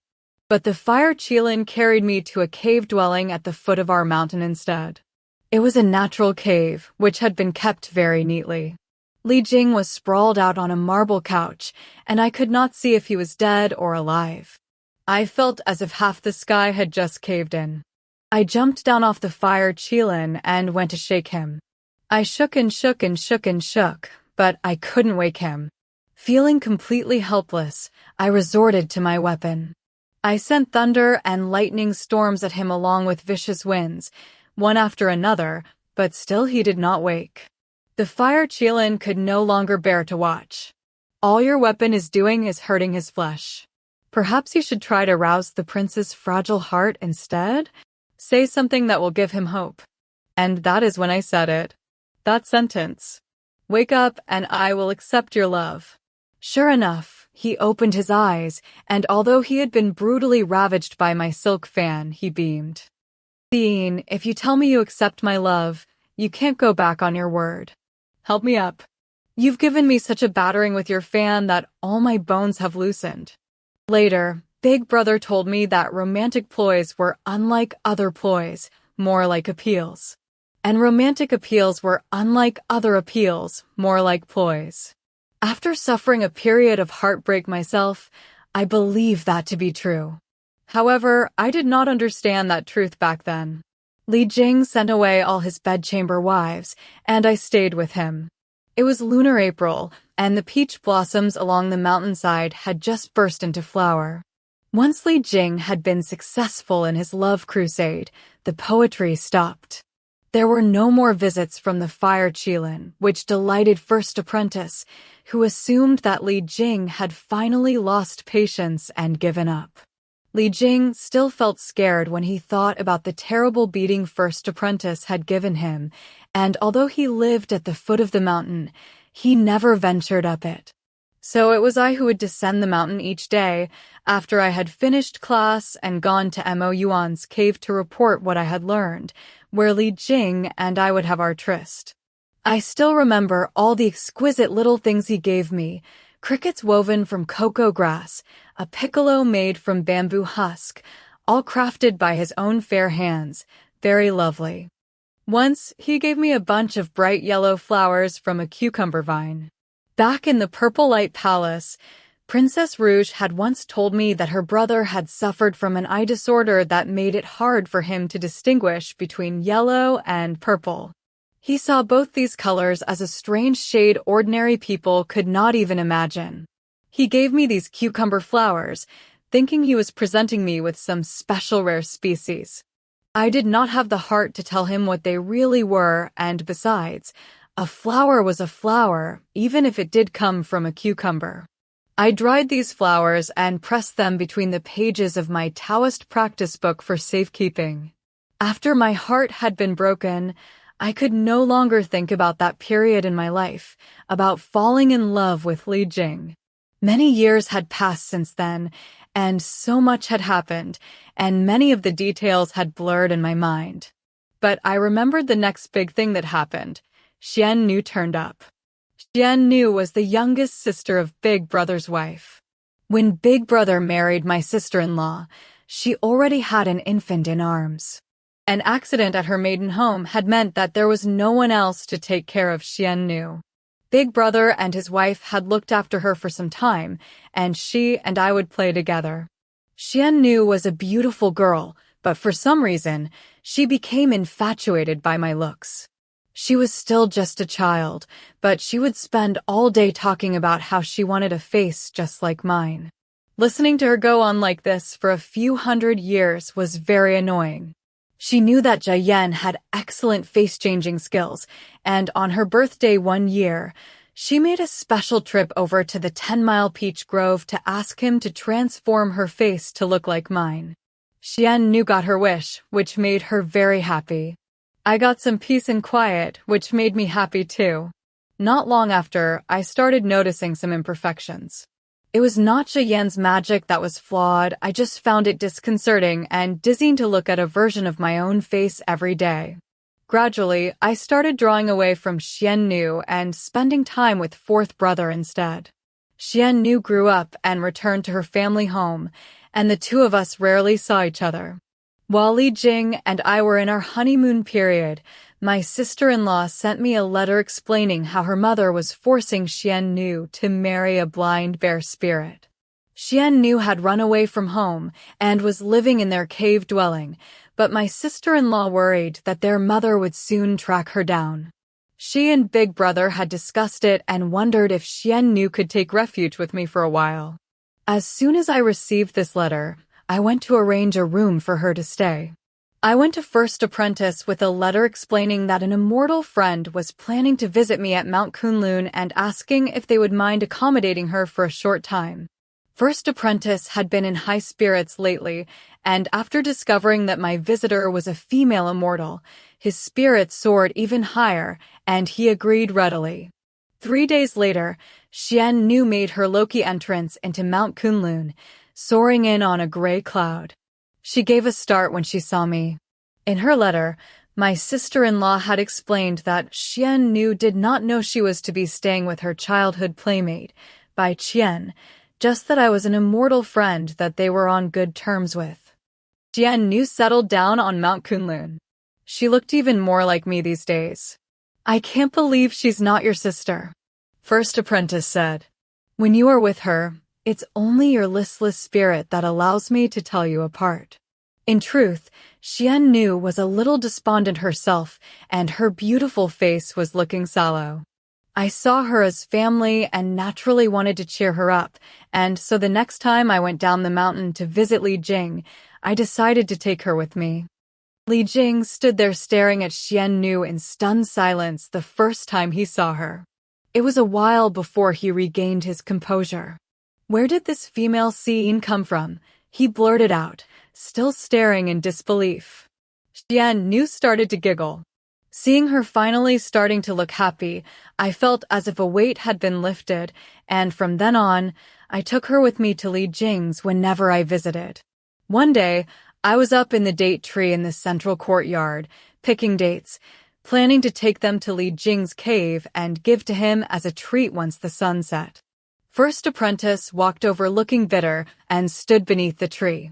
When I beat up the Demon Clan homosexual who came to abduct you, you whined that I was being too violent, and so I was careful not to beat him to death, he said through gritted teeth.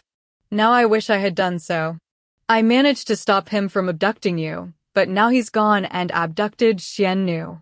I lost my grip and fell out of the tree. I managed to lift my head and say, First Apprentice, can you repeat what you just said? He came over to help me up. I was at the foot of the mountain when I saw him and Xian Nu walking together in the distance, holding hands. They were looking very friendly. He helped me halfway up and then stopped. Hang on. He scratched his chin. Xian Nu is a female immortal. How on earth have she and this homosexual gotten entangled? I was off like a bolt of lightning, throwing aside his hand and flying out the door. Li Jing's fire Qilin was dozing outside his cave. I cast a spell to turn myself into a moth and fluttered straight inside. Sure enough, there on the marble couch, I could make out the outline of an intertwined couple.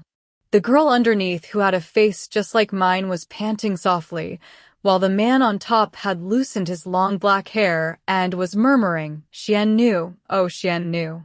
My chest felt as cold as ice. I could no longer sustain my moth form, and as a gust of wind blew through the corridor, I fell to the floor back in human form. Luckily, I was able to stand steady. I had not lost all my Mount Kunlun poise. Li Jing and Xian Nu both turned their heads at once, looking at me with flustered panic. I remember walking over very calmly, slapping first Li Jing and then going to slap Xian Nu, but Li Jing grabbed my hand before I could. Xian Nu covered herself in the quilt and hid in his arms while Li Jing's face turned first green, then white. We stared at each other for the longest time. Finally, he released my hand. Seeing I have let you down, he said in anguish. I am not homosexual after all. I felt too angry to do anything but laugh. That's very convenient for you. Just decide if you want to be homosexual or not as it suits you. That's fantastic. What about me though? He fell silent a while before saying, It was ridiculous of me to think I could be a homosexual. Xianxu's cheeks were streaked with tears. "Dean, please give Li Jing and me your blessing," she sobbed. "We are in love. You and he are both men and, well, it's, improper." I regained enough composure to laugh bitterly. So, what is proper then? Abandoning someone? Seducing someone else's lover? Destroying someone else's relationship? Are these all proper ways to behave? She went pale and said nothing. Physically and mentally exhausted, I waved my sleeve and let go of them. My first taste of love had changed me completely.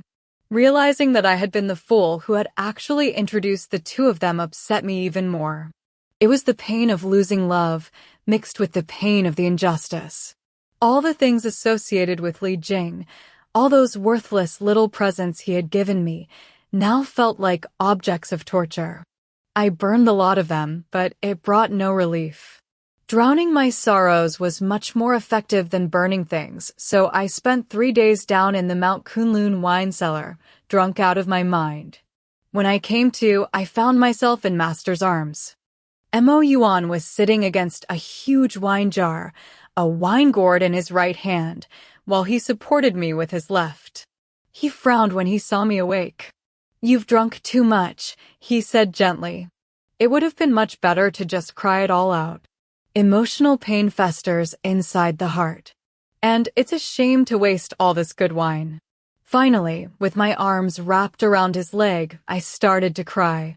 When I had finished crying, I looked up at him and said, "Master, you've finally come out of confinement.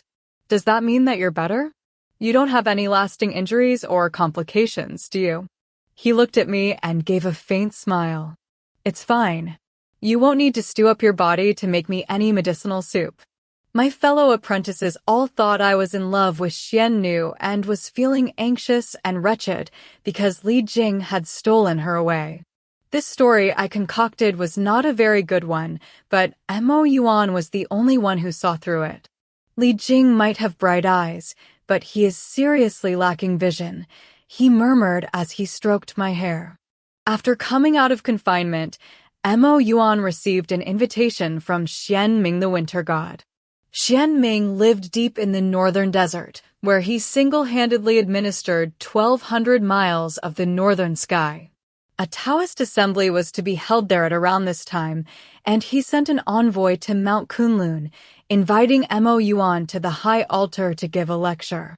As father of the universe's legitimate son, Mo Yuan was extremely revered, and when the gods from the 4 seas and 8 deserts held Taoist assemblies, they were always certain to invite him.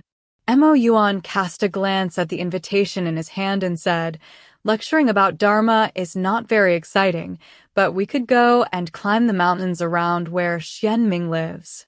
Pack your bags, little 17th. You're coming with me." Surging with happiness, I hurried to my room to pack. First apprentice came to see us off. "Master usually doesn't accept boring invitations like this," he said. "He's obviously noticed how miserable you've been and is taking you away to cheer you up. I know you've had a hard time recently, little 17th, but Master has been very busy with his own matters, and spending all this time with you on top of it, he must be very tired. You're an adult now. You must start to act like one and put Master's mind at rest. You must learn to be a more filial apprentice." I gave a sheepish nod. We spent 49 days in the northern desert, most of them completely free and at ease. When Mo Yuan was not lecturing, we headed out to explore the vast mountain range. When it was Mo Yuan's turn to take to the lotus stage, I joined the Immortals in the audience, cracking sunflower seeds and snoozing. Mo Yuan always felt that Taoist practice was a dull topic, but he still managed to talk about it for a long time. Many Immortals had come to debate with him on matters such as reincarnation, nirvana, and the unpredictability of the human heart. I was overjoyed to see Mo Yuan coming out victorious every time. I had managed to put the Li Jing affair almost completely in the back of my mind. It was only in the dead of night when all was quiet that I still had the odd nightmare or two. Xianming's Taoist assembly was a great success. When it was over, Mo Yuan took me to the northern desert for a few days before we packed up our stuff and headed back to Mount Kunlun. Soon after returning, we heard the news that the demon clan's second prince had gotten married. It had been a lavish wedding, and the demon clan celebrated for 9 days straight. Mount Kunlun was now enemies with the Purple Light Palace, and naturally we had not been invited. The only letter I got was from my sister-in-law writing to tell me how happy their mother was about the wedding and how lucky Xianxia was to have me looking after her. I was not a small-minded person. Li Jing may have turned his back on me, but it was probably only puppy love. A few years down the line, I might even have felt relieved about this outcome and could have even met with the two of them and drunk to their happiness. If the following events had not taken place. The night that Mo Yuan had come to rescue Lingyu and me, he had left Qingsong seriously injured. 3 days after Li Jing's wedding, Qingsong was finally recovered as he gave orders for his troops to revolt. He said it was in revenge for his wife's abduction. This was not a very honorable excuse. Qingsong was not married to Lingyu when Mo Yuan plundered the palace, and it was unwarranted to call Lingyu his wife. But despite this flimsy excuse, Qingsong managed to convince hundreds of thousands of Demon Clan soldiers to revolt.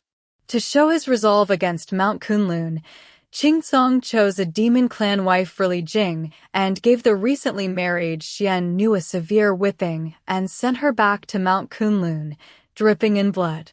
First Apprentice was extremely soft-hearted.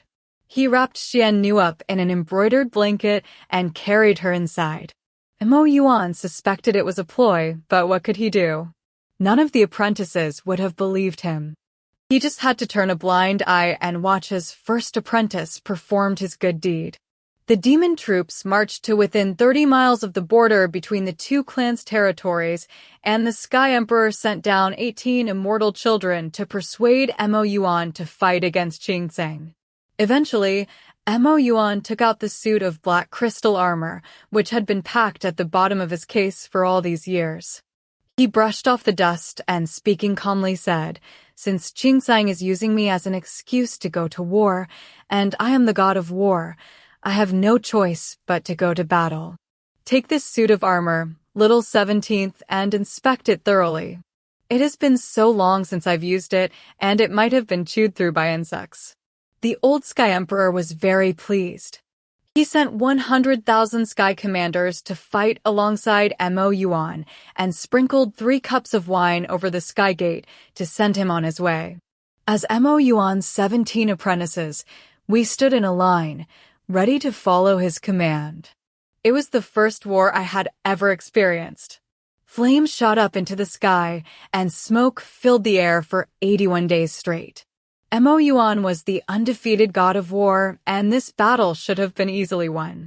But as the Demon Clan army was being thwarted, Xianxia stole the Sky Soldier's tactics diagram and sneaked it back across the border to give to Li Jing. If only we had known that Xianxia's abandoned wife performance had been part of their strategy, and her injuries just a ploy to gain our trust.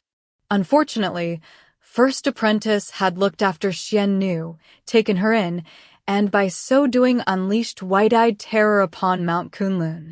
It had taken a lot of Mo Yuan's energy to recuperate from my calamity, and his primordial spirit was still badly injured. Mo Yuan made use of the fact that the Demon Clan did not yet have a full understanding of battle strategy and led the Sky Commanders in an urgent offensive. Eventually, he surrounded the 30,000 injured members of the Demon Clan at Rua River.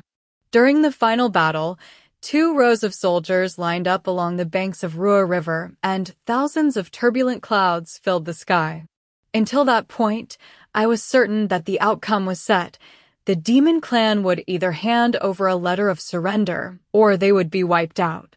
I had no idea that Qingsong might bring out the Eastern Desert Bell, a weapon with enough force to obliterate everything between the sky and earth, the most powerful weapon in the universe, and also the most destructive. Qingsong gave a laugh. "We will not surrender. Not as long as I am still the emperor of the Demon Clan. Either the Demon Clan will rise above the Sky Clan, or I will die taking everyone in the 8 deserts with me. Even though the Eastern Desert Bell was a weapon with the power to destroy the world, Mo Yuan was its creator and would naturally know how to defuse it. I had no idea that Mo Yuan was struggling to even keep himself going.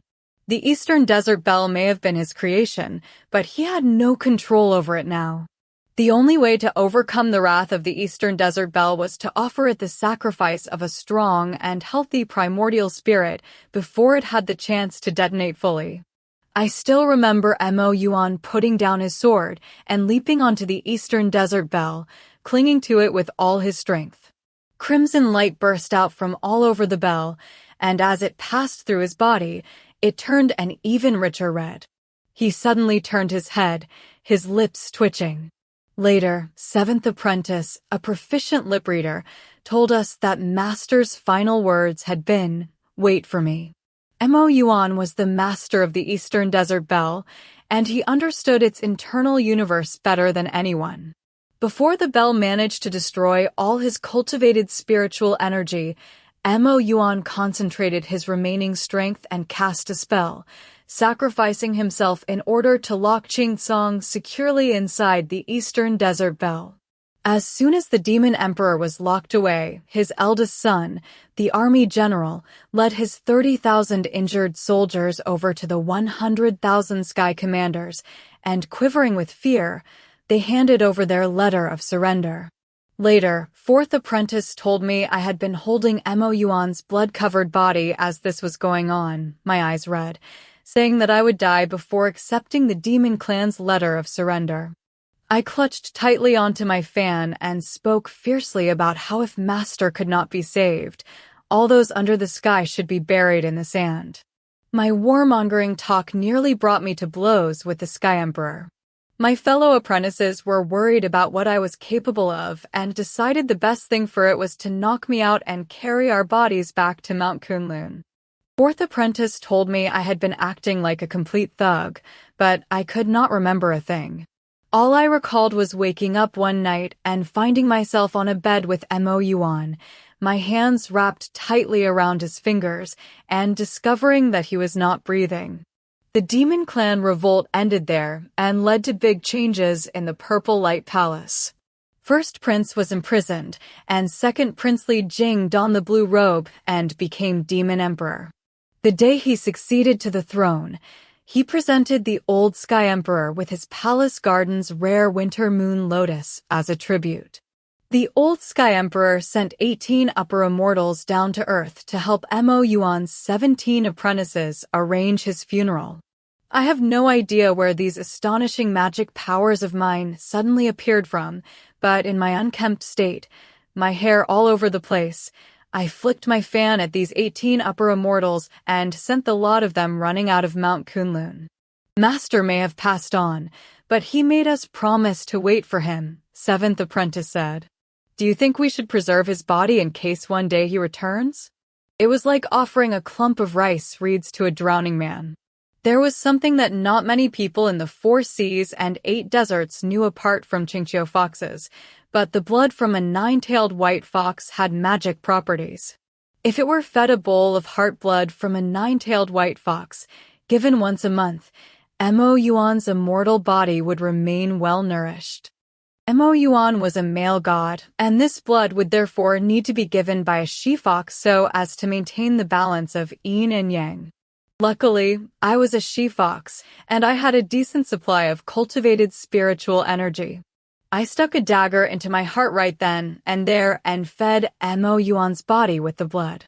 My heart bled for 2 days and nights, and I nearly died. The magic worked.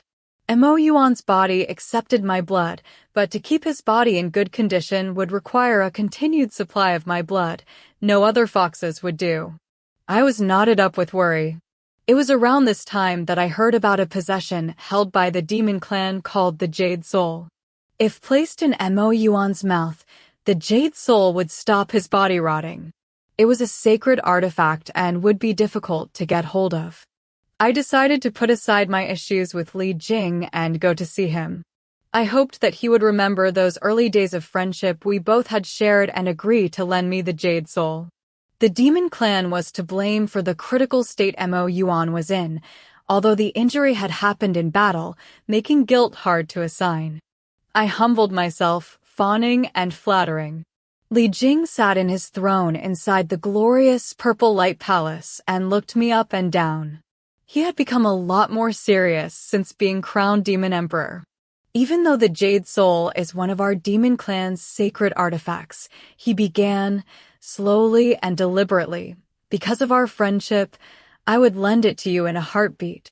Unfortunately, there has been a lot of disruption at the palace recently, and some days ago the Jade Soul went missing. I am very sorry to let you down. I felt as if a thunderbolt had just flown in through the sky and split open my forehead. I felt as if my soul had left my body. I was making my way out of the Purple Light Palace in a daze when I found myself face to face with Xian Nu, dressed in her finery. "Seeing you have come so far," she said in an aloof voice.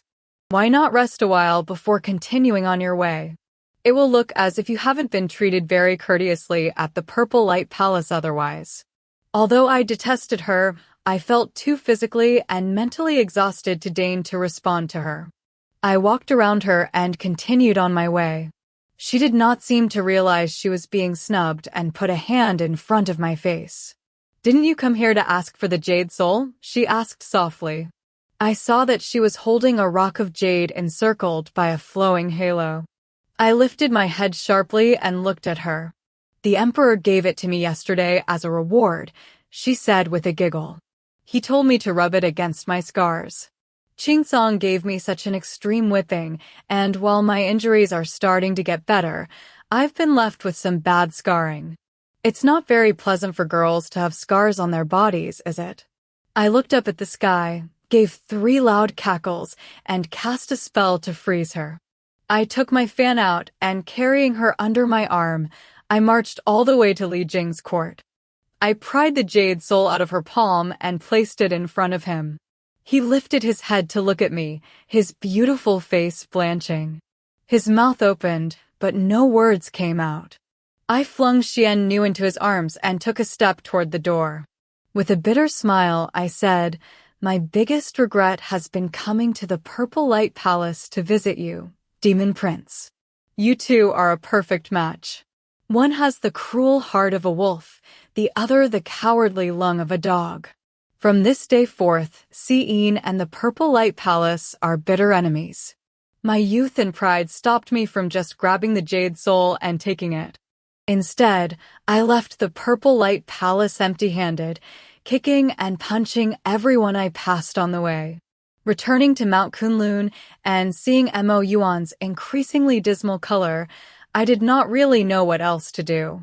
At dusk, I stole into the alchemy room.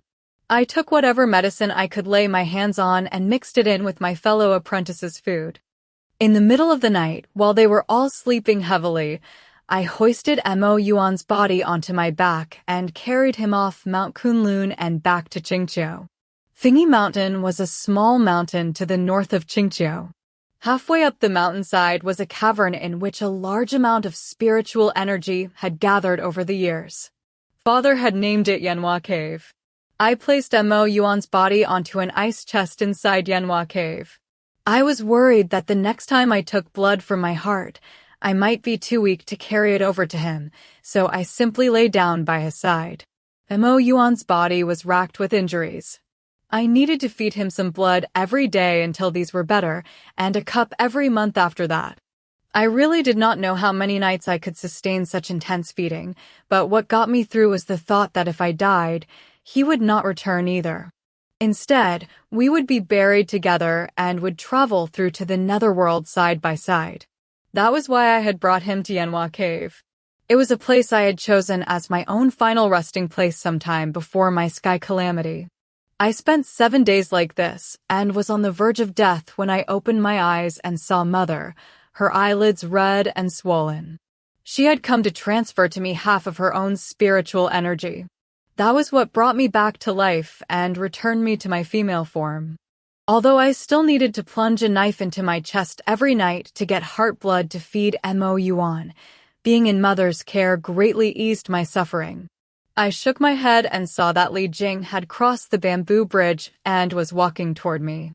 I remembered that I had fallen into this underground cavern where I had happened upon Demon Emperor Li Jing having a secret tryst with this she-goblin. He took my hand. "Seeing, I've been looking for you for 70,000 years, he said in anguish. I glanced in bewilderment toward the she-goblin in the straw pavilion. I had heard of creditors chasing debtors, but never the other way around. Especially strange was the case of a debtor who came over specifically to remind the creditor what he owed. However you added it up, Li Jing was the one who owed me. I shook off his grip and took a step back. He took a step forward, staring at me the whole time. Do you still resent me? Back at the Purple Light Palace all those years ago, you told me that from that day forth, we would be bitter enemies. But you must know how much I gathered up my sleeves and forced a smile. Demon Emperor, you needn't be concerned. Those were words spoken in the heat of the moment. Nowadays, the demon and god clans have a peaceful coexistence. All these years haven't been for nothing. I have learned to be reasonable. I will not create trouble where there is none, nor will I disturb the peace at the Purple Light Palace. But you and I should continue to keep our distance. He looked shocked. Seeing, I abandoned you back then because you weren't a girl, he explained quickly. So these last 70,000 years, I heard that you had, but I didn't believe them. I've thought about you for all these years, Seeing. Hearing the name Seeing floating around and around my head was starting to make me dizzy. Who says I'm not a girl? I asked angrily. Open your eyes and have a proper look. Do men tend to look like this? He was about to come over and take my hand, but his hand stopped in midair. So you're a girl? He asked in astonishment. So back then you. I moved to the side, dodging him. Master didn't accept female apprentices, so my mother changed my body into a boy's, I told him. Since you've brought up the past, Demon Emperor, I have a couple of words to say to you. When you abandoned me and got together with Xianxia instead, for Qilins welcomed her into the Purple Light Palace, and you celebrated for 9 days straight, that was your official wed. He waved his hand to interrupt me. Back then, when you were so upset, why didn't you tell me you were a girl? I completely forgot what I had been about to say. I wondered how best to respond. I must have been very upset back then, although I can hardly remember it now. And you adored Xianxia, loved her interests and her character, not just her face. It was over between us. What difference would it have made if I'd told you? He pursed his lips. I had been unbelievably unlucky this evening, but now I saw that I had managed to fluster him with my words. I took my opportunity, bidding him a hurried but courteous farewell before turning and casting a spell, taking to the wind and flying off. On my way up, I made myself invisible to avoid any further entanglements. All I could hear behind me was his panic-stricken yells of Seeing. But there was no one left in the world named Seeing. Chapter 7. I didn't go straight home. I decided to pop in on third brother on the way and deliver his peach blossom wine. Third brother and third sister-in-law were not home, however, and after accepting a little bite to eat from their immortal servant, I entrusted the jars of wine to him and summoned a lucky cloud to take me back to Xianxia. I passed Xiaozhou on the way and decided to go and pay my respects to Tianwu, who was buried in the cemetery there. Most of the ancient gods had outstanding faces, but Tianwu had been the exception. However, what he lacked in quality, he made up for in quantity. He had a total of 8 heads. We had been good friends while I was studying at Mount Kunlun under Mo Yuan. However, later, when the inexorable doom was meted upon the residents of the ancient gods, he perished in the fire and lightning. I hurried from Xianxia to Xiaozhou as soon as I heard about the inexorable doom, but by the time I arrived, it was too late. All that was left of him was a heap of bones. It was noon by the time I arrived back at Xianxia. My feet had only just touched the ground when I saw a glossy little green-clad figure crawling out of the foxhole. Mystic Gorge came over to me, a self-effacing look on his face. You've taken your time, Your Highness, he said anxiously. I rubbed my eyes. The little figure gave a squeal and leaped over to me, his eyes brimming with tears. Mother, your words are meaningless, he blurted out in anguish. Yesterday you said you would come back to the Sky Palace with us. Mystic Gorge had his eyes to the ground, but he glanced in my direction every so often, clearly holding back the questions. I looked at him and waved my sleeve, giving him permission to speak. He cupped his hands together in thanks and bowed down in front of me. I deserve to die, Your Highness. I have failed you and your instructions to take proper care of Xianxia. But what else could I have done with this little immortal? It would not have been appropriate to block the heir to the Sky Throne. And he told me he was dropping off Your Highness's child. Someone of his status. What choice did I have but to let him into Xianxia? I am sorry that I did not manage to get a message to Your Highness to ask for instructions first, so please punish me as you see fit. I was astonished. Prince Yihua had been here? Had he come simply to pay me back for the scene I had caused during his tryst with the princess? I had retreated from that scene in great haste and had no idea how things had been left between the two of them. Princess Liao Qing was clearly deeply devoted to him, and in my befuddled state, I had allowed his son to convince me to stir up trouble between them. If Yihua had wanted to win her back, he would not have found it hard. To come here just to teach me a lesson seemed unnecessarily mean, and I found myself trembling at the prospect. Little Sticky Rice Dumpling hugged my arm and lifted his head. Father Prince told me that you didn't want to come back with us, Mother, he said with a pout. He said you were worried you wouldn't like living in the Sky Palace. Well, Mother, you don't need to worry about that anymore. Father Prince and Ollie have decided to move over here and live with Mother instead. As long as I'm with you, Mother, Ollie can live anywhere. Hearing this made me feel dizzy. You're telling me that you and Father Prince are planning to move in with me? I said, my face turning pale. Sticky Rice Dumpling gave a rapid, childish nod. My knees went weak, but Mystic Gorge, as considerate and intuitive as ever, came over and took hold of my arm. Stay calm, Your Highness, he whispered. We were both aware of an antecedent to this. While he was still heir to the throne, the current Sky Emperor had been something of a ladies' man. To curb this, his father, who had been Sky Emperor at the time, had arranged for him to marry his cousin. When he had protested, his father had issued a sky decree sending him to his aunt's for a month of confinement. While he was there, he and his cousin grew very close and married as soon as he returned to the Sky Palace. It was a story people loved to share. Prince Yihua's wish to reside with me in Xianxia was therefore completely justified, and no one could deny him his right to do so. Unfortunately, all this visit would do was cause me trouble, and I was starting to feel worried. Mystic Gorge explained how Yihua had thrust Little Sticky Rice Dumpling onto him and clearly felt comfortable leaving him here alone, as he himself had returned to the Sky Palace. As the man who would reign over all the immortals of the 4 seas and 8 deserts one day, Yihua spent his time dealing with chores relating to this role. Although he was planning to come and have a short stay in Xianxia, it seemed he would still need to travel regularly to the Sky Palace for work. Little Sticky Rice Dumpling looked up at the sky, and then at me. Ollie is feeling a bit hungry, Mother, he told me anxiously.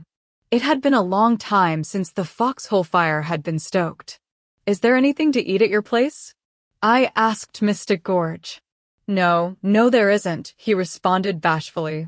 Have you not been eating with Phoenix 9 recently? I asked. Doesn't she come over every day to cook for you? Surely she hasn't gone back to the cave of her parents. Half a year ago, she told me she had to visit the mortal world to repay a debt of gratitude, he said, looking despondent. She packed up her things and left and hasn't been back since. I'm starting to wonder if the person to whom she owed the favor might be holding her back. When she does finally come back, it might be with a little fox cub in tow. I said with a nod. I was worried that once Little Sticky Rice Dumpling discovered there was nothing to eat, his eyes would start welling up with tears once more. I had only known him for a day or two, but I already had a good sense of his temperament. He would often stare with this pitiful, moist-eyed expression, but he never seemed to cry. Seeing those tears within the rims of his eyes made me feel like there was a cat clawing at my heart. My neglect made me feel utterly inhumane. Finally, Mystic Gorge could bear the pitiful expression on his little face no longer. He grasped hold of little Sticky Rice Dumpling's hand and said, "Would you like Big Brother here to take you to find something to eat? Does your little majesty like loquat fruit?" I felt my mouth start to twitch. Little Sticky Rice Dumpling was no more than 300 years old, while Mystic Gorge was about to turn 137,000. By genuinely referring to himself as Big Brother, he was doing his usual trick of putting himself down. I followed them to the market in the east of town. As soon as they saw me, the young immortals in the fruit stall stopped what they were doing. "Good day, Your Highness," they greeted reverently, all of them well-versed in etiquette. There were a number of old-looking folk among them, with white hair and wrinkled skin, but most were positively young compared with me. When Sticky Rice Dumpling heard the way they were addressing me, he was extremely put out. He ran over to the pine tree spirits selling pine nuts and placed his hands on his round little hips to say, "My mother is young and vibrant and beautiful. Why do you call her by an address that makes her sound so grand and old-fashioned?" The pine tree spirit's jaw dropped. He finally managed to say, "Your Highness? When did you have a child, Your Highness?" "Yesterday," I said, glancing up at the sky. It had been a good year for loquat, and there were mounds of them stacked in bamboo baskets, brightening up the marketplace. Sticky Rice Dumpling was beside himself with joy to see so many of them. Mystic Gorge spent a long time looking around, tasting the products of one vendor after another. Finally, he decided on the contents of one dark green bamboo basket. "Choose half a basket of these," he instructed us, pointing at the basket. Phoenix 9 had taught Mystic Gorge how to choose fruit and vegetables, and therefore I trusted his judgment. I nodded and crouched down next to the bamboo basket he'd chosen and carefully started to pick out the loquat I wanted. Sticky Rice Dumpling ran over and tried to do the same, but he was too small, and crouching down, he was completely obscured by the basket. He hung around begrudgingly, whining. He stood on tiptoe and leaned over the top of the basket, picked one loquat and made a gesture of looking at it carefully before taking another, and doing the same with that one. I had been so focused on picking out fruit that I did not notice anyone approaching until a very slender hand with angular bones was thrust in front of me. I thought at first that it was Mystic Gorge and shifted to the side to make room for him. I was surprised when the hand started to jostle with me and grab for the fruit I had chosen. I realized there was no way it could be Mystic Gorge. I followed the jet-black cloak sleeve upward and found myself staring at Sticky Rice Dumpling's father, who I had expected would still be busy with his duties in the ninth sky. He bent down and gave me a cheerful smile. Yihua looked extremely dashing when he smiled. I did not really want him to stay in Xianxia, but he was here now, an uninvited guest. I was always extremely courteous to guests and naturally was not about to get into an argument. Instead, I switched on my hostess charm. I flashed him a bright and gracious smile. So if it isn't Prince Yihua," I said. "We are just buying loquat. If you haven't eaten yet, please join us for lunch." The smile froze on his face. He regarded the loquats in my hand with disdain. "Ali's a growing boy," he said. "Is that all you're planning to feed him?" I gave Sticky Rice Dumpling's face a light pinch, asking, "Don't you want to eat this lovely fruit?" Sticky Rice Dumpling gave a bashful nod. "Yes, please," he said quietly. Yihua stared at me in silence, his hand on his forehead, before grabbing my hand and saying, "Where do you find meat and vegetables around here?" Before I had time to gather my thoughts, I was being dragged off. "Your Highness, do you still want this loquat?" Mystic Gorge shouted after us, Sticky Rice Dumpling in his arms. Yihua was striding along at a fair pace, gesturing for Mystic Gorge to catch us up. Of course, I shouted back to him. We've spent all this time choosing them. It would be unfair not to buy them now. In no time at all, those from the north, south, east, and west marketplaces all knew that a handsome young man with a small child had arrived in Xianxia and was staying at Emperor Bai Qian's cave, and that the chubby little boy had been calling me mother and the man father prince. Xianxia had been at peace for a long time, and even the disappearance of fourth brother's bird steed, Bai Fong, had been a subject of gossip among the local young immortals. Hearing this news about me caused them such excitement they did not know what to do with themselves. A gray wolf selling fish in the north of town gave me a whole basket for free. It's just a couple of fai fish, but if you stew them up, your highness, it'll be very good for your heal health, he stuttered. Yihua took the basket and gave a chuckle. Yes, giving birth to a son takes its toll on a woman's body. She'll need plenty of replenishment. The gray wolf scratched his head and gave a dim-witted laugh. Hearing them echo back and forth with their crazy talk of postnatal replenishment was starting to addle my poor brain. We returned to the foxhole, and little Sticky Rice Dumpling gorged himself on so many loquats he gave himself hiccups. Virtuous Mystic Gorge picked up the broom and swept all the fruit peels from the floor. Helping himself to a cup of cold tea, Yihua looked at me and said, "Go and cook us something then." I threw an impassive glance in Mystic Gorge's direction and sat down to pour myself a cup of cold tea. Little Sticky Rice Dumpling patted his stomach and reached out a hand. "I want some too, Mother," he said petulantly. I walked over and helped him to a few sips of the cold tea. Mystic Gorge stood with the broom in his hand, looking distressed. "Your Highness, you are well aware. There's a first time for everything," I comforted. "You've experienced the doom of thunder. How can you be scared of this? I'll watch your back." Reluctantly, he traipsed to the stove room. Yihua regarded me with his chin in his hand.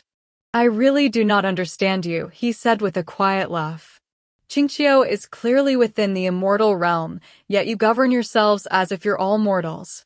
The men plow and the girls embroider without a hint of magic or Taoist practice." He did not have the slightest idea of how a guest should behave, so I decided I was not required to uphold my hostess demeanor either. "If you need magic to solve everything, what's the point of being an immortal?" I asked with a listless laugh. "If we were to live like that, our people would have no challenges and would become very easily bored. I would have to start arranging battles just to give them something to do, a little fighting to keep them entertained." The teacup clattered against the table. "Interesting," he said with a faint smile. "If you do get to that point and need my assistance, let me know. I could send over a couple of sky commanders to assist." I was about to cheerfully accept when we heard a blast from the stove room. Mystic Gorge stood in the doorway to the cave with his hair in disarray, wielding a ladle and glaring at me. I stared at him dumbly before leaning over to Yihua saying, "Sticky Rice Dumpling has eaten so much he has the hiccups, and 3 adult immortals skipping a meal is hardly a matter of life or death. Shall we just forego tonight's meal?" I turned to Mystic Gorge. "Quickly, journey to the mortal world and retrieve Phoenix 9, I said sternly. Mystic Gorge cupped his hands together and gave me a deferent bow. "What reason should I give her?" he asked, still holding the ladle. I racked my brains. "Just say there is something unusual going on in Xianxia," I said after some thought, but before I had managed to finish my sentence, Yihua was dragging me into the stove room. "Put some more wood in the stove and get a fire going." "You can do that, surely." Little Sticky Rice Dumpling was sprawled out on the bamboo chair, watching us and rubbing his tummy. He turned to face the other way, his breathing gradually becoming deeper and more regular. It was 2 days since Yihua and I had first met, and already he had his sleeves rolled up and was cooking at my stove as if he belonged there. Every so often, he would give me an instruction such as, "There's too much wood on the stove. You don't need any more for the moment," or "The fire's dying out. Can you add some more wood now?" I suddenly remembered little Sticky Rice Dumpling telling me about his mother being immortal from Junji Mountain. It must have been this poor first wife, the woman who had thrown herself off the immortal punishment platform, who had taught Yi Hua to whisk his spatula around the wok with such panache. He had a soup ladle in one hand and the spatula in the other now, brandishing them with artistic perfection. I was so impressed that I could not hold myself back. Did your first wife teach you all this? She must have been an excellent cook. I sighed with heartfelt admiration. He looked taken aback. I realized that by mentioning his dead wife, I had reopened old wounds. The flames sizzled as they licked the bottom of the wok. I swallowed and moved silently to the stove to add a handful of firewood. Yi Hua gave me a strange look as he ladled out the food. She was just like you, he said calmly. Stoked the fire and added the wood while I did all the cooking. I was embarrassed and not sure how to respond. He turned around and continued to ladle out the soup. I have no idea how she managed to survive on that godforsaken Junji Mountain before we met, he said with a light sigh. He had actually mumbled those sentences to himself, but my powerful fox ears picked up every word perfectly. His sigh was quiet but considered. I had caused him unnecessary sadness. Yi Hua made 3 dishes and a pot of soup. Mystic Gorge had tidied up by then, and I called him over to eat with us. Yi Hua shook Sticky Rice Dumpling awake and started plying him with food. Sticky Rice Dumpling patted his little cheeks. If Father Prince continues to feed Ollie at this rate, Ollie will turn into a big rubber ball, the child said grumpily. Yi Hua took leisurely sips from his cup of cold tea. Feeding you up into the shape of a rubber ball is a fantastic idea. I won't need to carry you on a lucky cloud into your Qing'an palace once we're back in the Sky Palace then. I could just roll you there instead. Sticky Rice Dumpling lay down in my lap and pretended to cry. Boo-hoo-hoo, he said. Father Prince is so mean. Yi Hua put down his teacup and picked up a bowl. He ladled some fish soup from the pot and gave his son a faint smile. So you've found someone to take your side, have you? He said. Come, Xianxia, you need to replenish yourself, he said tenderly, pushing a full bowl of fish soup toward me. Mystic Gorge started to cough and nearly choked on his rice. I felt my eyes turning red as I lifted Sticky Rice Dumpling up from my knees. I smiled as I picked up the soup bowl in front of me. Be a good little boy and have another bowl of soup, I said. Yi Hua had fantastic culinary skills. The fish soup was not to my liking, but all the other dishes I ate with great relish. Lunch was a casual affair, and it caused us all to relax no end, so much so that when Yi Hua asked me if there was a room in the foxhole he could use as a study to work on his documents, I agreed willingly and cleared out Third Brother's old lakeside room for this purpose. My initial thought was that Yi Hua had come here to punish me. But a fortnight passed, and he had yet to even mention the Eastern Seawater Crystal Palace incident. Early each morning, a little immortal called Jia Yun knocked on the door. He collected the official documents Yi Hua had worked on the day before, while handing him a batch of new ones. Jia Yun was Yi Hua's desk official and an extremely dutiful fellow. At first, I would shuffle over to open the door for Jia Yun every day, my feet only half in my shoes. After a couple of days, I could see this situation making Jia Yun feel awkward, so I stopped shutting the foxhole door and placed a magic barrier on it instead, which I taught Jia Yun to circumvent. Yi Hua spent most of his time shut up in his new study, working on his documents. He would wake me up each morning and drag me out the house for a walk, and after dinner, he would drag me out for another at dusk. Every so often, he invited me into his study for an evening game or 2 of chess. I was so exhausted that I spent my days yawning, and a couple of times, I fell asleep at the table halfway through our chess game. He never woke me when this happened. He just laid his head down on the chess table with me, and we would both sleep there like that. When Jia Yun came to collect the documents and saw us like that, he started to get absurd ideas about what we were up to, despite the fact we were both fully dressed. Even dutiful immortals like him were prone to tongue wagging. I discovered. Too late, unfortunately. Only after Yihua's main Sky Palace concubine, Sujin, had sent a palace attendant to the mouth of the Qingqiu Valley to urge Yihua to come back. Mystic Gorge had been standing guard, so luckily I did not have to deal with her. I just heard about what happened from a group of gossiping young immortals who had been at the scene and witnessed the drama. This palace attendant had been wearing a fluttering black robe of fine silk, apparently, but had been rather plain herself. When Mystic Gorge blocked her at the mouth of the Qingqiu Valley, she sneered. It's not that our Empress is in any way intolerant, and she is aware that this involves the future Sky Empress. However, she has sent me here out of the goodness of her heart to remind His Majesty Prince Yihua and Her Highness Bai Qian that they are not yet officially wed. Spending their days lying around being intimate together is therefore rather indecent. Even the old Sky Emperor did not behave in such a way during his younger days. And His Majesty Prince Yihua must not forget that he invited Princess Liao Qing to the Sky Palace. It is unfair of him to neglect her like this. Qingqiu had always been a broad-minded and accepting place, and no one concerned themselves about matters such as children being born out of wedlock. It was nothing extraordinary, only intimacy.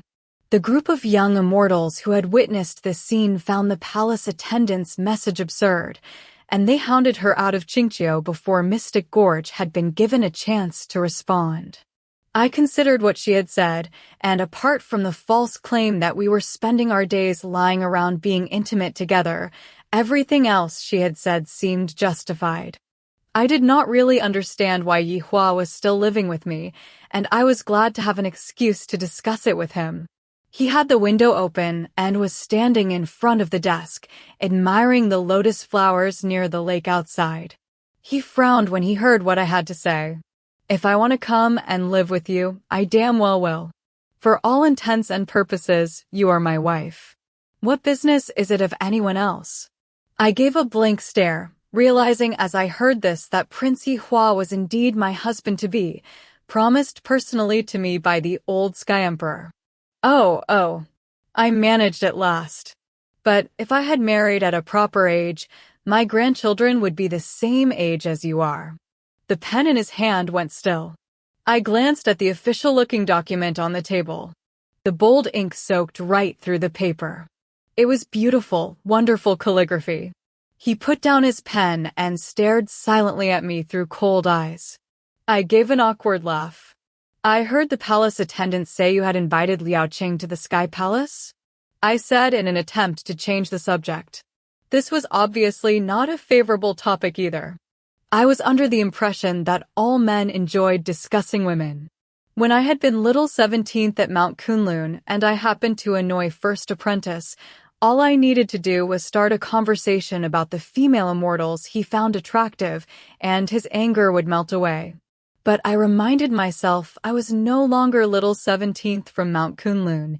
Neither was I male in form. Male immortals might enjoy discussing female immortals with other men, but probably did not feel as comfortable discussing them with other female immortals. My question had clearly caused him offense, but I was learning that men's hearts could be as unfathomable as women's.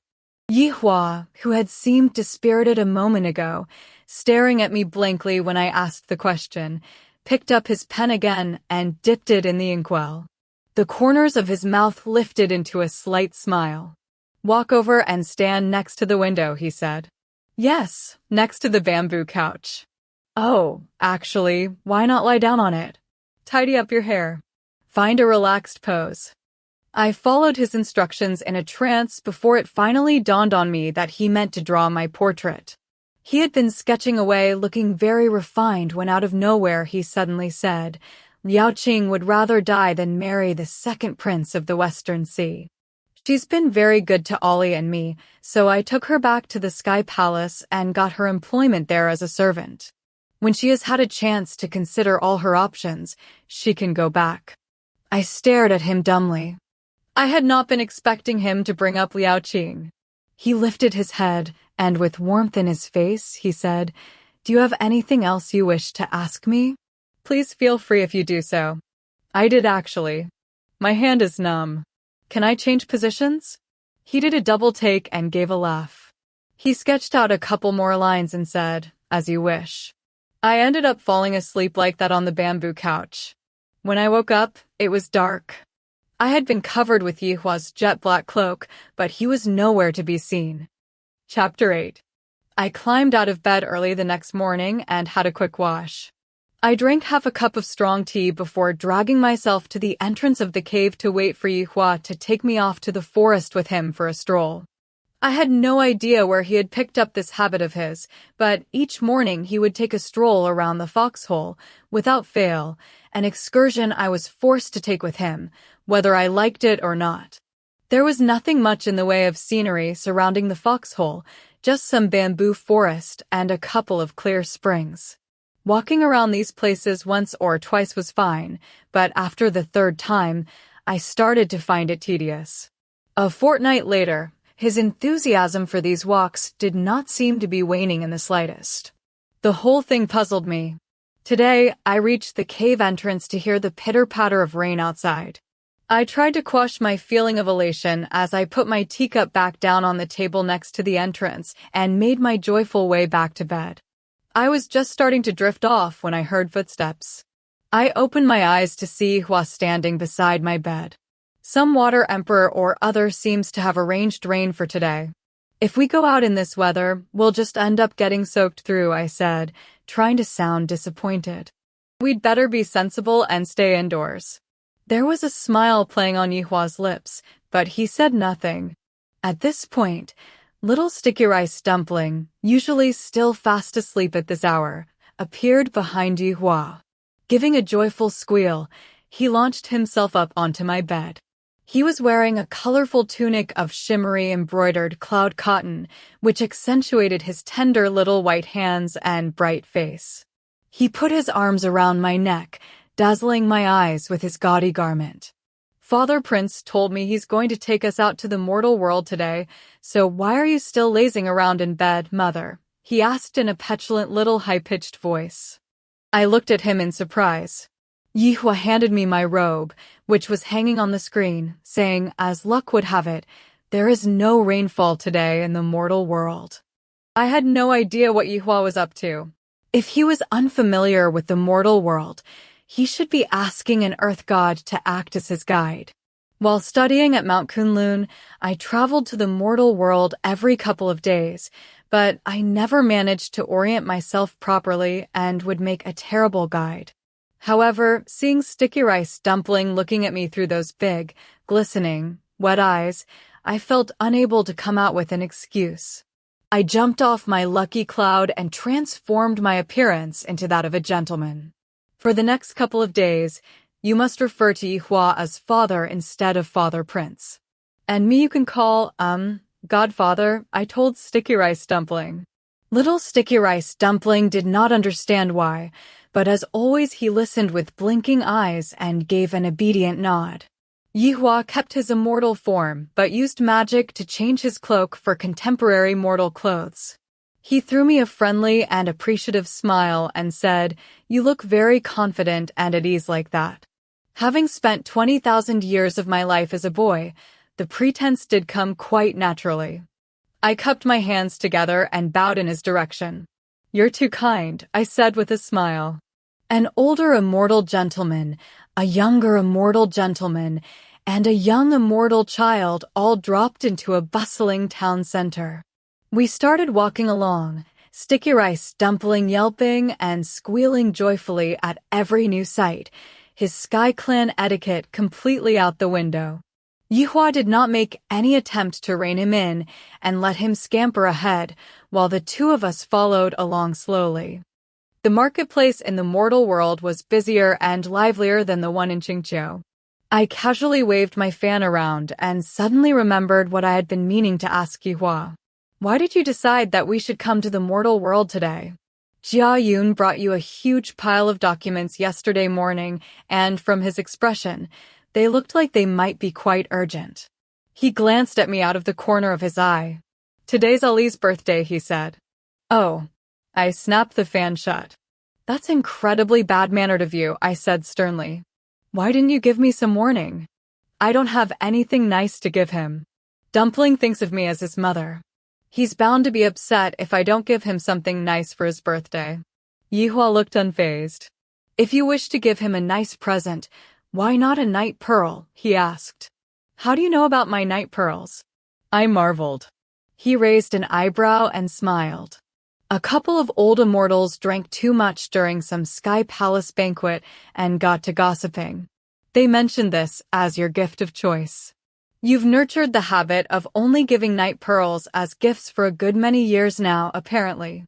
Little pearls for the young immortal, and big pearls for the older gods, all very fair. But night pearls are expensive, and Ali's too small to appreciate their value. It would be a waste to give him one. Why not just give him a really good day out instead? That is sure to make him happy. I rubbed my nose and gave an awkward laugh. I have one pearl that's half the size of a person. From afar, it looks like a little moon. If we took it to Qingyun Hall and set it up for Dumpling in there, it is sure to make the place brighter than the Sun Prince's residence even. It might be the 4 seas and 8 deserts only. I was speaking with such exuberance that I stopped paying any attention to what was going on around me. I suddenly felt myself being tugged off the road and tumbling into Yihua's arms as a horse-drawn carriage galloped past. Yihua's brow creased slightly. The 2 horses galloping in front of the carriage suddenly stopped and reared up onto their hind legs, whinnying loudly, and the wooden-wheeled cart that had been rolling along at a flying speed spun around in a circle. The coachman slid down from the driving seat and wiped the sweat from his forehead. Thank goodness my horses have stopped. They went crazy just now. Dumpling, who had been running ahead of us, crept out from under one horse's belly with a wailing little baby girl in his arms. The baby girl was slightly taller than Dumpling, and he seemed to be clutching her around the waist and dragging her along. A young woman suddenly rushed over from the crowd and grabbed the baby out of Dumpling's arms, crying, "Oh, goodness, that nearly scared me to death." Oh, the scene seemed strangely familiar. My own mother's face suddenly flashed into my mind, crying so much she was barely recognizable. "Where have you been for the last 200 years? She wept as she held me. "How could you do this to me?" I shook my head to cast off the daydream that had appeared so real it felt almost like falling under some spell. Even when I had almost died alongside Mo Yuan in the Yanhua cave, Mother had not been as hysterical as that woman. It had never been my intention to leave Xianxia for 200 years. It happened 500 years ago. Qingsong broke out of the Eastern Desert Bell, and the 2 of us battled fiercely, following which I slept for 213 years straight. Dumpling rushed over to us, huffing and puffing. "Father, why have you been hugging Godfather all this time?" he asked innocently. The runaway horses had shaken up everyone, and the lively market streets had fallen silent. Dumpling's childish voice came out sounding loud and clear. In no time at all, the sellers and pedestrians on both sides of the street who had been shaking their heads and sighing over the runaway horses had turned their beady eyes on us. I gave an awkward laugh, removing myself from Yihua's embrace and smoothing out my sleeves. I took a tumble and he caught me. "That's it," I said with an awkward chuckle. Dumpling let out a long sigh. "Luckily you tumbled into Father's arms, Godfather. If you'd fallen onto the ground and bashed your beautiful face, Father would have been most upset." "Ollie too." I raised my head to look at Yihua. "Is that so, Father?" I asked. The bright eyes of the crowd shifted momentarily to Yihua, who remained completely unfazed. He gave an almost imperceptible nod and said, "Yes." A girl selling noodle cakes near where we were standing seemed to have fallen into a trance. "You're the first homosexual couple I've ever seen," she said. I snapped open my fan to hide my face and sneaked away into the crowd. Dumpling followed behind me, shouting, "Godfather! Godfather!" Yihua smothered a laugh and said, "Don't worry about her. She's just shy." It was nearly noon, and we decided to have lunch at a restaurant at the end of the street near the lake. Yihua chose a table on the upper floor next to the window. He ordered a jar of wine and a few dishes popular in the mortal world, and mercifully, there was no fish this time. A refreshing breeze blew over the lake and toward us. As we were waiting for our food, Dumpling brought out all the little objects he had just bought and placed them onto the table to look at. Two amusing little clay figures caught my eye. Before we had been served, the waiter brought up two people and asked if they could join us at our table. A slender young Taoist nun walked over, followed by a docile-looking servant whom I recognized. After a moment, I realized he was the coachman from the market just before. The young waiter cupped his hands together and bowed to us in apology. It was only a meal, I thought to myself, and the upper and lower floors of the restaurant were completely full. Dumpling shifted onto my seat, which we shared, and we offered them the two spare seats. The nun sat down and poured herself a cup of tea. She took 2 sips before looking across at Yuhua. Her bottom lip trembled, but she said nothing. It was no wonder. Yuhua had adopted his frosty god manner again, so different from the image of the kind, sweet-natured man standing at my stove with a spatula in his hand, stir-frying vegetables. I helped Dumpling put away his new things. The nun took another sip of tea, looking very nervous. She finally plucked up the courage to speak. "I'm so lucky that you were in the marketplace just now, Immortal Prince, and that you were there to save me," she said, a tremble in her voice. "You helped Miao Yun escape a disaster." I turned to her in astonishment, and even Yuhua turned to face her. Miao Yun, the nun, lowered her head, blushing so much that even her ears turned red. To see through Yuhua's disguise in one glance and tell that he was an immortal and that he had used magic to rescue them meant that she was an extraordinary nun. In less than 10 years, she would probably be levitating up to the sun and visiting us in the Sky Palace. Yuhua swept his eyes over her. "There's no need to be so polite. It was nothing. Anyone would have done the same," he said in a flat tone of voice. Miao Yun's ears were now so red they looked as if the blood was about to start seeping out of them. She bit her lip. Even a finger lifted by the immortal prince should be viewed as a great kindness, she said in a quiet voice. "Immortal Prince, why would you be kind enough to tell me your immortal title so that in the future when I learn to levitate, I might visit your immortal residence and repay you for saving my life?" "Surely not." It sounded almost as if this nun might be flirting with Yuhua.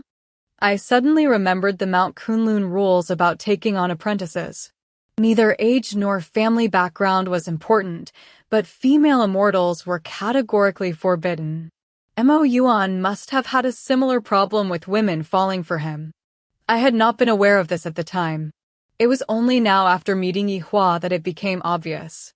The faces they had been born with had earned them a huge amount of female attention.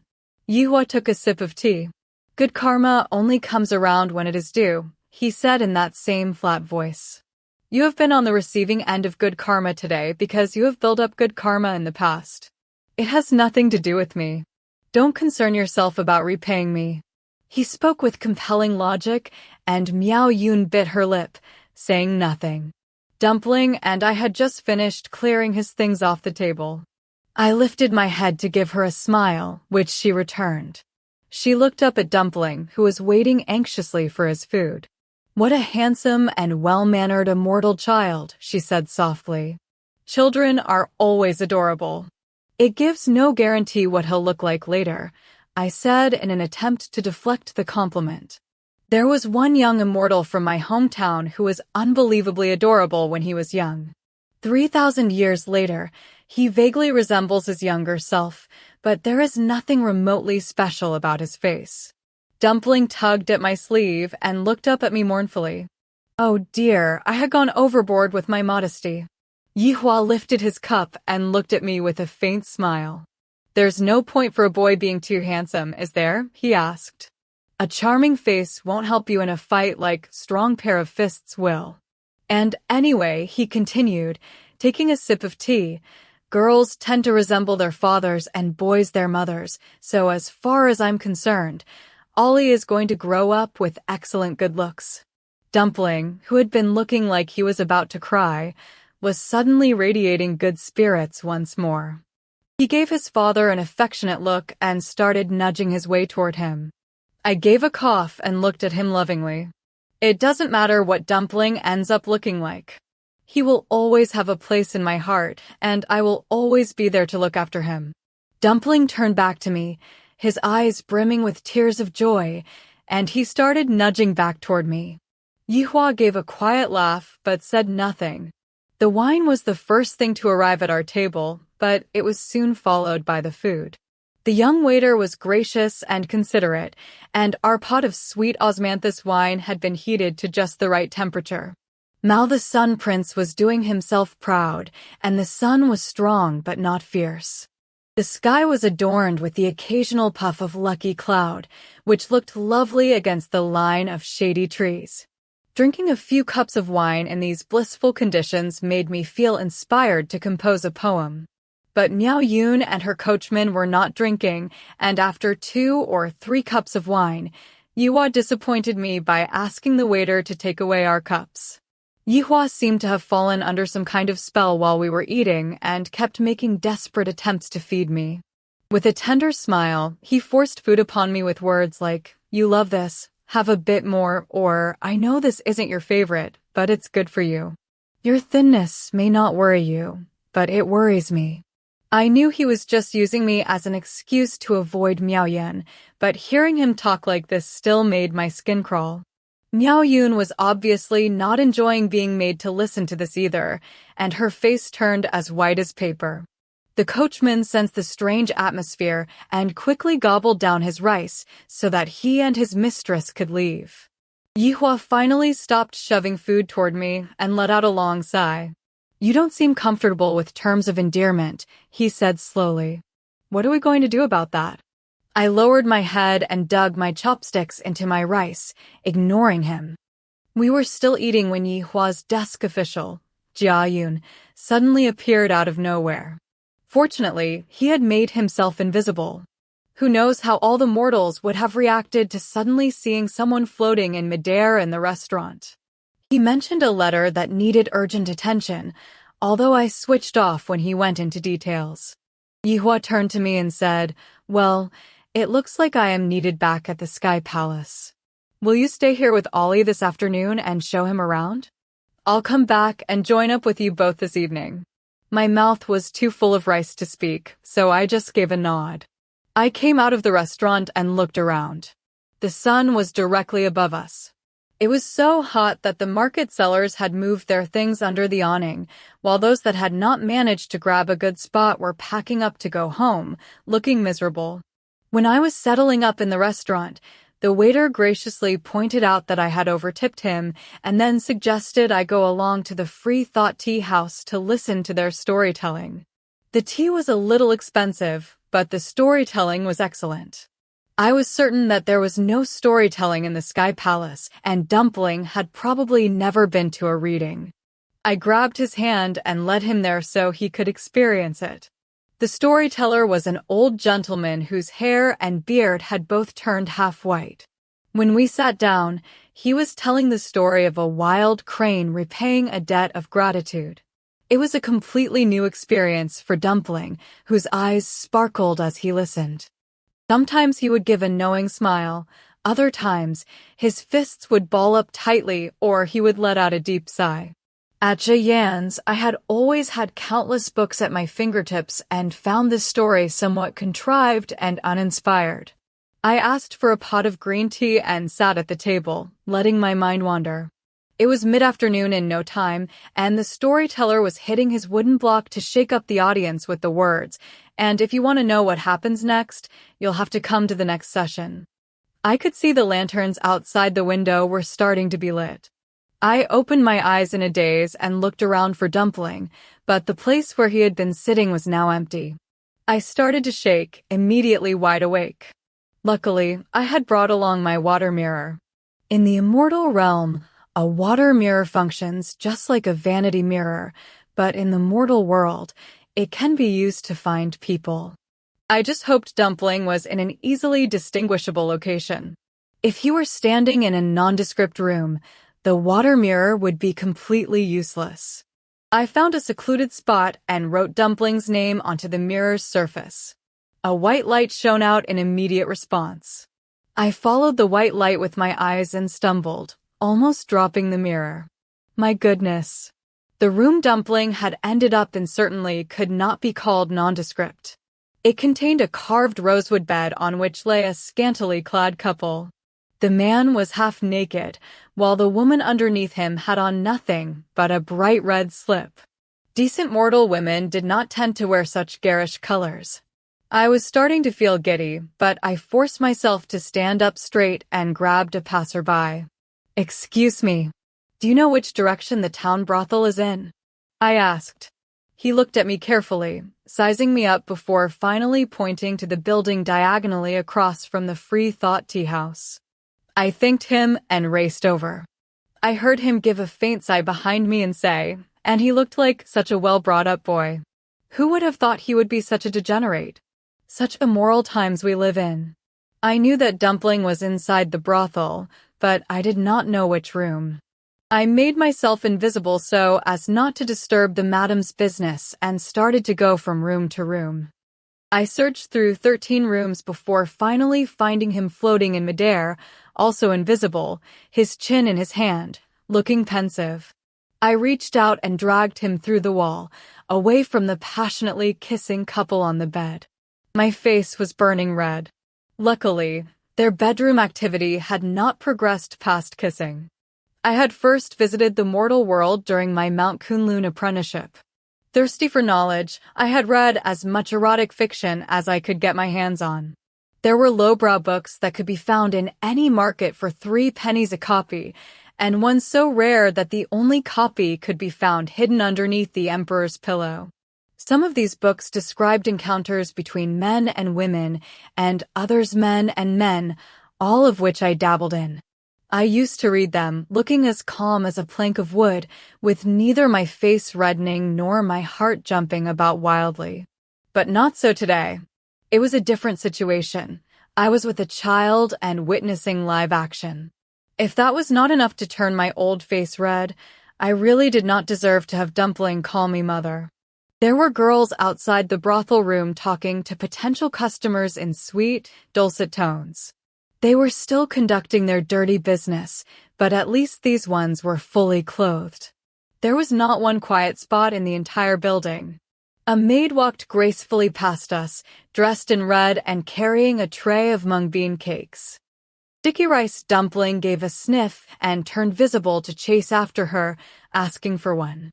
I followed him and had no choice but to become visible too. As soon as this maid saw Dumpling, she was enchanted. She stroked his little face, turned to smile at me with flushed cheeks, and then handed him the whole tray of cakes. I pulled Dumpling into a dead-end corridor and thought carefully about the lecture I was about to deliver. I wanted to make him realize what he had done was wrong, but I did not want to upset him. Today was his birthday after all, and Yihua had asked me to make sure it was a happy one. I gave him a smile. The storytelling at the Free Thought Tea House was rather good, I thought. I began good-naturedly. "You seemed very engrossed at the beginning, so why did you decide to run off? And of all places, why come to this one?" Dumpling gave a frown. "I saw a fat boy kissing a young girl in the street. The girl didn't seem to want the fat boy to kiss her, but when she tried to stop him, the fat boy got angry and called a group of ugly boys over who surrounded the girl. The girl looked so scared I had to do something. So I went to save her. I ran down the stairs, but couldn't see any sign of them. A man outside told me that the fat boy had carried the girl into the flower house. I was worried they were going to hurt her, so I decided to go in and rescue her. The old woman at the door wouldn't let me in, so I made myself invisible and slipped past her. Oh, I really don't know why the man called it a flower house. I went around the entire place and didn't see a single flower. On hearing his last sentence, my heart started hammering. "Please, Dumpling, don't have seen anything too awful," I begged silently. Dumpling was the equivalent age of a mortal child of 3. It was an age when his immortal root was extremely unstable, and he needed a lot of care and guidance. His father had looked after him so well for the last 300 years. If under my watch he saw things he should not have, he might start to spawn untoward ideas, which would bewitch his immortal consciousness, and Yihua would want me dead. I swallowed and listened to the rest of his tale. When I found the fat boy, he was lying out flat across the floor, and there was a man in white next to the young girl, hugging her. Seeing that she was safe, I decided to come back and hear the end of the story, but I went through the wrong wall and ended up in that other room. 10th apprentice and I did so badly in our magic of deduction classes that Mo Yuan sent us to the mortal world as a punishment and made us work there as fortune tellers. We set up a stall in the marketplace to tell fortunes and read bones. Every few days, we would see a decent woman being tormented or molested. If she was unmarried, a knight would draw his sword and roar as he rushed over to defend her, and if she was married, her husband would appear and draw out his sword. The knight and the husband would always be dressed in white when they appeared. Dumpling rubbed his nose and gave another frown. There were 2 people rolling around on the bed together in that room. They were tangled up in a ball together. I wanted to know why they were tangled up like that, so I stayed there for a while to watch them. My heart pounded. "And what did you see?" I asked, my voice trembling. He appeared to be thinking carefully. "They were kissing each other, yes, kissing, and touching each other, yes, touching." He paused. "Mother, what were they doing?" he stuttered. I looked skyward and thought about how to answer him. I adopted a serious expression and said, "Mortal people who study Taoism have a practice known as harmonizing and studying one another." That's what the couple you saw was doing. Harmonizing and studying one another. Mortals are so wholeheartedly devoted to Taoism, Dumpling said in a wise little voice. I gave a burst of laughter. I turned around and bumped my head against the firm chest of someone who reeked of alcohol. I rubbed my nose and took a couple of steps back to get a clearer look. In front of me stood a man with a fan in his hand. His slender eyes lit up as he regarded me. He had a pleasant face, but too much fire in his organs had dulled his skin. He had obviously been harmonizing a bit too diligently, and the lust was wearing out his kidneys. Waving his fan in my face, he said, "I am blown away by how attractive you are, master." He looked like a scoundrel from a wealthy family. I gave a sigh. The alcohol fumes he was wafting over with his fan overpowered me and started to make me feel dizzy. I cupped my hands together to give a reluctant bow and uttered the words, "You're too kind." I grabbed Dumpling's hand to lead him out of the building, but the man leaned over, blocking my path. He grabbed one of my hands. "What beautiful, pale, tender hands you have," he said with a snigger. I was stunned into silence. My early experiences in the mortal world had taught me that women who went out in public often found themselves being lusted after and pestered like this, but these days even men were not safe. Dumpling was gaping at the man with the fan, a piece of mung bean cake in his mouth. I was gaping at him too. The man with the fan had been lucky today. He had managed to grope a goddess. It was the first time I had ever been accosted by a mortal. I did not plan to quarrel with him any longer than needed. I graciously took my hand back to give him a clear message. But the foolish man immediately drew even closer. "I've fallen in love at first sight. Would you?" The cheeky swine reached an arm to put around my waist. Most of the time, I was a merciful goddess, but encounters like this drained my mercy dry. I decided I would cast a spell to freeze him. I could tie him to a tree in a nearby forest for a few days and give him an experience that he would not forget for a while. As I was thinking this over, I sensed a movement from behind. Someone rushed over and swept me up into their arms. I lifted my head and greeted the owner of these familiar arms. "Yihua, you've come just at the right moment." Yihua grasped me with one hand. A few beams of cold light shimmered from the bright lanterns onto his black cloak. He smiled grimly at the perplexed-looking man with the fan and said, You've been accosting my wife and seem to have been taking a lot of joy in it. As the future Sky Empress, technically I supposed I was his wife. And the fact that I had been accosted was obviously humiliating for Yihua. Still holding me, he grabbed the lecherous coward and reprimanded him, just as a husband should. I allowed myself to be held while he reproached this lascivious wretch, just as a wife should. Dumpling had gobbled up half the mung bean cakes by now and was licking the corners of his lips. "You've made father really, really angry," he told the man with the fan in an earnest voice.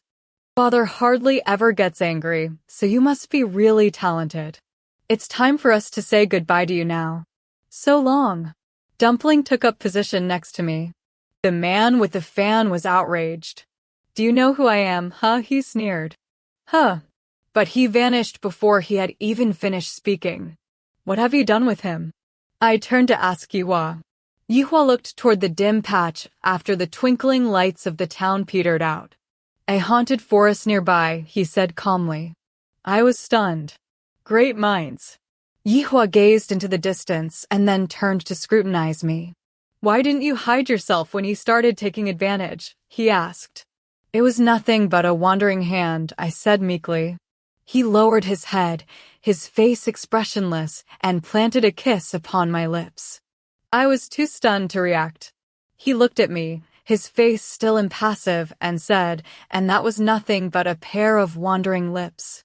Something about today was making me feel lighter than when I was a 90,000-year-old youngster. Little Dumpling stood to the side and covered his mouth to giggle. He started choking on the mung bean cake so hard he could not breathe. That night, we took Dumpling to float lanterns on the lake. These lanterns looked like lotus flowers with small candles burning in their centers. Mortals placed them in the water to make wishes or prayers. Dumpling took hold of his lantern and mumbled his prayers. He prayed for a bumper grain harvest, thriving domestic livestock, and peace and harmony to all under the sky.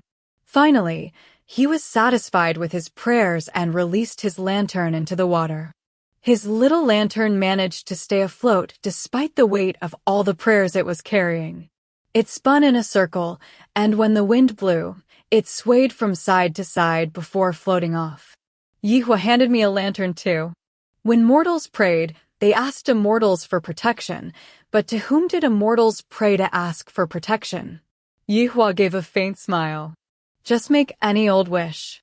You don't really think that saying a prayer and placing a lantern in a lake will make everything run smoothly, do you?" he said, sounding very logical. I awkwardly accepted the little lantern and walked over to Dumpling to release it with him. It had been a perfect day. By the time we were finished with our lake lanterns, Dumpling was so tired he could no longer keep his eyes open. He still had enough strength to mutter, "Let's not go back to Xianxia tonight. I want to spend a night in the mortal world, see what mortal beds and quilts feel like." The watchman's clapper sounded, signaling nightfall. We wandered around the streets and alleys, but all the doors with 2 lanterns hanging on them and with the word "in" written on them were shut. The town center was small, but it was a popular place with visitors. We knocked on the doors of 2 inns before finding one that had a vacant room. Dumpling was fast asleep in Yihua's arms by then. The innkeeper was half asleep himself. "You 2 men won't mind sharing a bed together for one night, will you?" he asked with a yawn. There are only 3 inns in this town, and innkeepers Wang and Li are both fully booked. Lucky for you, someone just checked out here, so we have 1 room free. Yihua gave a barely perceptible nod, and the innkeeper shouted inside for someone. The porter ran out, his arms flailing wildly as he tried to thread them into their sleeves. He ran to the front to take us to our room. He led us up to the 2nd floor and around a corner and pushed open a door. Yihua put Dumpling on the bed and asked the porter to bring us some water so we could wash. At that moment, my stomach rumbled. Yihua gave me a meaningful glance and said, "And could you make us a little something to eat while you're at it?" The porter looked exhausted and clearly wanted to finish waiting on us so he could get back to bed. He quickly reappeared with the water and the food. They were very simple dishes, beef cooked in brine, salt and pepper spare ribs, and spring onion with tofu. I picked up my chopsticks and took a couple of bites, but that was enough. I was not usually a fussy eater, but Yihua's cooking had obviously given me a more discerning palate. Yihua sat under the lamp, reading. He lifted his head to look at me, and then down at the 3 dishes on the table. Don't eat them if you don't want to. Just have a wash and go to bed. It was an average double room with 1 bed. I looked at the bed and hesitated before lying down on it fully clothed. Yihua had not mentioned sleeping arrangements. He was so decent that it probably had not even occurred to him as a problem. If I were to bring it up, I worried I would come across as uptight. I moved the soundly sleeping dumpling toward the center of the bed, placed the big quilt to the side, and lay down on the wall side of the bed. Yihua was still sitting under the lamp with his documents. In the middle of the night, foggy from sleep, I felt as if I had a pair of arms wrapped around me. I could feel someone holding me and sighing into my ear. I've always known about your temper, but I had no idea how obstinate you were. If you've forgotten the past and former happenings, you've forgotten them. I both wish you would remember and hope you never do. Assuming it was just fragments of dreams, I turned around and scooped Dumpling into my arms, and stroking him, I fell peacefully back to sleep. It was already fully light outside by the time I crawled out of bed the next morning. Yihua was sitting in that same position, reading his documents. The only difference was that the candles were no longer lit. I was confused. Had he been reading all night? Or had he been asleep, woken up before me, and sat back down to continue reading? Dumpling beckoned me over to the table. Mother, this rice porridge is nice and thick. Ollie has ladled some out for you. I stroked his head and called him a very good boy. I had a wash and then tucked into my porridge. It was identical in taste and consistency to the porridge Yihua made at home. I lifted my head and gazed at him. With his head still lowered, he said, "You didn't seem very enthusiastic about the food here last night, and I was worried Ollie wouldn't like it either, so I used their kitchen to stew us up some porridge. I didn't like the food the Eastern Sea Princess cooked when we were on Junji Mountain either, but Father Prince never made food just for me then," Dumpling mumbled. Yihua gave a cough. I had been treated so well and did not want to cause any trouble, so I just lowered my head and focused on the delicious porridge. Chapter 9. Dumpling and I returned to Xianxia that morning, while Yihua's desk official, Jia Yun, came to accompany him back to the Sky Palace. There was an important matter that he needed to discuss with his court, apparently, which would take a couple of days. During this time, Dumpling and I lived off that basket of loquat and felt very sorry for ourselves.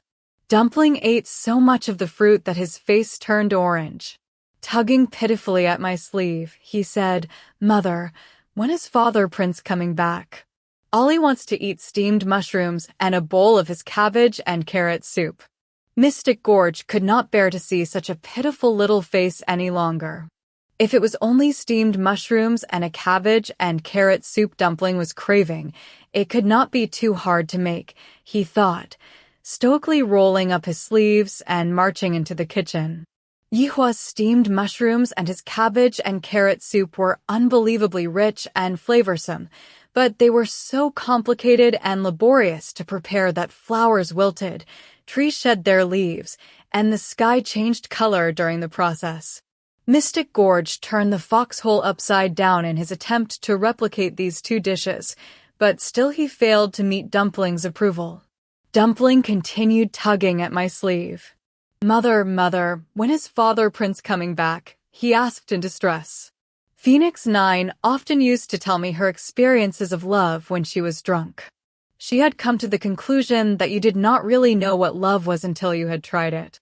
Once you had tasted its sweetness, you could not live without it. There was nothing in the universe as beguiling. I agreed that there was nothing more alluring than love, but felt that some things were equally enchanting, like Yihua's cooking. While I was not quite to the same extent as Dumpling with his incessant whining, I found I was missing Yihua and his cooking a lot too. I remembered the first time I had ever seen Yihua at the Eastern Sea Water Crystal Palace. I had only noticed how astonishingly familiar his face was. It was only recently that it had begun to dawn on me that he was the future Sky Emperor, with so many matters to deal with, and what it must have taken for him to get away for 3 months and do all our cooking for us. Yihua was so knowledgeable, kind, and considerate. Dumpling and I would have to wait until he came back down from the sky before we ate another decent meal. Lucky for Mystic Gorge, I had an idea. As he came over to deliver loquat in time for our meal, I called him over to sit down and eat with us. With joy, I explained how he would not need to make any more loquat deliveries. After experiencing Mystic Gorge's cooking, I realized how tough life without Yihua was. I bounded out of the foxhole the following day and put up a notice. I was looking to recruit a young Xianxia Immortal to undertake a cooking apprenticeship under Yihua. The local young Immortals were all very eager and formed 2 long lines in front of the foxhole. I haven't seen such a lively scene in Xianxia for a long time, Mystic Gorge exclaimed. With this many people, it would be best to set up a stage and get the candidates to compete. We can choose the one with the best foundation to study His Majesty's noble craft. I thought it was a wonderful idea and gave my permission. Mystic Gorge was an efficient organizer, so I left him to it while I went back inside for a nap. By the time I woke up again, the stage was set up. Xianxia became a mass of spiraling smoke. Dumpling stood salivating in the foxhole doorway. Yihua sat at the side all alone, lifting his eyes to glance at me every so often, a strange expression on his face. Seeing an empty bamboo seat next to him, I strolled over and sat down. Dumpling launched himself straight up onto my lap. Mystic Gorge tells me you're choosing me an apprentice? Yihua said, giving a light yawn. I nodded.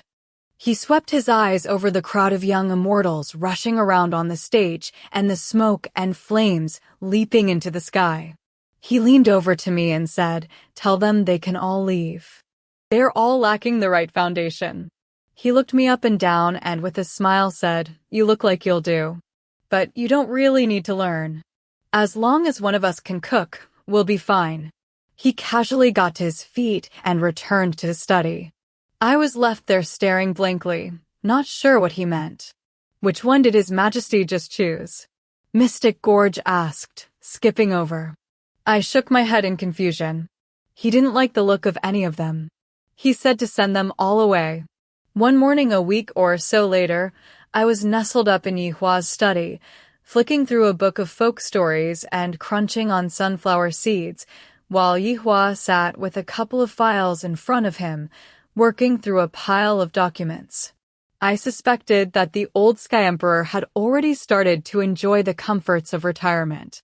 He no longer seemed to be attending to any of his matters, and the day-to-day grind had fallen entirely onto his grandson's shoulders. The lotus flowers in the lake outside the window were fully open and looked stunning. A breeze blew across the lake, and the dragonflies inside the flowers swayed along with the petals while a gentle fragrance wafted out.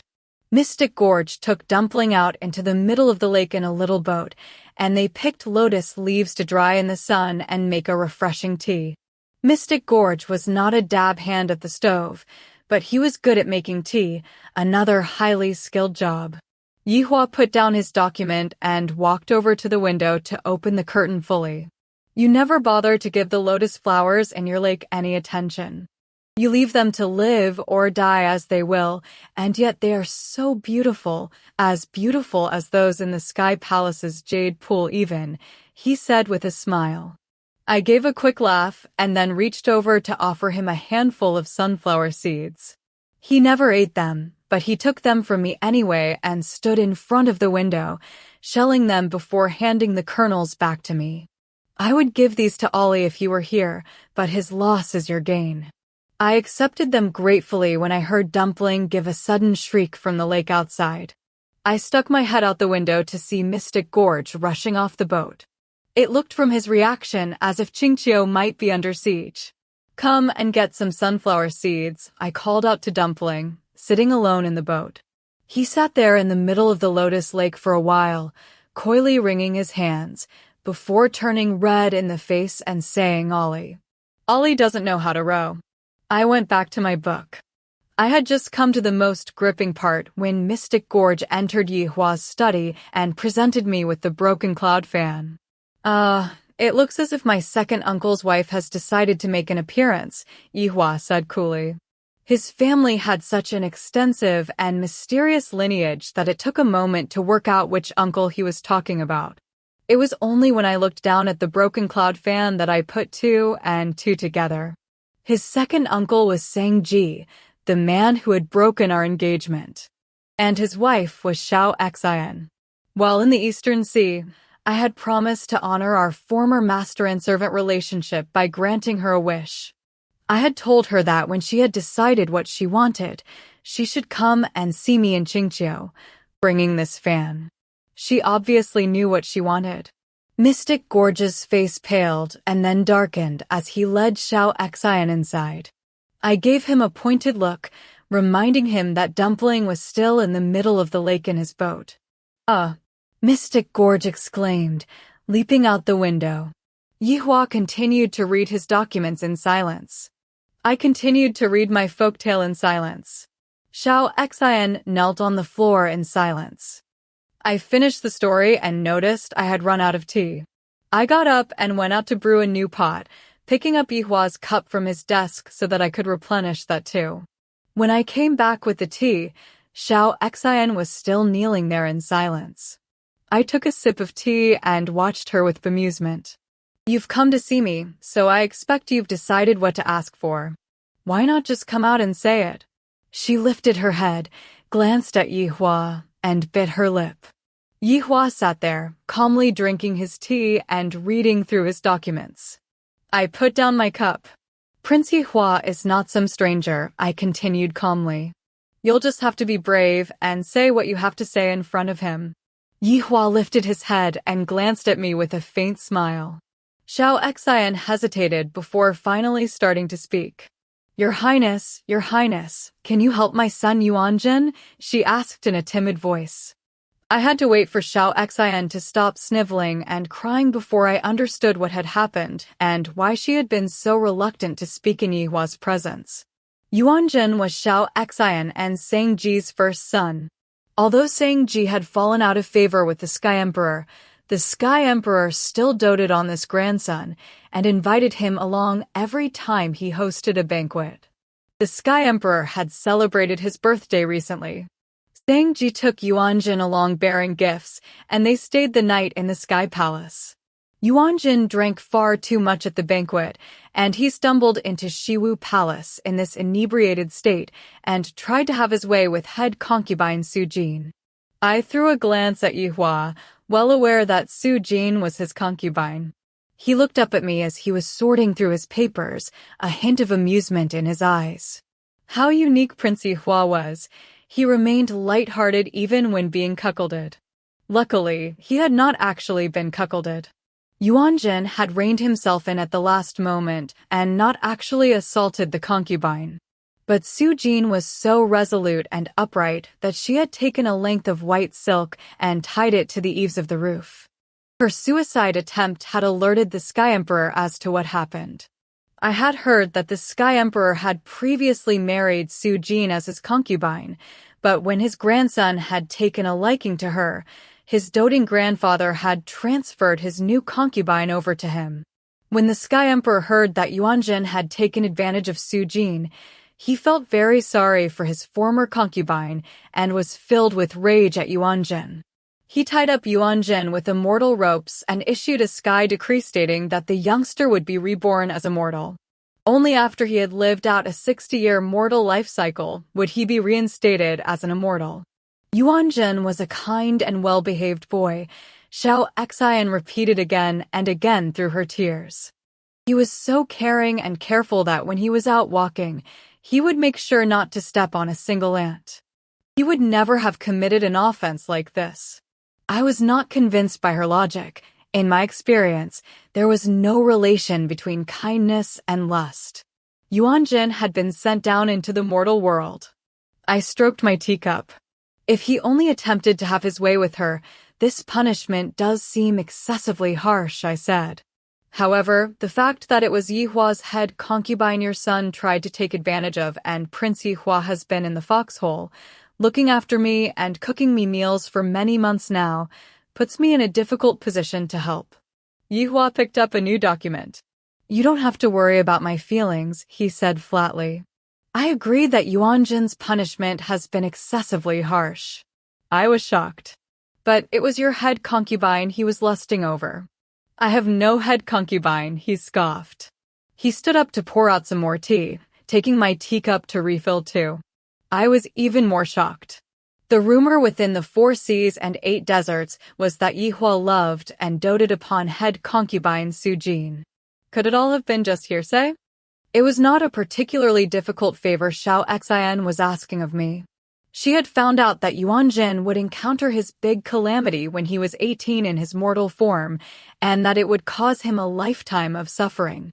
She begged me to help him through this calamity and help alter his destiny so he could live out his mortal life in peace. She was wise to come to me, as I was in a strong position to help. All immortals had the ability to change a mortal's fate, but godly etiquette restricted us from doing it, which meant that even when an immortal was capable of helping in this way, they had their hands tied. But the Sky Emperor owed the Bai family a favor that had not yet been repaid. If I went before him and asked him to grant me a small favor like this, the Sky Emperor was certain to turn a blind eye to the fact that I would be violating godly etiquette, which would be half the problem solved.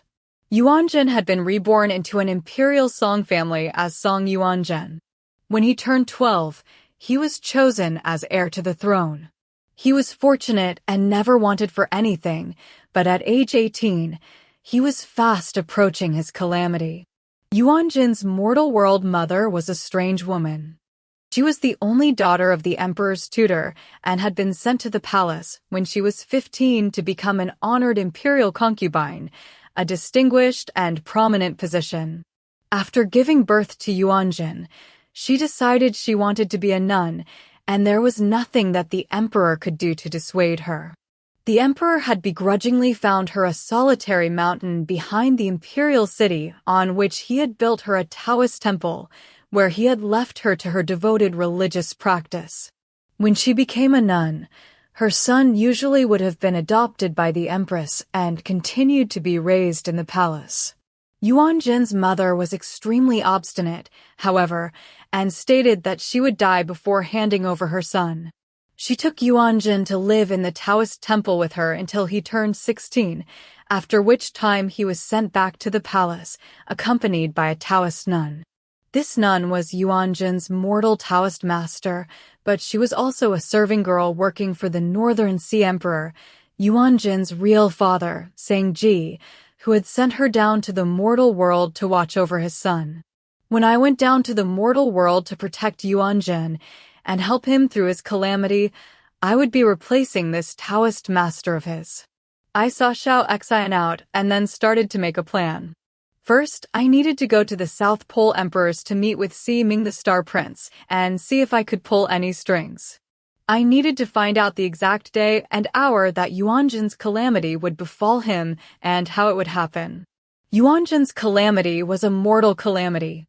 Unlike the sky calamity gods had to pass through, which, once in motion, had to be played out, mortal calamities could simply be averted.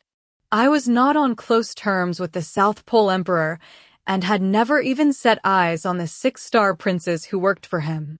I made the rash decision to go there anyway, knowing that there was no guarantee they would grant me the favor. Si Ming the Star Prince has a strange temperament, and even the Sky Emperor would find it hard to get his hands on his destiny notebook to have a look, Yihua told me as he sorted through his documents. I don't think you will have much luck going there without giving prior notice. I looked at him and frowned.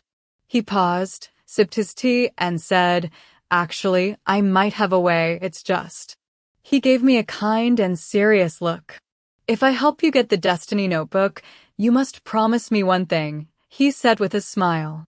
I looked up expectantly. You must allow me to seal off your magic when you're down in the mortal world, he said calmly. What did you think I was going to say? Altering the content of the Destiny Notebook contravenes immortal rules. Even if the Sky Emperor turns a blind eye, any magic you use to change fate could suffer magic backbite from.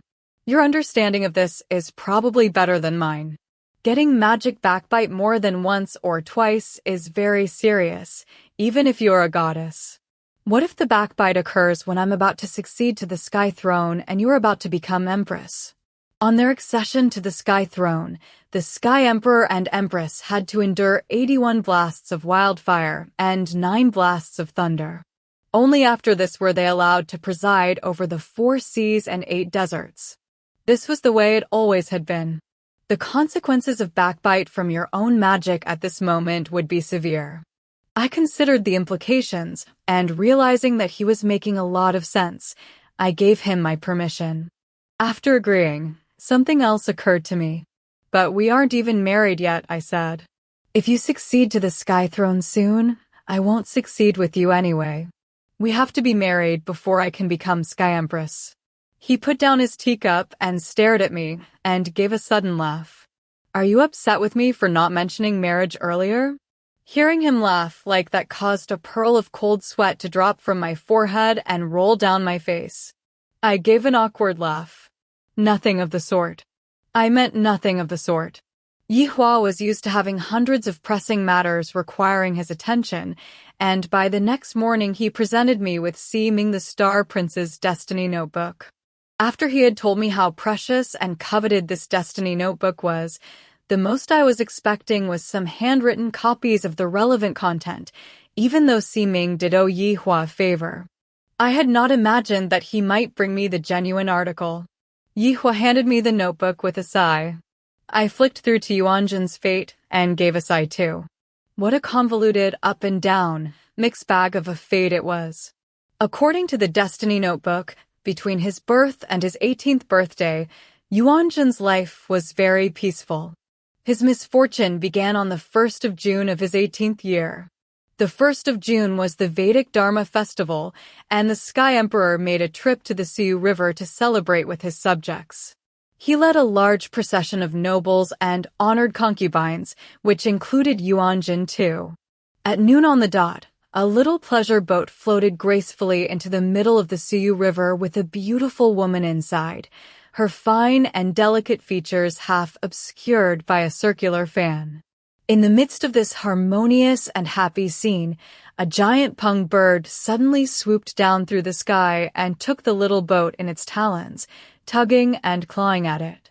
The boat capsized, and the beautiful woman turned pale with fright as she splashed down into the water. Yuanjin had lived in a Taoist temple all his life and was extremely kind-hearted. Being a strong swimmer, he jumped straight into the river after this beautiful woman and saved her from drowning.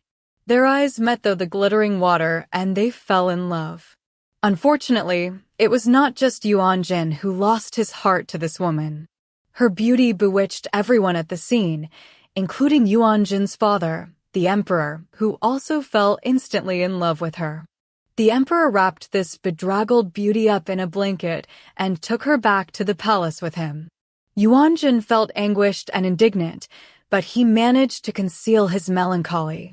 The 10th of lunar June was the Ghost Festival, a time when local officials asked to be forgiven for all their sins.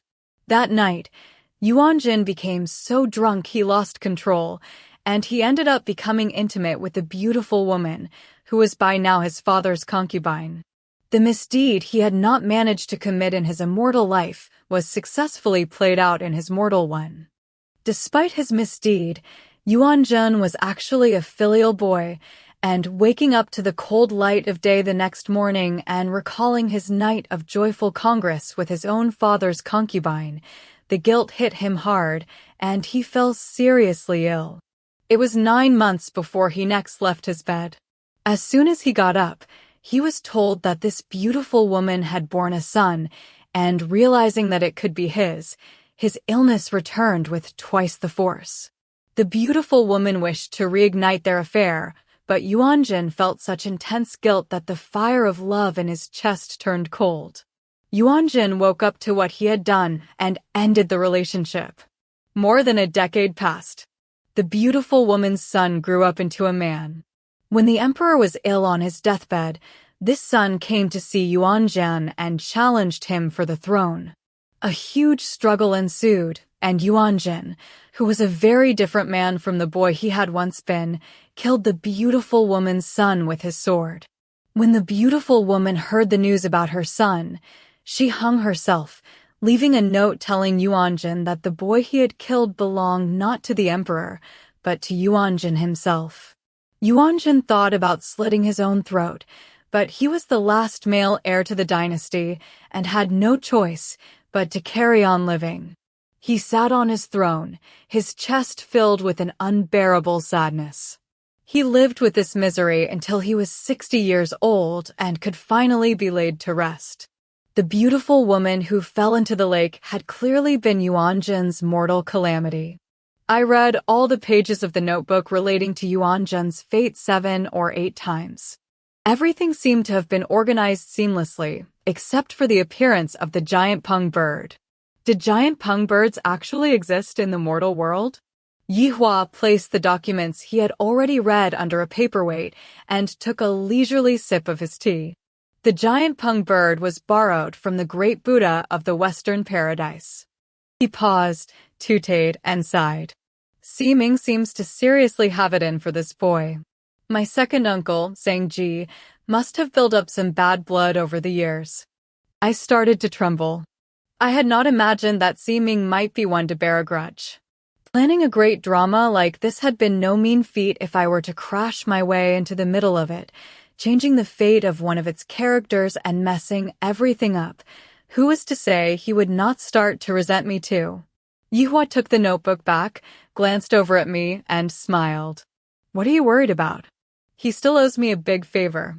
I thought it all through carefully before leaving and reasoned that the simplest way to help Yuanjin dodge his calamity would be to persuade him to feign illness on the first day of June and miss the Sioux River trip.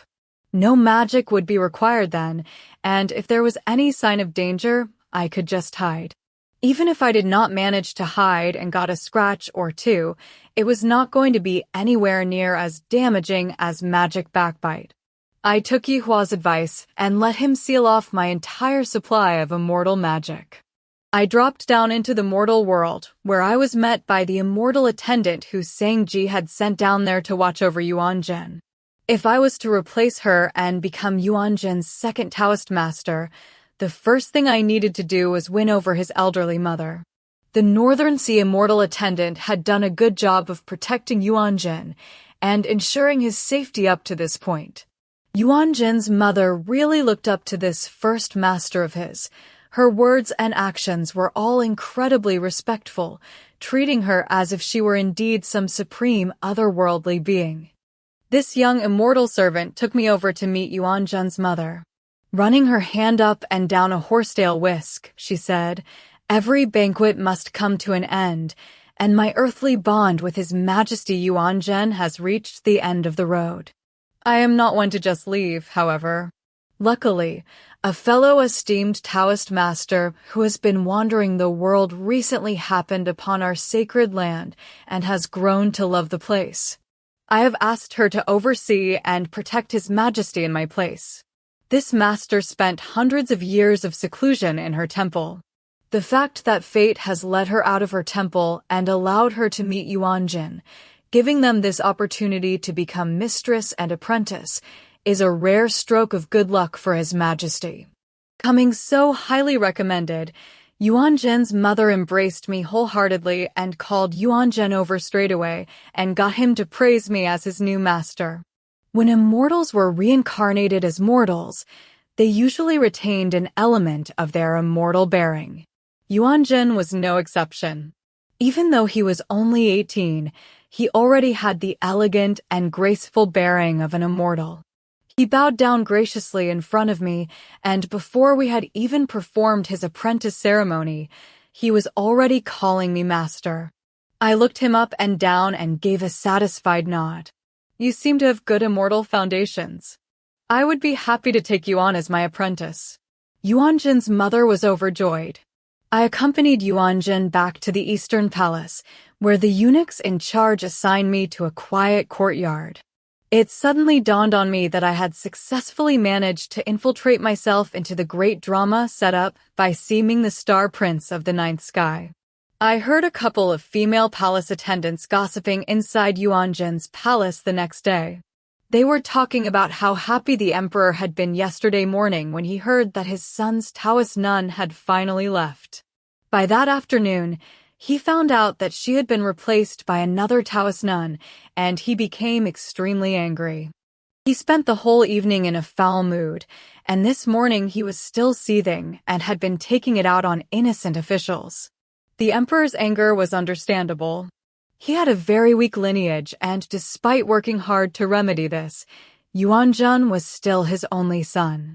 He wanted his son to help take an interest in national affairs and contribute to the country, but these Taoist nuns arriving one after another were teaching him how to live like a recluse instead.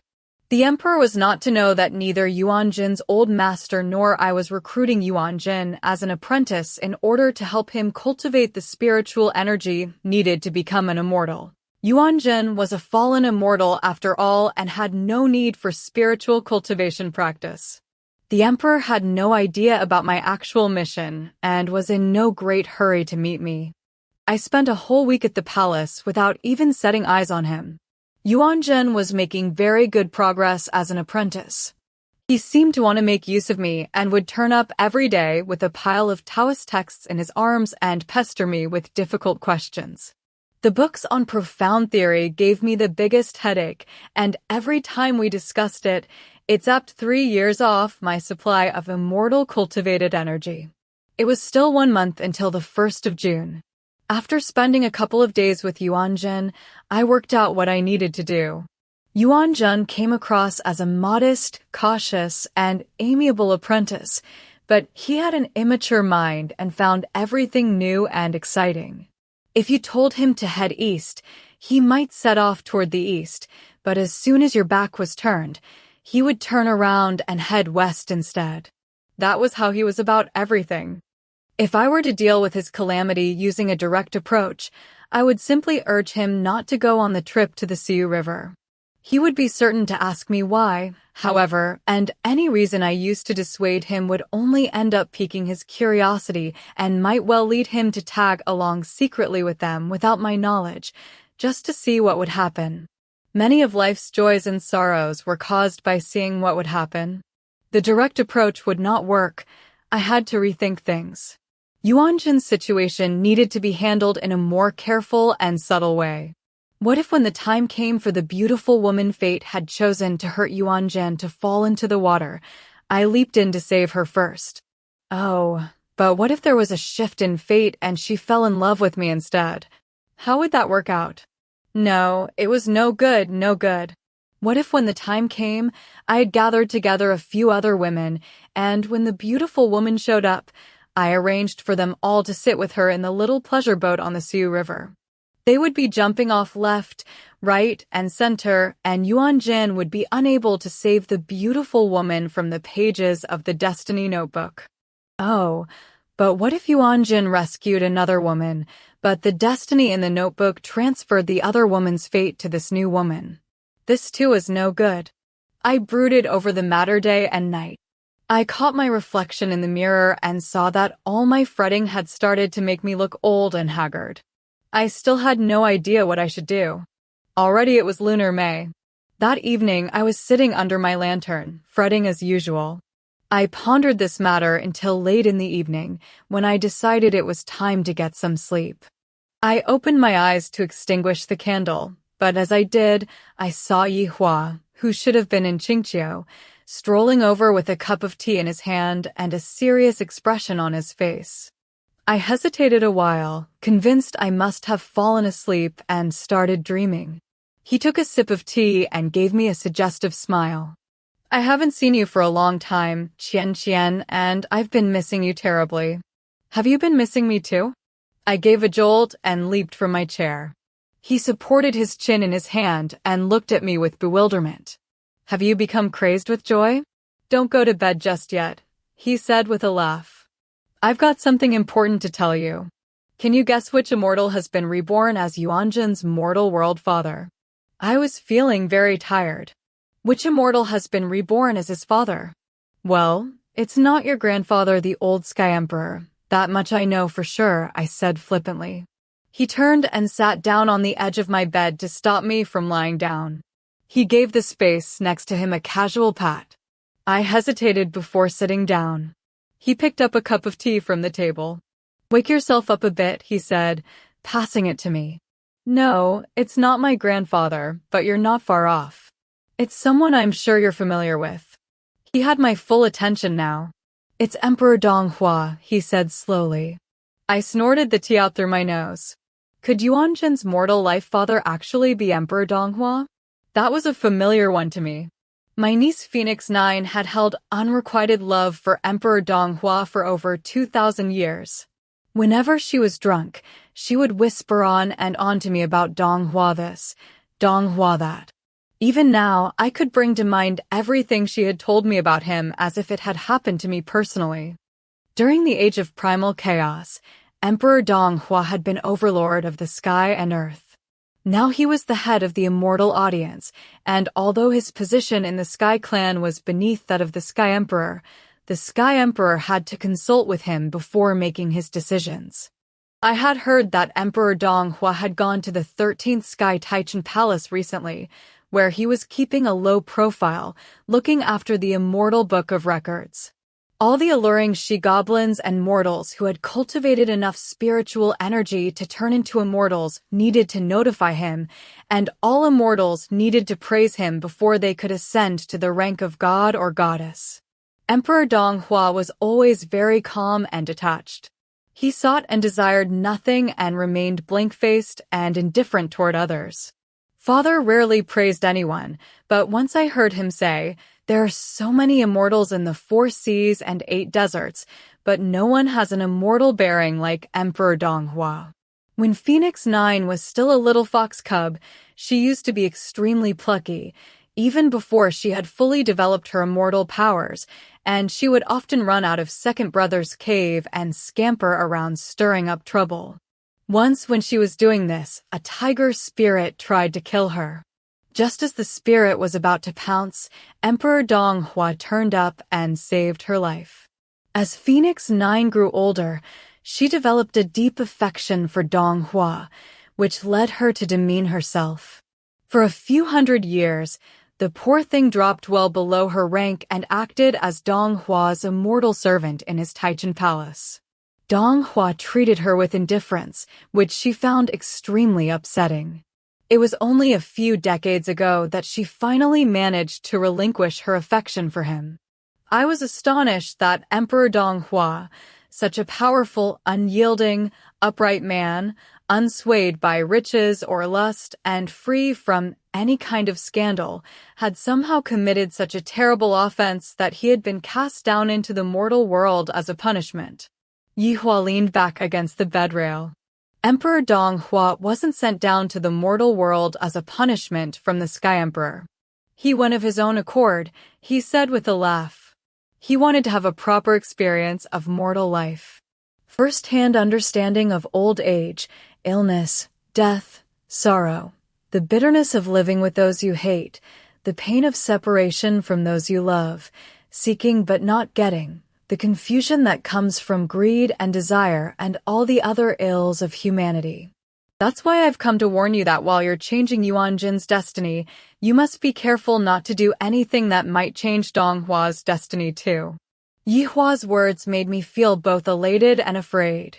The elation was due to the fact that so much time had passed and so much had been left to chance, and most things in the universe had changed beyond recognition, but Emperor Donghua was still as proud, upright, and outstanding and immortal as ever. The fear was whether it would be possible to successfully protect Yuanjin through his calamity involving the beautiful woman without affecting the fate of the other party within this destructive love triangle.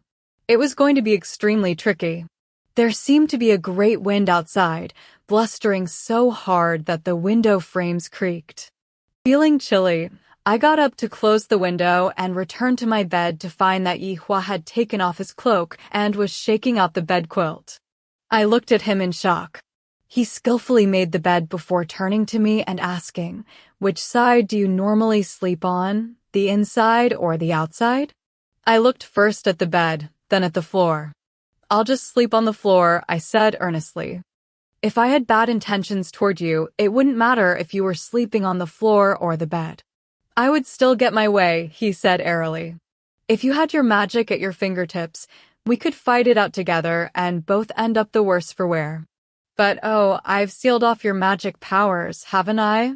From the way you're behaving, Xianxia, my guess is that you don't trust yourself." I wiped the sweat from my forehead and generously peeled back the cover. "You've got me all wrong, Prince Yihua," I said with a laugh. "I was just worried you'd be uncomfortable sleeping in such a small bed. You choose which side you want." "I usually sleep on the outside." He looked at me and gave a faint smile. "Can I trouble you to blow out the candles in that case?"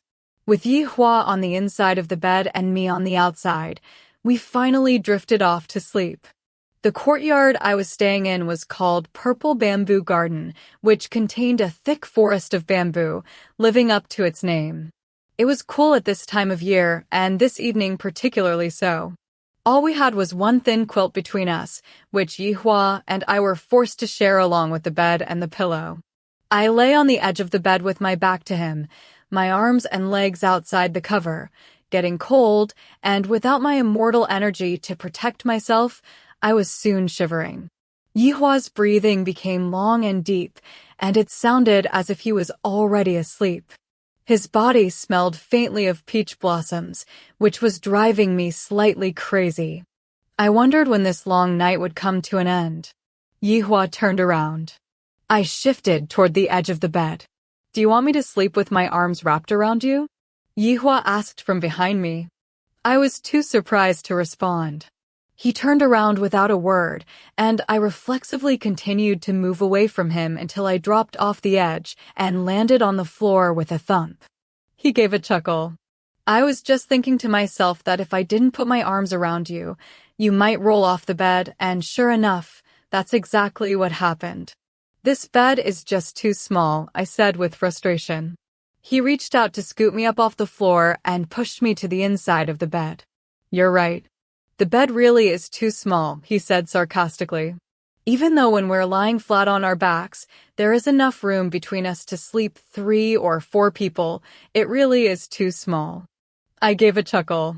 The inside of the bed provided terrain that was easier to attack from than to defend, and I found it even harder to fall asleep. Yihua was lying very close to me, and that peach musk of his wafted over, providing worse torment than the netherworld's 18th layer of hell. Just as I was sighing to myself, Yihua leaned over and looked right into my eyes. I looked back at him in astonishment. "I've just remembered something I wanted to ask you," he said calmly. I held my breath. "Xianxia, do you know the god Xian?" I gave a start and pulled the quilt farther up. "Oh, Mo Yuan from Mount Kunlun's 17th apprentice. I've heard of him, yes, but I've never met him. After the demon clan revolt 70,000 years ago, he and Mo Yuan were said to have gone into seclusion together." Yihua gave a sigh. "I'd thought you might know a bit more about him. Are you implying I have some hidden secret?" I asked with a yawn. The Sky Emperor was still heir to the throne during the time of the Demon Clan revolt. When I was small, he often used to tell me I looked just like Mo Yuan. I nodded to myself in agreement.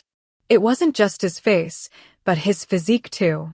There's nothing about this written in the history books, but according to the Sky Emperor, Mo Yuan was obliterated during the Demon Clan revolt, turning to dust flying and flames dying. Yihua continued. That means there was absolutely no way he could have gone into seclusion with Xian.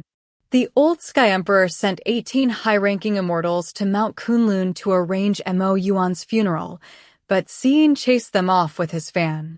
Soon after, Mount Kunlun's first apprentice reported the disappearance of both Xian's and Mo Yuan's immortal bodies. I gave a gasp. "Oh, really?" I said, feigning surprise. I felt a dull ache in my heart. He nodded. There's been no sign of Xian for 70,000 years. But recently, I heard that Demon Emperor Li Jing has been searching high and low for the Xian. Yesterday, one of his servants gave me a portrait of Xian, which he said was painted by Li Jing the Demon Emperor. My heart started hammering. Xianxia, when I saw it, I thought it was you dressed as a boy. Well, that's the stupidest thing I've ever heard, I said in an attempt to sound shocked. If that's true, that means there are 2 people walking around the 4 seas and 8 deserts looking just like me. I'm not familiar with the scene, but Demon Emperor Li Jing's wife is connected with my clan. She's my sister-in-law's youngest sister, and she could almost be my double. He pondered it for a while. Is that so? He said finally. I'll pay them an official visit if I get the chance in that case. Will you now? He smiled. I can almost hear you grinding your teeth. Even if your sister-in-law's little sister does look like you, she almost certainly wouldn't have your charm. I looked up to the top of the bed curtain and gave some offhand response. His ability to use such obvious flattery without even blushing meant that he must have been very practiced at it. It was admirable, really. Yihua did not say any more about it, and very soon he was asleep. He had a pleasant sleeping manner, not snoring, grinding his teeth, or thrashing his limbs. I stayed awake for a long time, and it was only in the middle of the night that I finally became drowsy enough to nod off. In the hazy space somewhere between sleep and waking, I suddenly recalled an important fact. Just as I was about to consider it further, it drifted out of my foggy mind and floated away. During the night, I felt as if a pair of ice-cold hands was gently stroking my eyes. Chapter 10. Yihua was a cruel man. We were no longer in Xianxia, and there was no reason why I should accompany him for his morning walk. I would have been perfectly within my rights to laze around in bed for an extra hour. But no, he insisted on pulling my pitiful form up out of bed. I was still wearing the same dress as yesterday, which was now completely creased, but I could not be bothered to change. I sat down in the chair, poured myself a cup of cold tea, and covered my mouth to give a yawn. Yihua appeared to be in a very good mood. He slipped his cloak on gracefully and fastened the strap around his waist. He sat down in front of the bronze mirror and said, "Come over and bind my hair." "Are you talking to me?" I asked in surprise. He picked up a wooden comb. "I heard from Mystic Gorge that you had excellent hair-binding skills." I was skilled at binding hair, having had plenty of practice over the years. We had rarely had serving girls in the foxhole, and fourth brother never learned to bind his own hair, so I always did it for him. He gave a dazzling smile and handed me the wooden comb. "I have an audience with the Sky Emperor today, and I need to look well-groomed." Yihua had lustrous hair that was soft, black, and glossy, and the wooden comb easily glided through it. Coiling up his hair and piling it onto his head was the trickier part. There were a jade hairpin and a jade crown on the vanity table. I picked up the pin, and once I had attached it to the hair, I placed the crown on his head. I had not done this for a while, but I had not lost my skill. I saw Yihua smiling at me in the bronze mirror. I looked him up and down. This hairstyle really did accentuate his immortal good looks. Satisfied, I placed the comb back on the vanity table. I saw that Yihua was still smiling to himself in the mirror. He took hold of my right hand as I was putting down the comb, and in a low voice he said, "In the past you always used to." I could just make out a subtle movement in his eyes, like a ripple in calm water. Oh dear, I hadn't been bewitched, had I? I gave a half bow, which, with my left hand still on his shoulder and my right one under his on the vanity table, was not easy to execute. I was not sure what to expect from this sentence of his starting with "in the past." He slowly released my hand, but did not continue his thought. He just smiled, pulled a slightly decrepit-looking pearl bracelet from his sleeve, and placed it in my hand. It was obviously a good luck charm, one that could turn calamities to blessings. He stood up in front of the bronze mirror and gave a reluctant smile. "You should wear this bracelet." You're just like Immortal now, and although you are not going to run into great danger in the mortal world, it's still wise to take precautions. He was acting a little out of character today, his mood swinging between joyful and anxious. I did not want to aggravate him by saying anything rash, so I agreed. He nodded and reached out to stroke my face. I will head to the Sky Palace now in that case. After a moment's silence, he continued, last night I was so distracted by the important matter that I completely forgot to tell you something. On the 1st of lunar June, at the hour in which fate turns the way it will, if you hold Yuan Jun back and arrange for someone to push Dong Hua into the water instead, he'll be the one who saves the beautiful girl from drowning.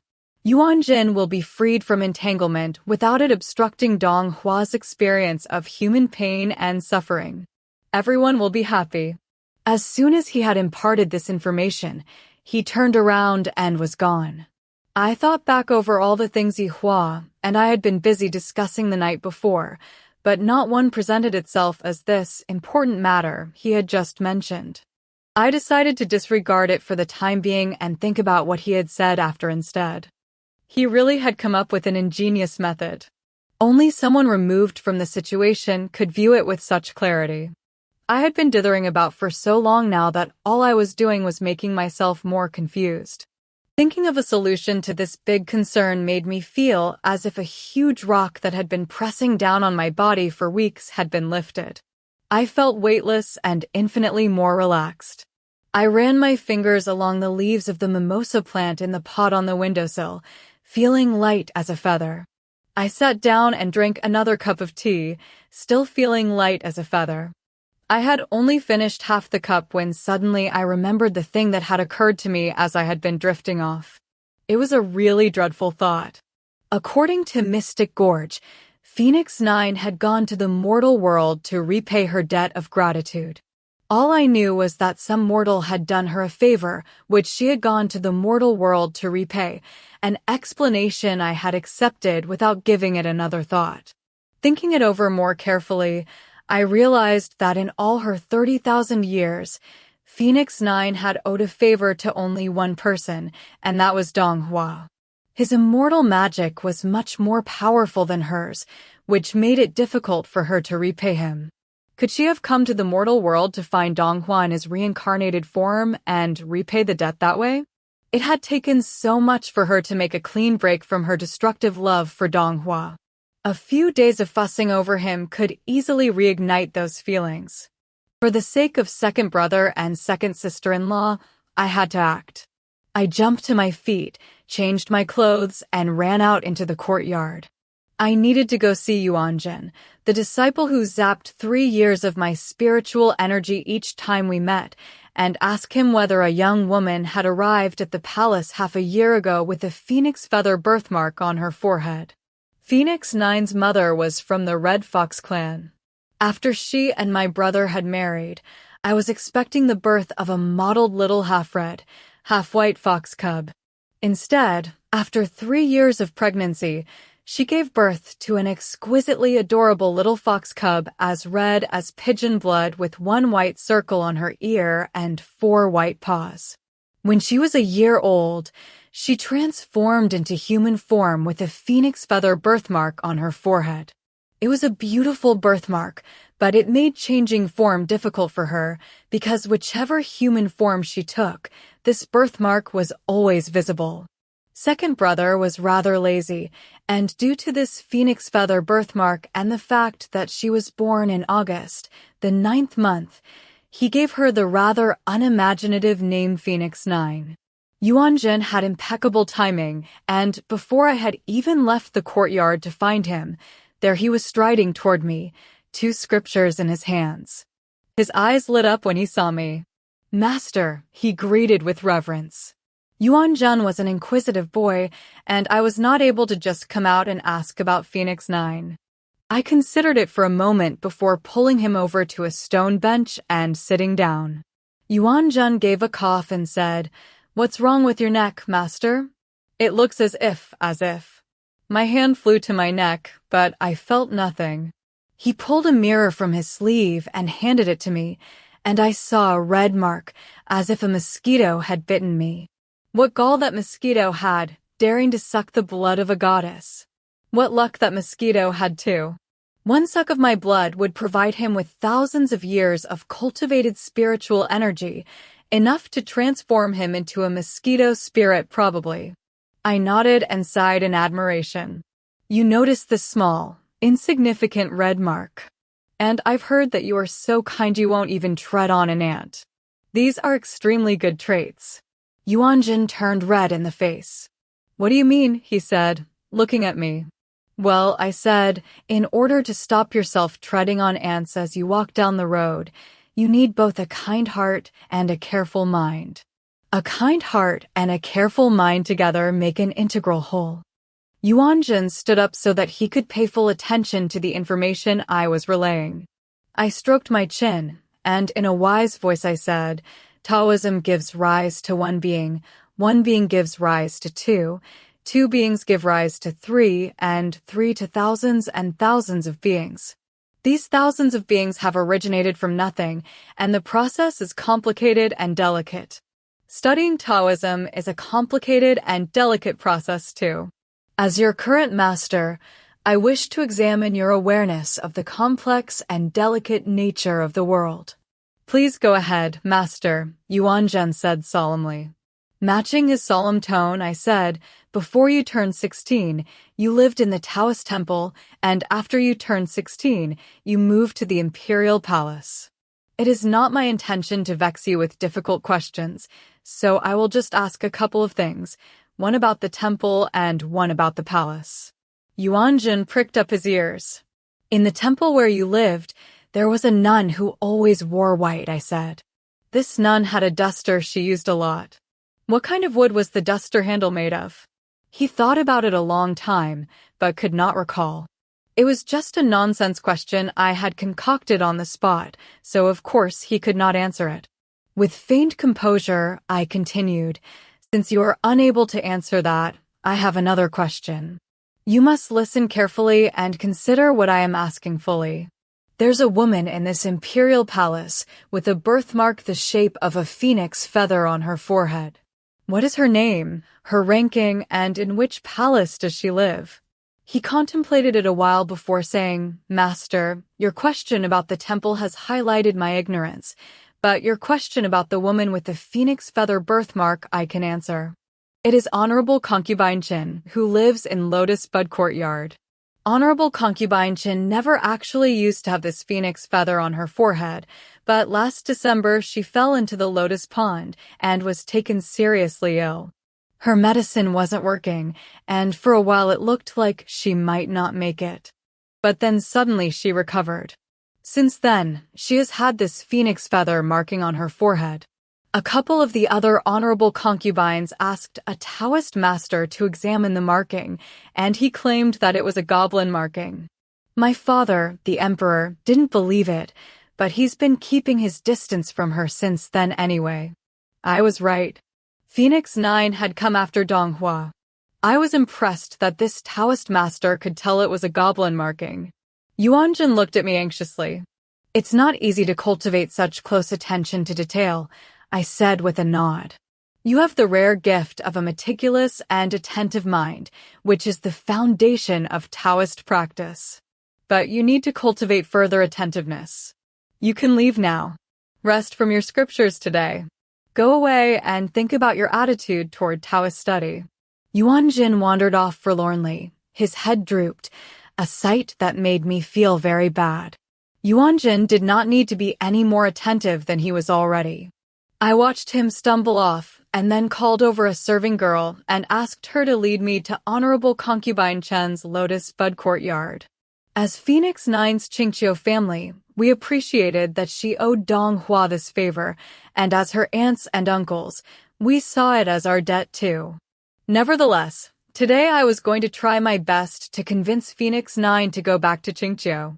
The courtyard I was staying in was a prestigious one, as it was not far from the emperor's back palace. I had rushed straight there without thinking to write a note announcing my visit, but seeing a servant girl on duty in the main courtyard, I reported my visit to her instead.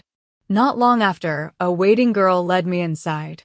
There was a pavilion inside where a round-faced girl was feeding fish. Apart from the phoenix feather shape on her forehead, she was unremarkable in her appearance. This was Phoenix 9 in her mortal form. I gave a sigh.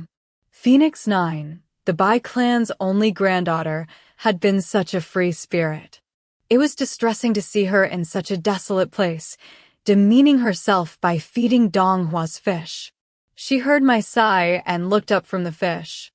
Phoenix 9, your Aunt Bai has come to see you, I said, my voice filled with disappointment and frustration.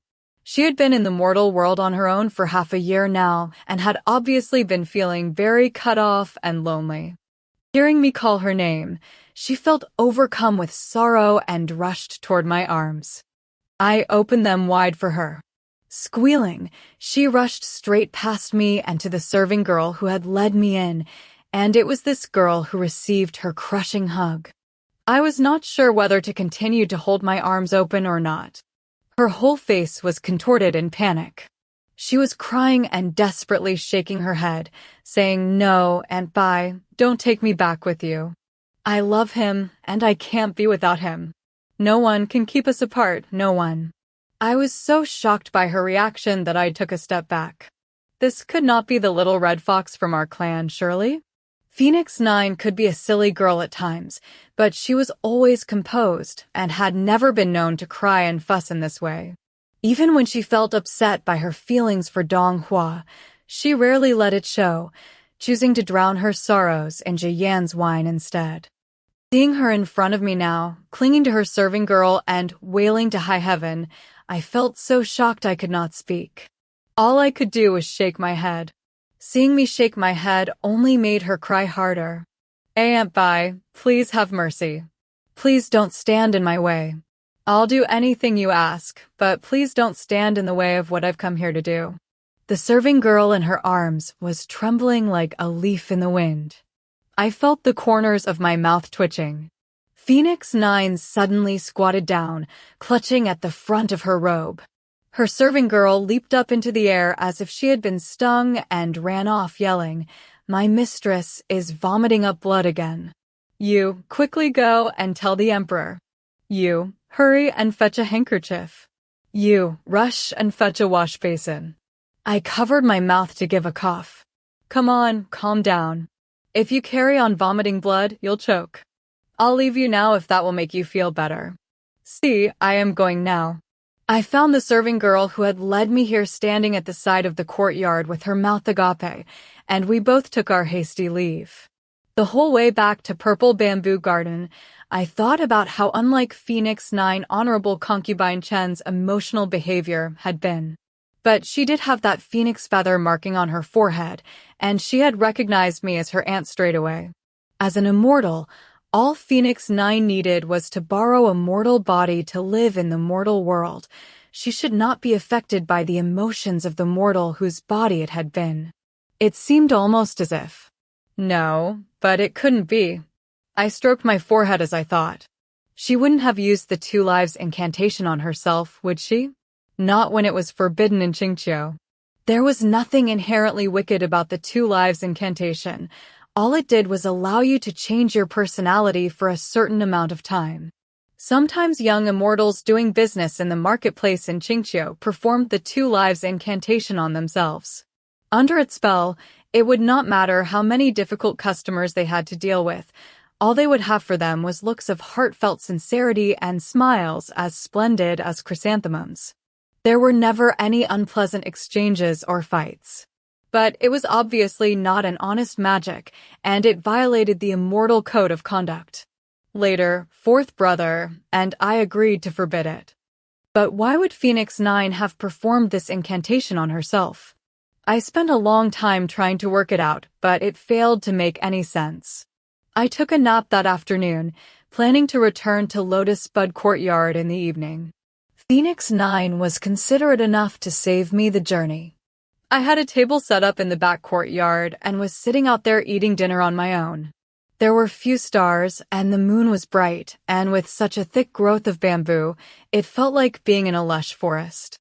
I had been enjoying my meal in these picturesque surroundings when all of a sudden she appeared on the courtyard wall, covered in bramble branches. She jumped over, landing on my dining table, and all the crockery smashed to the floor. I quickly leaped out of the way, rescuing my cup. She climbed up miserably from under the table and straightened the crooked bramble branches on her body. She knelt down in front of me in a great show of etiquette. "Aunt Bai, your unworthy niece has brought you brambles as a sign of penance. I know that I have done wrong, and I am very sorry." I wiped a couple of drops of oil from my sleeve. She had left Honorable Concubine Chen's body, and for the time being was back to her usual appearance, which was much easier on the eyes. "It appears that you've performed the 2 lives incantation on yourself," I said. Her face went red. She gave an admiring sigh and told me how wise I was.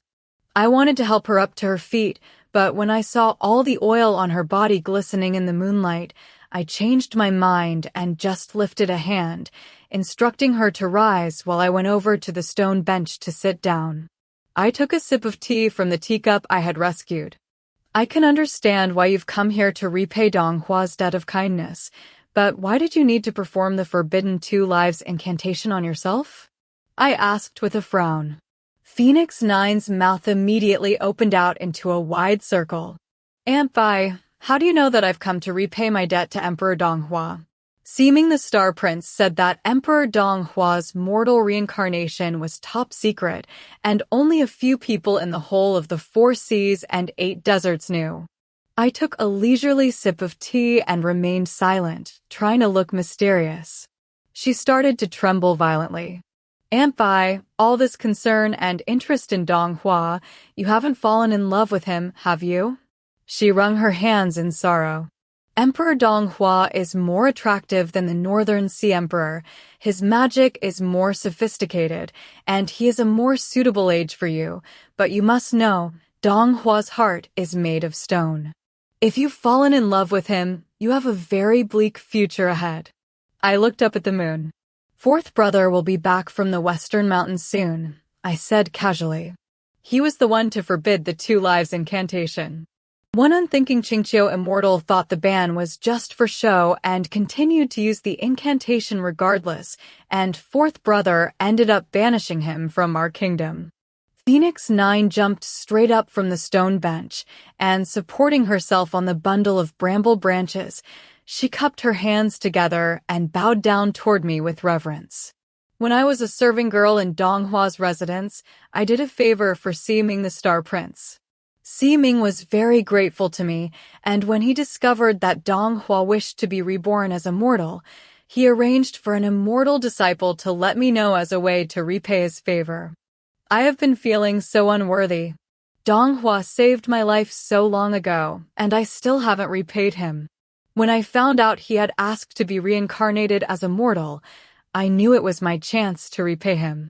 I entered his dream when he was 14 in his mortal form and asked him whether he had any unfulfilled wishes or desires. And what did stone-hearted Dong Hua say to that?" I interjected. "It couldn't have been that he wished neither for riches, honor, nor land, just to find someone to love?" "Aunt Bai, how are you so wise?" Phoenix Nine asked in astonishment. I snorted my tea out of my nose. Could Dong Hua have really become so trite? Phoenix Nine dabbed away the tea I had sprayed onto her face and continued bashfully. "During his mortal life, the Emperor has experienced some very fickle women. So in the dream, he asked me to pair him up with someone who would love him wholeheartedly and never leave or abandon him. So you decided to match him up with yourself?" I mused. Phoenix Nine gave a nod and then shook her head. "Matching him with me would be meaningless. Seeming the Star Prince went through Dong Hua's destiny for this life. He is not fated to meet a woman who will truly love him. Instead, on the 1st of lunar June, at age 37, he will meet the girl of his dreams at the Vedic Dharma festival. Sadly, this girl will fall in love with his son, Prince Yuanjin. I may have come to repay my debt to Dong Hua, but I can't rewrite his fate in the process. As it happened, half a year ago, one of his honorable concubines reached the end of her predestined life. After thinking about it long and hard, I decided to borrow her body and offer him true love. Before the emperor's love calamity befell him, I wanted to fulfill his desire by giving him a brief taste of how it feels to be truly loved. By the time the woman he is destined to fall in love with appears, I would have accomplished my mission and would be free to go, not having altered his fate in any way. I lowered my head and sighed. Have you not been tormented enough by that man? Have you not suffered enough heartbreak? Now he wishes to find someone to fall in love with. If he'd had this desire when he was an immortal, with your infatuation you'd have fully repaid your debt by now. You're right, Aunt Bai, Phoenix 9 said in dismay. At first I thought that I'd found a way. I was infatuated by the emperor for over 2,000 years, and even though I eventually fell out of love with him, I didn't think it would be hard to rekindle some of that former feeling. But how enigmatic true love is. It can't just be brought out on demand. I spent a long time preparing myself, but when I borrowed Honorable Concubine Chen's body and went to see the emperor, I didn't feel even a glimmer of affection for him. I couldn't even find it in myself to say a few kind words. I felt awful to have let him down. Dying embers are hard to reignite, and past love's hard to rekindle, I comforted. You mustn't blame yourself. But I have made this journey down to the mortal world now, she said, sounding grave. I have incurred a large debt to the keeper of the netherworld for keeping Honorable Concubine Chen's body fresh for me and stopping it from rotting. Giving up without having repaid my favor to Donghua would be like suffering a double loss. I thought about it long and hard for a couple of days. She paused. And I decided I had no choice but to perform the 2 lives incantation on myself. I spend the days bound by this magic, acting in accordance with Honorable Concubine Chen's former personality, which allows me to adore the emperor. It is only after the sun has set that I am released and return to my old self. I had no idea what Honorable Concubine Chen had been like when she was alive. Each night when I recall what happened during the day, I feel extremely anguished and ashamed. You mustn't brood over this and feel ashamed, I told her against my better judgment. Suddenly, I thought of something important. You haven't taken advantage of Donghua since turning into noblewoman Qin, have you? She looked shocked. Honorable Concubine Qin wasn't very favored at the best of times. After I took over her body, this birthmark appeared on her forehead, and that bastard Taoist master told them all that it was a goblin marking. Although the emperor didn't leave me completely out in the cold, he hasn't come to Lotus Bud Court to visit me since then either. Well, what's the point of acting like you're so in love with him then? I asked in surprise. Truly loving someone requires absolute dedication. I can't simply love him when I see him and stop loving him when we're apart. I yawned. Seeing Phoenix 9 back to her usual calm self made me start to feel a whole lot better. If she could repay her debt smoothly and without a hitch, her uncles and I could stop worrying about her. It was all going to be fine. I thought it through carefully and was just about to tell Phoenix 9 to go back to her palace, clean off all the oil, and get ready for bed when an immortal wind started to bluster and propitious vapors to appear. Xianxia suddenly appeared in midair, looking rather worn out, which was rare to see. He could not have angered fourth brother again, could he? I drained my tea without batting an eyelid. Sure enough, the first thing he said was, "Young lady, has your fourth brother come to see you recently?" I shook my head. Isn't he still in the western mountains, looking for Bai Fong? I asked. He's been back a few days now, Xianxia said with an awkward smile. He put a hand to his forehead. Bai Fong really was feisty and hard to tame. He was just about to go off when he thought of something else. He turned to me and said, "There's something I forgot to tell you. The day after you went to the Eastern Sea banquet, the Sky Emperor's grandson, Yi Hua, came to the peach grove, looking for you. He was asking about something you'd done 300 years ago. Oh, I said in astonishment. I told him that 500 years ago you were taken seriously ill and slept for 200 years straight, he said with a frown. He left after that without asking anything else. Young lady, you haven't had another marriage engagement fall through, have you? That hard-fought battle I had waged against Xianxia was naturally not something that could be shared with outsiders. Qingqiu had not been enemies with Xianxia, and as a Qingqiu goddess, I had no justification to attack him. I muttered to myself for a while before saying, no, I don't think so. I haven't seen any sign that Yihua might want to call off our engagement.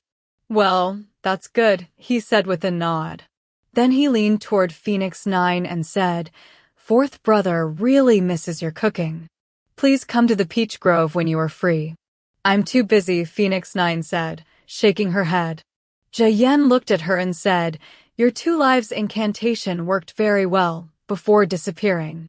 Aunt Bai, he's threatening me, Phoenix 9 said, looking very upset. It would be difficult to find anyone in the mortal world who was both able and willing to push the emperor into the water in front of a crowd. Everything was set to help Yuanzhen pass his calamity. I was just missing this critical component, someone to push the emperor. I had thought Phoenix 9 might be the right person to take on this huge burden. She thought it through very carefully before saying, being bound by the 2 lives incantation, I forget who I really am during the day. I think that I have always been honorable concubine Qin and have her personality. I spend my days adoring the emperor so much all I can do is cry and vomit up blood. Bound by this magic, there is no way I would be able to push the emperor into the water. In fact, the way honorable concubine Qin is, you should be praying that she doesn't ruin your plan by stopping whoever you find to push him. What she was saying made complete sense, and I did not force the issue. If I could not find anyone else, I would have to be the one to push him. But the emperor had never been fond of Taoists, and I was not sure if I would even be allowed onto the same boat with him. Luckily, Yuanzhen had a mother who doted on him with heart and soul, and not just his mortal mother in the temple. Although the one in the temple worried about him, most of her heart was devoted to questions of immortality, and mundane earthly matters were often overlooked.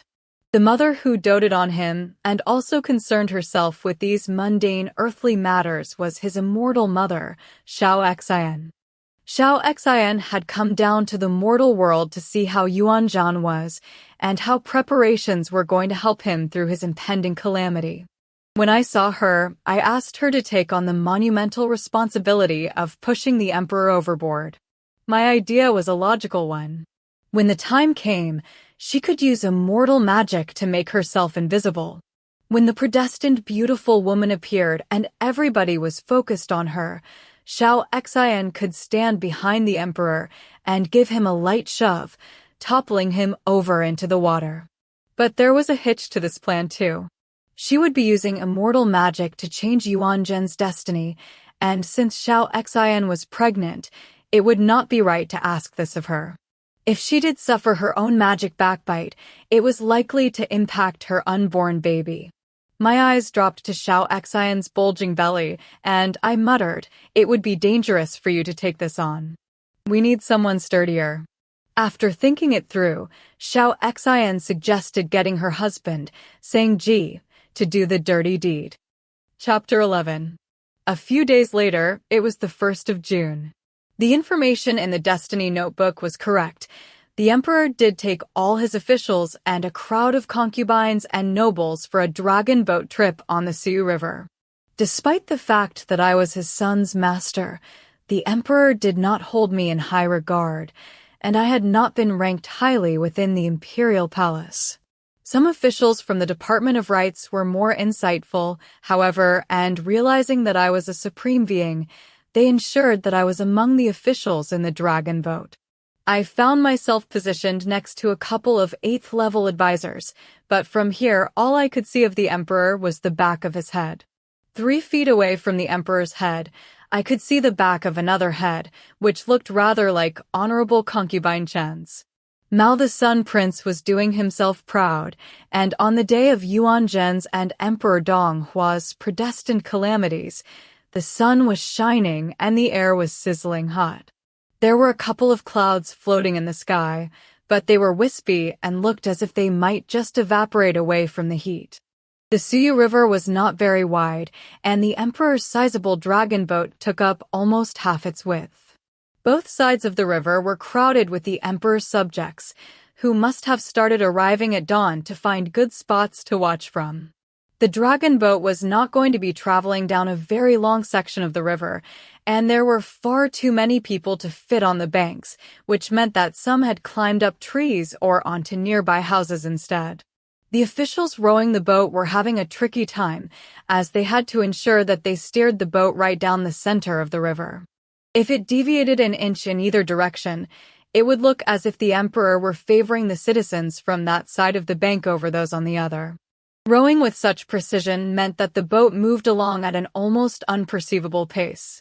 The people sitting in the boat were so hot under the bright sun that their thighs had started shaking. It was almost noon. I stuffed 2 pieces of gold leaf into the hands of a young court eunuch working at the back of the boat and asked him to bring Prince Yuanjin over. This eunuch was swift and agile. I closed my eyes for a couple of seconds, and by the time I opened them again, I saw Yuanjun bounding over. He was wearing a sky-blue embroidered robe, and his face had a handsome, youthful glow. When he saw me, he raised an eyebrow and his eyes sparkled. "Master, what is so urgent that you have to call me over at this moment?" he asked and gave me a charming and delicate smile. I had thought of a way to deal with his inquisitiveness. I was quiet a moment, building up the suspense before gathering up my sleeves. A flickering Taoist light has just shone through my chest and illuminated many profound things that normally remain in the dark, I explained in a wise voice.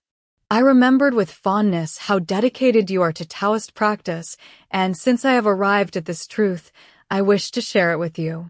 Would you like to hear it? Yuanjin cupped his hands together and bowed.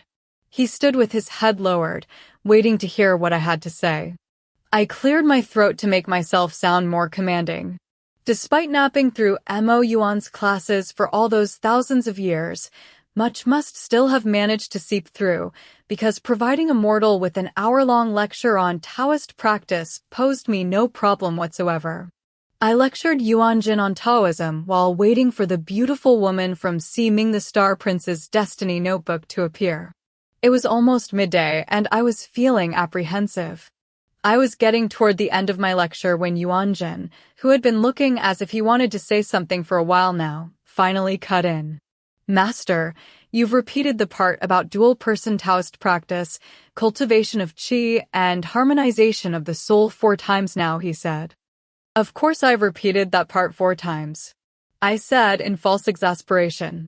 "I've done so for good reason. You need to consider the significance of the number 4. You also need to consider the significance of this aspect of Taoist practice and the reason your master went to the trouble of explaining it 4 times. Considering the significance of various factors is an integral part of studying Taoist practice.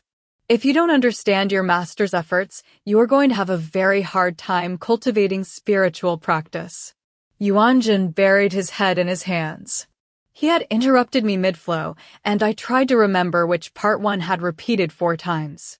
I decided to just continue talking about dual-person Taoist practice, cultivation of qi, and harmonization of the soul. I went on and on, speaking until my mouth and tongue turned dry, and I had to gulp down 2 large pots of tea. Finally, the beautiful woman from Ming the Star Prince's Destiny notebook appeared. I did not get to see her from my position at the back of the boat. Even craning my neck, all I could see were the backs of a lot of heads. I knew that she had arrived, however, because hovering above us I could see the giant golden-winged peng bird, the creature that Ming the Star Prince had gone to the trouble of borrowing from the great Buddha of the Western Paradise. In all my years, I had never seen an emperor dive into the water to save a beautiful woman. Any moment now I would have the chance to enjoy this rare spectacle, and the prospect gave me a blood rush. To keep Yuanjin reined in, I needed to remain calm, however difficult this sounded. People on both sides of the river suddenly stopped their whooping and cheering, and a wave of silence moved up the boat. I scanned the sky for the giant golden-winged peng bird, but it was still just a small dot in the sky, and it could not have been the bird that silenced the crowd. It must have been catching sight of the beautiful woman that had rendered them speechless. Yuan Jin was still deeply immersed in the expansive realm of Taoist philosophy and had not even noticed the spectacle unfolding around him. I felt comforted by this and continued to talk on the subject, while taking the odd surreptitious glance up at the giant golden-winged peng bird, which was now swooping toward us. The great Buddha's giant peng bird was extremely powerful, and each flap of its wings could send it soaring 3,000 miles. Today it was disguised as a mortal bird and was unable to fly with as much force and vigor as it was used to. It kept its wings retracted as it flew slowly through the sky. It had probably never felt so pathetic flying before, and hung its head and looked despondent. I watched the tormented peng bird floating through the sky until it was right above the Sioux River. It circled gently through the air before extending its wings and diving down, before soaring slowly back up again, all its movements extremely gentle. I could not imagine that it had ever flown with such delicate grace. But its movements obviously did not look so gentle from the perspective of the mortals watching from below, and they began to shriek with a terror that filled my ears with a constant roar. One old advisor next to me pointed a shaky finger and said, "I didn't know giant peng birds actually existed, let alone such fierce ones flying as fast as this." Yuan Jin was still fully absorbed in the wonders of Taoism and lost to the outside world. The beautiful woman ought to have fallen in the water by now.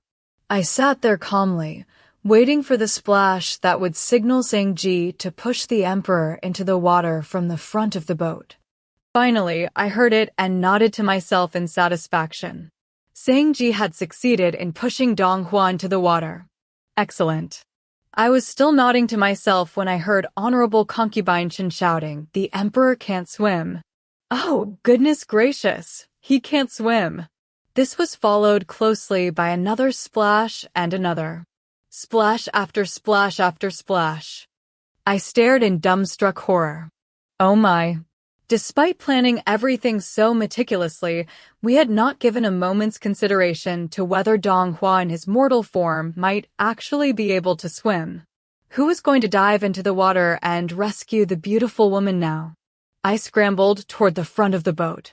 Honorable Concubine Chen's roaring had snapped Yuan Jin from his reverie, and he dashed in front of me in a panic. There had been so many flaws in the carrying out of our plan already, but it was still vital to stop Yuan Jin from jumping into the water.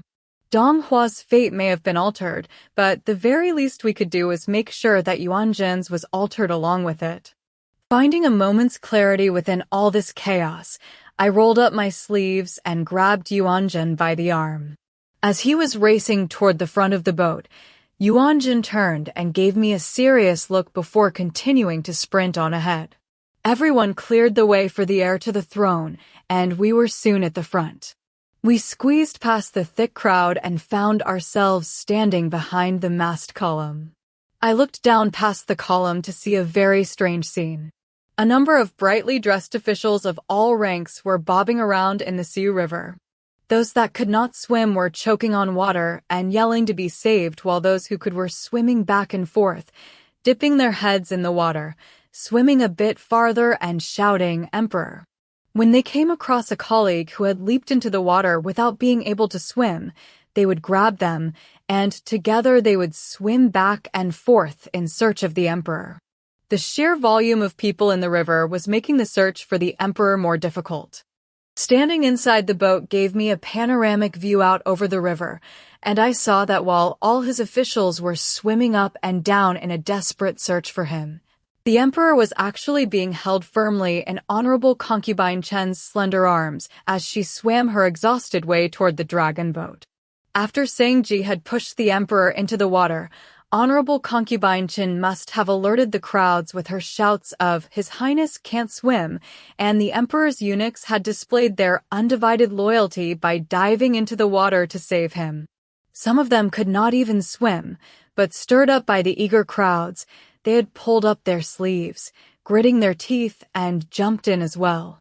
Those who had not lost their minds to blind panic worried about how it might look if they were the only ones who did not jump in, so in the end they felt compelled to do so too. The emperor's bodyguards were all able swimmers and could have easily rescued the emperor. But there were now so many people floundering around half drowning and in need of saving, all of them pillars of the country, and their workload was increased to no end. Honorable Concubine Qin had already dragged the emperor up onto the boat while his bodyguards were still busy swimming around rescuing these floundering officials. There was so much chaos that no one paid any attention to the beautiful woman from the Destiny Notebook who had also fallen into the water. Yuan Jin's only concern was the fate of his father, and he remained completely oblivious to the beautiful woman. He had been about to throw himself off the boat to rescue the emperor, but fortunately a couple of old eunuchs were on hand to hold him back. The emperor was in no state to help and was clearly of no use to the beautiful woman. I was momentarily distracted, but when I looked back to the woman, I saw her paddling to the bank, tears streaming down her face. The emperor was half drowned and in a very sorry state. Honorable Concubine Qin had been the only concubine to jump into the water after the emperor and had single-handedly managed to save his life, which had automatically elevated her status. Aware of what had happened, the empress made all the other wailing concubines stand to the side and allowed only Qin to be near. Qin wailed to high heaven and bashed her head against the boat. "Wake up, Your Highness, wake up," she cried. "You can't leave your eunuch and concubine servants." Soon she was grasping at her throat and vomiting up blood again. She yelled a while and then vomited up some blood, yelled a bit more, vomited a bit more. There were a couple of worldly old imperial doctors among the attendees, who rushed over and dragged Honorable Concubine Qin away from the emperor. They approached their patients, hands trembling as they opened their medicine cases and inspected them before giving their diagnoses. The outing was abandoned. The dragon boat could finally be rowed like a normal boat, the officials in charge no longer constrained by precision steering. Under the heir to the throne's command, they held their heads up high, shook open the flag, and traveled full speed ahead, all the way back to the imperial palace. I beckoned to the young eunuch I had bribed earlier and asked him for a jug of water. Yuan Jin had successfully avoided his predestined calamity, but Dong Hua and the beautiful woman had missed each other completely. I knew of Dong Hua's position as head of the Immortal audience and all the cumbersome matters he had to deal with. It could not have been easy for him to find the time to be reborn as a mortal, and I felt terrible for having destroyed his predestined love calamity so completely and utterly. I wiped the sweat from my forehead and took a sip of water. I had made a pig's ear of things while dealing with this Yuanjin matter, but at least I had achieved what I had set out to do. I counted on my fingers how many days I had spent in the mortal world, thinking to myself that the mortal world was no more interesting than before. I decided that tomorrow I would go with Yuanzhen to the temple behind the imperial palace and bid farewell to his mother. And that would be that. I would be free to return to Qingqiu. The only problem was that my magic had been sealed off, and I was not sure how I was actually going to get myself back to Qingqiu. Phoenix 9 had told me that after today's Vedic Dharma festival, when Dong Hua had met the girl of his dreams, she would be free to leave. Dong Hua's fate had been altered, but it had not been Phoenix 9's fault. Besides, she had risked her life to save his life, and by so doing had completely repaid her debt to him. As soon as the sun had set over the mountains, I would go and find Phoenix 9, and tomorrow we could both return to Qingqiu together. I went back to the purple bamboo garden to take a rest. By the time my serving girl gently shook me awake, it was already pitch black outside. I ate a few leisurely bites of food and asked her to bring out a lantern to carry as she accompanied me to the Lotus Bud courtyard. It was hard enough for me to find my way around the imperial palace by daylight, but at night when all the palace lamps were shining and the whole place was filled with a hazy yellow glow, someone like me who had been there for less than 2 months found it impossible to tell one palace hall from another. My serving girl carried the lantern, pushing back flowers and parting willows as we walked along, completely familiar with the route. I followed her in silence, full of admiration for her sense of direction. As we were passing a garden pavilion, Yuanzhen suddenly intercepted us. The serving girl gave a curtsy and uttered a respectful, "Your Majesty." Yuanzhen drew his hands up into his sleeves and accepted her praise with modesty. He glanced at me. "Master, I have a matter I would like to discuss with you," he said in a stilted voice. "Would you please join me in the pavilion to talk for a moment?" I went over, noticing that he was looking slightly timid. I gave an involuntary shudder. I had left him looking after his father that afternoon. But his appearance concerned me. Could destiny have found another way of tangling his fate up with that of the beautiful woman? If so, seeming the Star Prince and his destiny notebook really were a force to be reckoned with. Yuanzhen led me to the pavilion and sat down. A refreshing evening breeze was blowing from across the lake. I looked at the expression of yearning on his face and sat down on the stone bench in silence. For a while he simply sat there with a silly grin on his face. Then he reached into his sleeve and carefully removed something and held it out to show me. "Look, Master, isn't it adorable?" I glanced at his hand and did a double take. I gave a sorrowful sigh. "Yuanzhen, oh Yuanzhen, you troublesome fellow. Do you have any idea what you have in your hand?" "Obviously not." Beaming with joy, he said, at noon when the boat was nearing the shore, I took up the back of the procession to order the officials. And that's when little darling here dropped down from the sky. Oh, it wasn't as small then. When it opens up its wings, it's half the size of a house and so powerful. It was going to land on me, but it's such a thoughtful little darling that it was afraid of hurting me, so it retracted its wings until it was this size before hurtling into my arms. The little darling nestling in Yuanzhen's arms was the giant Peng bird from the great Buddha of the Western Paradise, only now it was no bigger than a magpie. It may have managed to shrink itself, but it had not managed to extinguish the golden light emanating from its body. Within the midst of this golden light, the bird hung its head, looking despondent. When it heard itself being referred to as little darling, it closed its eyes and trembled. I took a closer look and saw that both its legs were tied with immortal lock bells. They were used in the ninth sky to trap spirit birds and animals. No wonder this golden-winged Peng bird had not been able to return to its original form. At this size, it was as vulnerable as a piece of meat on the chopping block and completely at the mercy of others. I had been concerned when I saw the giant golden-winged Peng bird floating through the sky at noon. It had been flying with such restraint that I worried it might strain a tendon. My fear must have been realized. Why else would it have hurtled into Yuanzhen's arms like that? While looking at the bells on the giant Peng bird's legs, I must have gone into a trance. "My former master gave these to me," Yuanzhen explained, snapping my attention back. "When I was 12 or 13, there was a she-lion spirit who lived behind our temple, and she used to go on and on about wanting to be our steed. Sometime later, she was abducted by a male lion spirit from the next mountain, and the bells have been sitting here ever since. But now little darling can use them." Little darling trembled again. I said, nodding. "You've obviously thought a lot about this, but have you considered that the creature you have in your hand has an owner? If you decide to keep it, you might find yourself in trouble when its actual owner comes looking for it." He frowned. "That's why I wanted to discuss it with you, Master," he said, a hint of reproach in his voice. "I know that you are a supreme being, so I hoped you would be able to help me. Little darling is a spirit bird, and its owner is clearly not immortal. I'm just an ordinary mortal with a limited lifespan. When I die and my body returns to the soil, little darling can naturally be returned to its real owner." I looked at little darling, which was desperately shaking its head.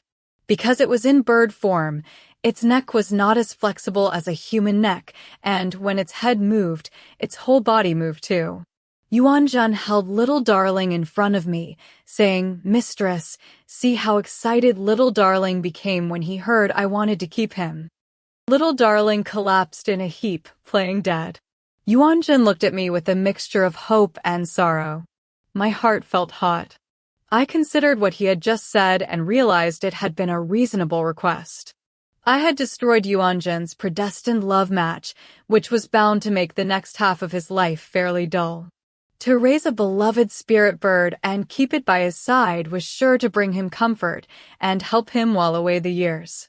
And despite the fact that he called me master, I had never given him an apprentice ceremony, which was not good form on my part.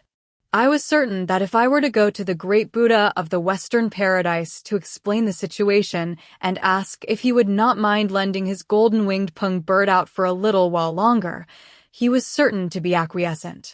I gave a considered nod and said, I agree. Little Darling let out an unhappy caw.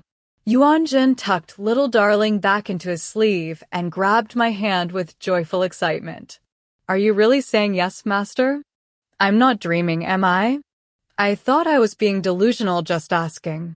I never thought that you would actually agree. He would have continued talking, but at that moment a familiar voice resounded through the sky. What are you two doing? It asked. I looked up in surprise to find Yi Hua, who I had not seen in over a month, standing in midair, backlit by the cold, clear moonlight, his face impassive and his eyes shining as he watched Yuanjun and me. Behind him stood another immortal wearing a sapphire blue tunic, a half-smile on his kindly-looking face. For over a month, apart from Phoenix 9, the only faces I had seen were those of strangers. Seeing a familiar face and the one of the very person I knew could release my sealed-off magic, I became very excited. In the play scripts I read in my spare time, old friends who reunited usually took each other by the hand and dragged each other off to a bar to share a drink and lament about how long it had been. That was what reunions between old friends should be like. Yi Hua and I had not been apart for long, but it had been an absence. Yet here he was, standing in midair, without even a proper greeting to offer me. I was not very impressed. Yuanjun took hold of my hand, trembling slightly. I gave him a reassuring look and turned to the two immortals standing in midair surrounded by steaming propitious vapors. Come down from the sky, you two, I reprimanded. The moon shines tonight, and the wind is strong. You are in the presence of a mortal who can't appreciate your immortal airs and grace. It isn't fair to scare him like this. I spoke with authority, and the immortal in the sapphire blue tunic cupped his hands together and bowed to me before stepping down from his cloud. Yi Hua looked Yuanjun up and down and stepped off his cloud too. It turned out that Yuanjun really was one of those mortals unable to appreciate immortal presence. He had already had one big scare today. I was just about to call the serving girl with the lantern, who was still waiting by the path, and ask her to take him off to lie down, but when I looked up, I saw that she was on the ground, her lantern toppled onto its side. Apparently she was not one who was able to appreciate Yi Hua and his companion's immortal presence either. Yuanjun's hands were shaking more severely now. I gave a sigh. My first ever apprentice, and he went weak at the knees at the mere sight of an immortal. I thought that gently stroking his hair might comfort him. I was about to reach out my hand, but gave a jolt when I saw how red and shiny his face had become. His cheeks were as red as the yolk of a salted duck egg. Staring at me through sparkling eyes, he said, Master, I've seen an immortal. I've seen my first immortal. I retracted my hand in silence. He dashed joyfully over to Yi Hua, gave a humble bow, and said, in ancient times, Xian Yuan the Yellow Emperor practiced the cultivation of spiritual energy and built up virtuous karma. He reformed the military, researched meteorology, planted corn and grain, appeased the people, and divided the land into square plots, and by so doing, he attracted the attention of the phoenix that flew about the rafters. Has news of my father the emperor's benevolence and impeccable behavior reached the sky and the gods too? Is that why you two immortal princes have arrived here in the middle of the night? I gave a quiet sigh, followed by another. Oh, little one, no, it was not news of your father's benevolence and impeccable behavior that reached the sky and the gods. It was news of the love calamities you and your father were destined for. Yihua looked Yuanjun up and down, a faint smile on his lips. He glanced at me and said, I'm sorry to disappoint you, but this trip to the mortal world is a personal one. I'm here to visit my wife. Yuanjun looked at Yihua and then followed the line of his eyes to me. He scratched his head in bewilderment. I smiled shyly at Yuanjun. He's come here to see me, I explained. Yuanjun looked at me in astonishment. Yihua tilted his head, admiring the dark surface of the lake outside the pavilion. My destiny with Yuanjun had come to an end, I realized.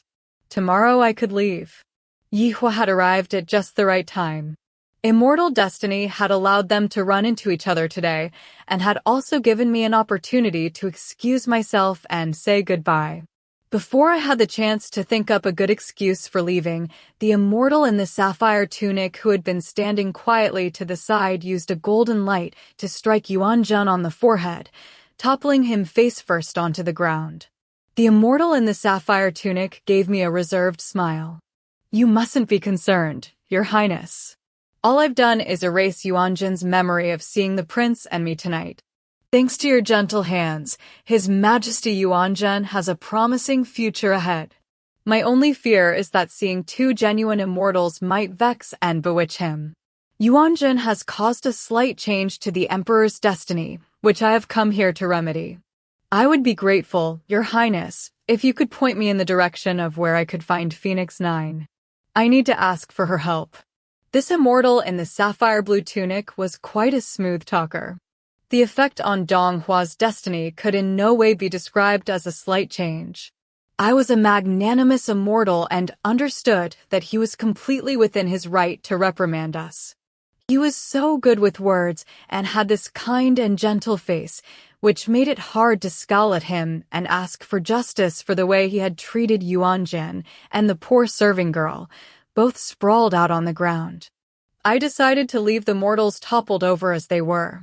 If you rely on her to show you the way, you'll be wandering around until tomorrow morning, Yihua told the immortal dressed in sapphire blue. You'll go around the entire imperial palace before you happen upon the courtyard where Phoenix 9 lives. You'd be better off finding a local earth god to show you the way. The immortal in the sapphire blue tunic gave me a bemused look and went in search of this earth god. I gave a hollow laugh. Yihua was in a strange mood. His quiet words sounded bitter, and I wondered if someone in the ninth sky had upset him. I had already succeeded in my mission to help Yuanjun pass through his calamity, and Yihua had no reason to keep my magic sealed any longer. The immortal in the sapphire tunic managed to track down an earth god, and I followed the three of them to Lotus Bud Courtyard, saving me the hassle of finding my own way there. We were about to leave when I saw that Yuanjun was still sprawled out on the ground. There was a cold night breeze, and although Yuanjun did not have a frail build, he wasn't particularly sturdy either, and it would be unfortunate if he were to fall sick on top of everything else that he had been through. I was a compassionate immortal, and more than anything I hated to see people suffer. So I got the immortal in the sapphire blue tunic to cast a spell to transport Yuanjun to his bedchamber so he could lie down and rest in his bed. Yihua regarded me with cold eyes. As we were making our way through the palace, I worked out from what the immortal in the sapphire tunic had said that he had to be Si Ming the Star Prince. Yihua had told me that the Star Prince had a strange temperament, but he seemed very good-natured based on what I had seen of him this evening. Yihua must have come with Si Ming to help him remedy Donghua's fate, and the comment he made about visiting me must have been just a joke. I could not pretend I hadn't noticed the frosty atmosphere coming from Yihua. I turned to him and said, I just heard you say that you'd come here to visit your wife, yet here you are rushing to Phoenix 9's living quarters. Could you have been won over by Phoenix 9's outstanding charm and grace and started to develop feelings for her? I asked in a teasing tone of voice. He tilted his head and looked at me. I could not tell what he was thinking. There was a hint of a smile in his eyes, but he said nothing. Seeming the Star Prince gave a chuckle from up ahead. Prince Yihua has had a very busy day. He called me down from the Sky Empress's Flat Peach conference, explaining how some goddess had altered Yuan Jin's destiny and in the process accidentally altered Dong Hua's too. Dong Hua won't be able to experience his predestined calamity now, and Yi Hua was worried that when he eventually returned to his immortal body, he might hold a grudge against the goddess in question.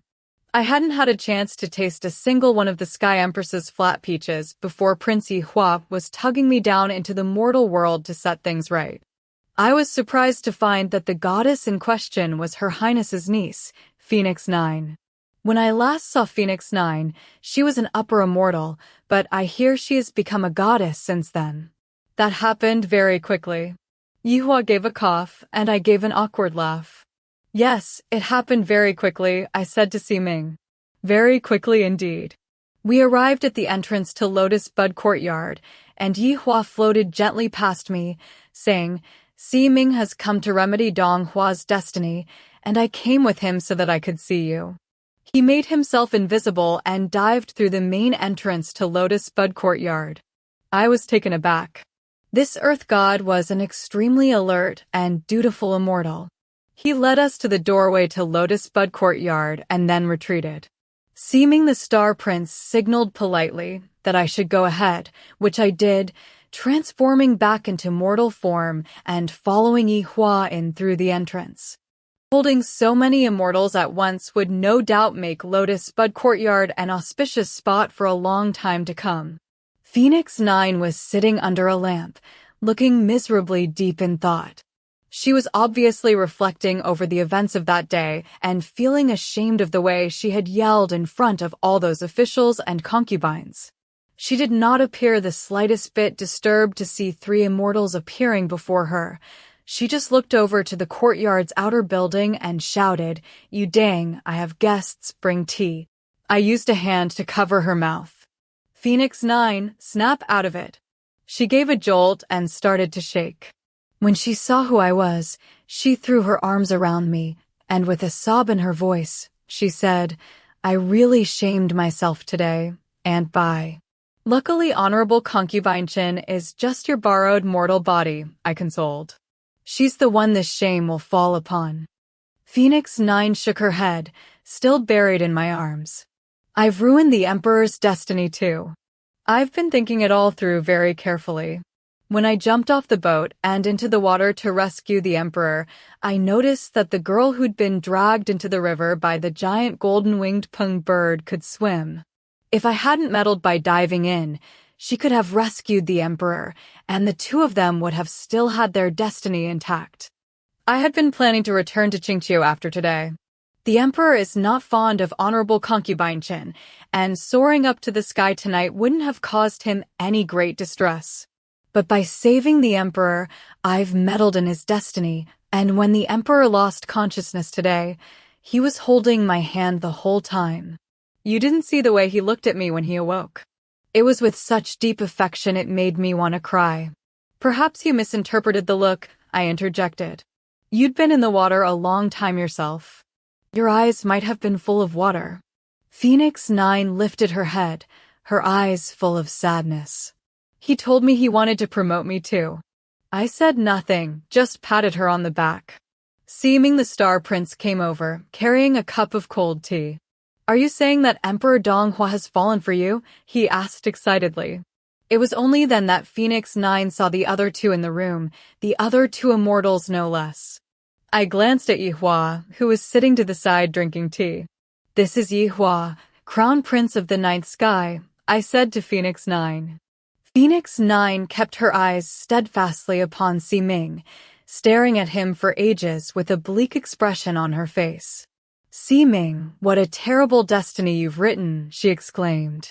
I was unimpressed by Phoenix 9's blatant disregard for Yi Hua and threw him an apologetic smile.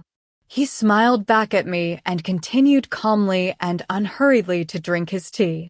Ximing seemed offended by Phoenix 9's comment about his terrible destiny. It was akin to telling a top scholar they were unlearned, or standing in front of a courtesan and saying she had a plain face. Steaming offered her the cold tea, the corners of his mouth twitching. There were some flaws in my initial writing of the Emperor's fate.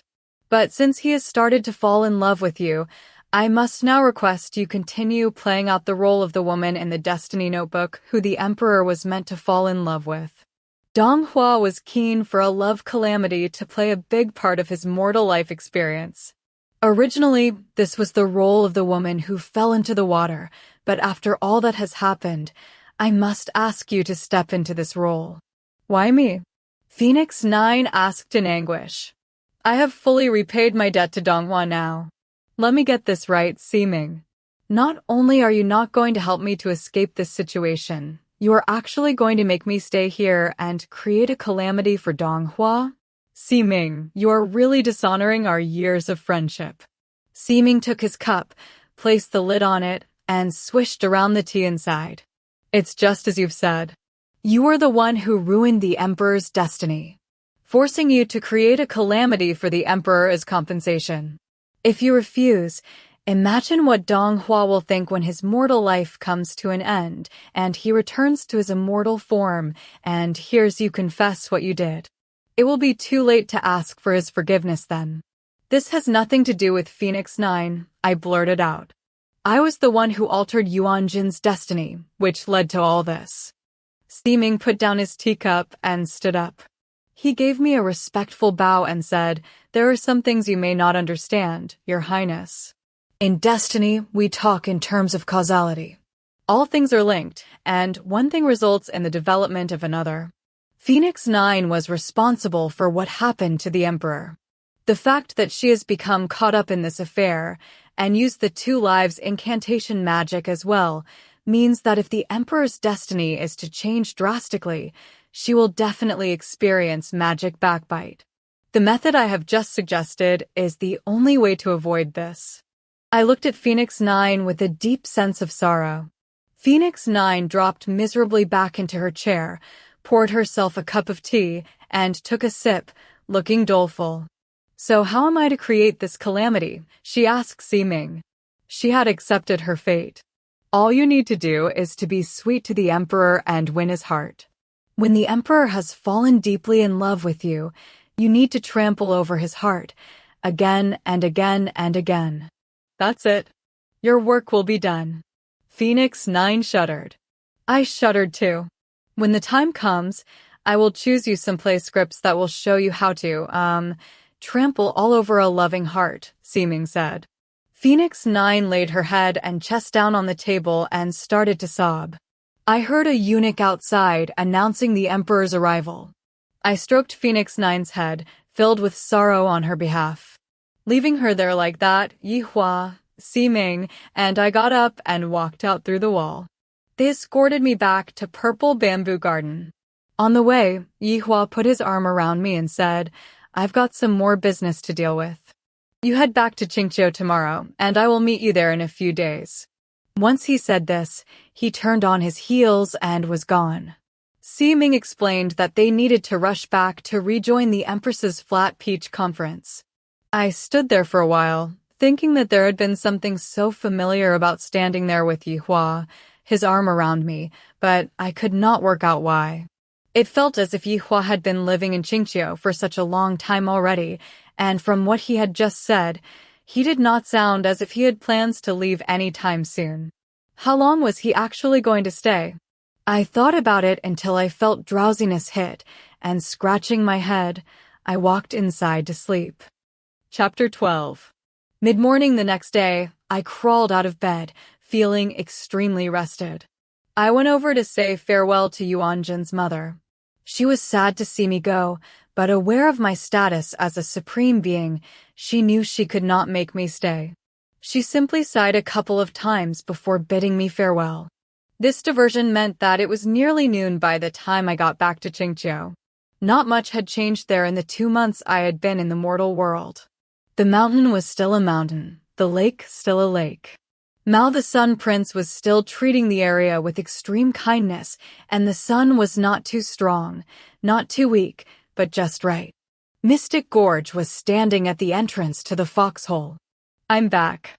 It must have been relaxing having all this time without me ordering you about, I larked. Mystic Gorge gave a muffled laugh and surprised me by saying, "But didn't you get back yesterday, Your Highness? You're about to undertake a serious new mission. Why are you talking as if you've only just arrived back from the mortal world?" I felt momentarily too stunned to speak. "I have only just arrived back from the mortal world," I said at last. It was Mystic Gorge's turn to turn pale. "In that case, who was it that came here yesterday?" he stuttered. My heart gave a lurch and I started to tremble. If someone had been posing as me so convincingly that even Mystic Gorge, with all his spiritually cultivated energy, was unable to tell us apart, it could only have been one person. I closed my eyes. Xian knew very well. I had not gone looking for trouble with her over the last 70,000 years, so what had she been doing in Xianxia? I took a deep breath and said, "It must have been Xian you saw here yesterday." Mystic Gorge stared straight ahead, biting his lips so hard they turned white. "What was she doing when you saw her?" I asked when I saw how strangely he was acting. With a quiver in his voice, Mystic Gorge said, "When she came to see me yesterday, she told me she'd found a new way of preserving Mo Yuan's immortal body and asked me to bring him to her. I thought it was you, Your Highness, so I went to Yanhua Cave and carried out Mo Yuan's immortal body." His little Highness Ollie had just woken up from his afternoon nap and was really happy to see you. No, I mean, he was happy to see the woman he thought was you. And she took off with him too. My heart gave a huge lurch. I grabbed Mystic Gorge by the collar. "Are you saying she's abducted Master and Ollie?" Mystic Gorge stared at me, his face pale. "I was the one who gave her Mo Yuan's immortal body, Your Highness. Punish me however you see fit. I deserve to die." The sky boomed with thunder. A bolt of lightning struck down through the billowing clouds, and the Kunlun fan I had not used in over 500 years appeared in the lake before me. I saw my crimson eyes reflected in the 7-foot fountain of water that spurted up from it. "Oh, fan of mine, you are going to taste some blood today," I said with a laugh. "Your Highness," Mystic Gorge called hoarsely from behind me. I turned around. "All I'm going to do is fight a battle and bring back Master and Dumpling." "Don't be worried," I reassured him. "Boil me a pan of water and leave it out. I will be sore and tired by the time I get back and in need of a wash." I took out my length of white silk and tied it tightly around my eyes, cast a spell, leaped on a thick black cloud, and headed straight for the Purple Light Palace. From ancient times, the most profoundly evil members of the demon clan had been given the sky punishment of having only stillbirths. Legend had it that one she-demon was so evil and murderous that 3 of her babies died in a row. Later she thought of a way around this punishment. She used magic to keep the soul of her dead baby alive and then killed a young immortal and transferred her dead baby's soul into his body, thus bringing her baby back to life. 10,000 years after the Demon Clan revolt, Jia Yan came to see me in Qingqiu and mentioned in passing how Li Jing's wife had had a stillbirth. Xian knew. I thought to myself, if you have the guts to lay one finger on Mo Yuan's immortal body, I will inflict a bloodbath upon the Purple Light Palace. Do not think for one second that our clan's friendship will stand in my way. 70,000 years ago, the Purple Light Palace had been extremely well guarded, but there was no one at the gates today. It seemed like an invitation for a funeral. I was not the same person I had been 70,000 years ago, the one who needed Mo Yuan to sneak into the palace in the dead of night to rescue me, and I gave a bitter laugh.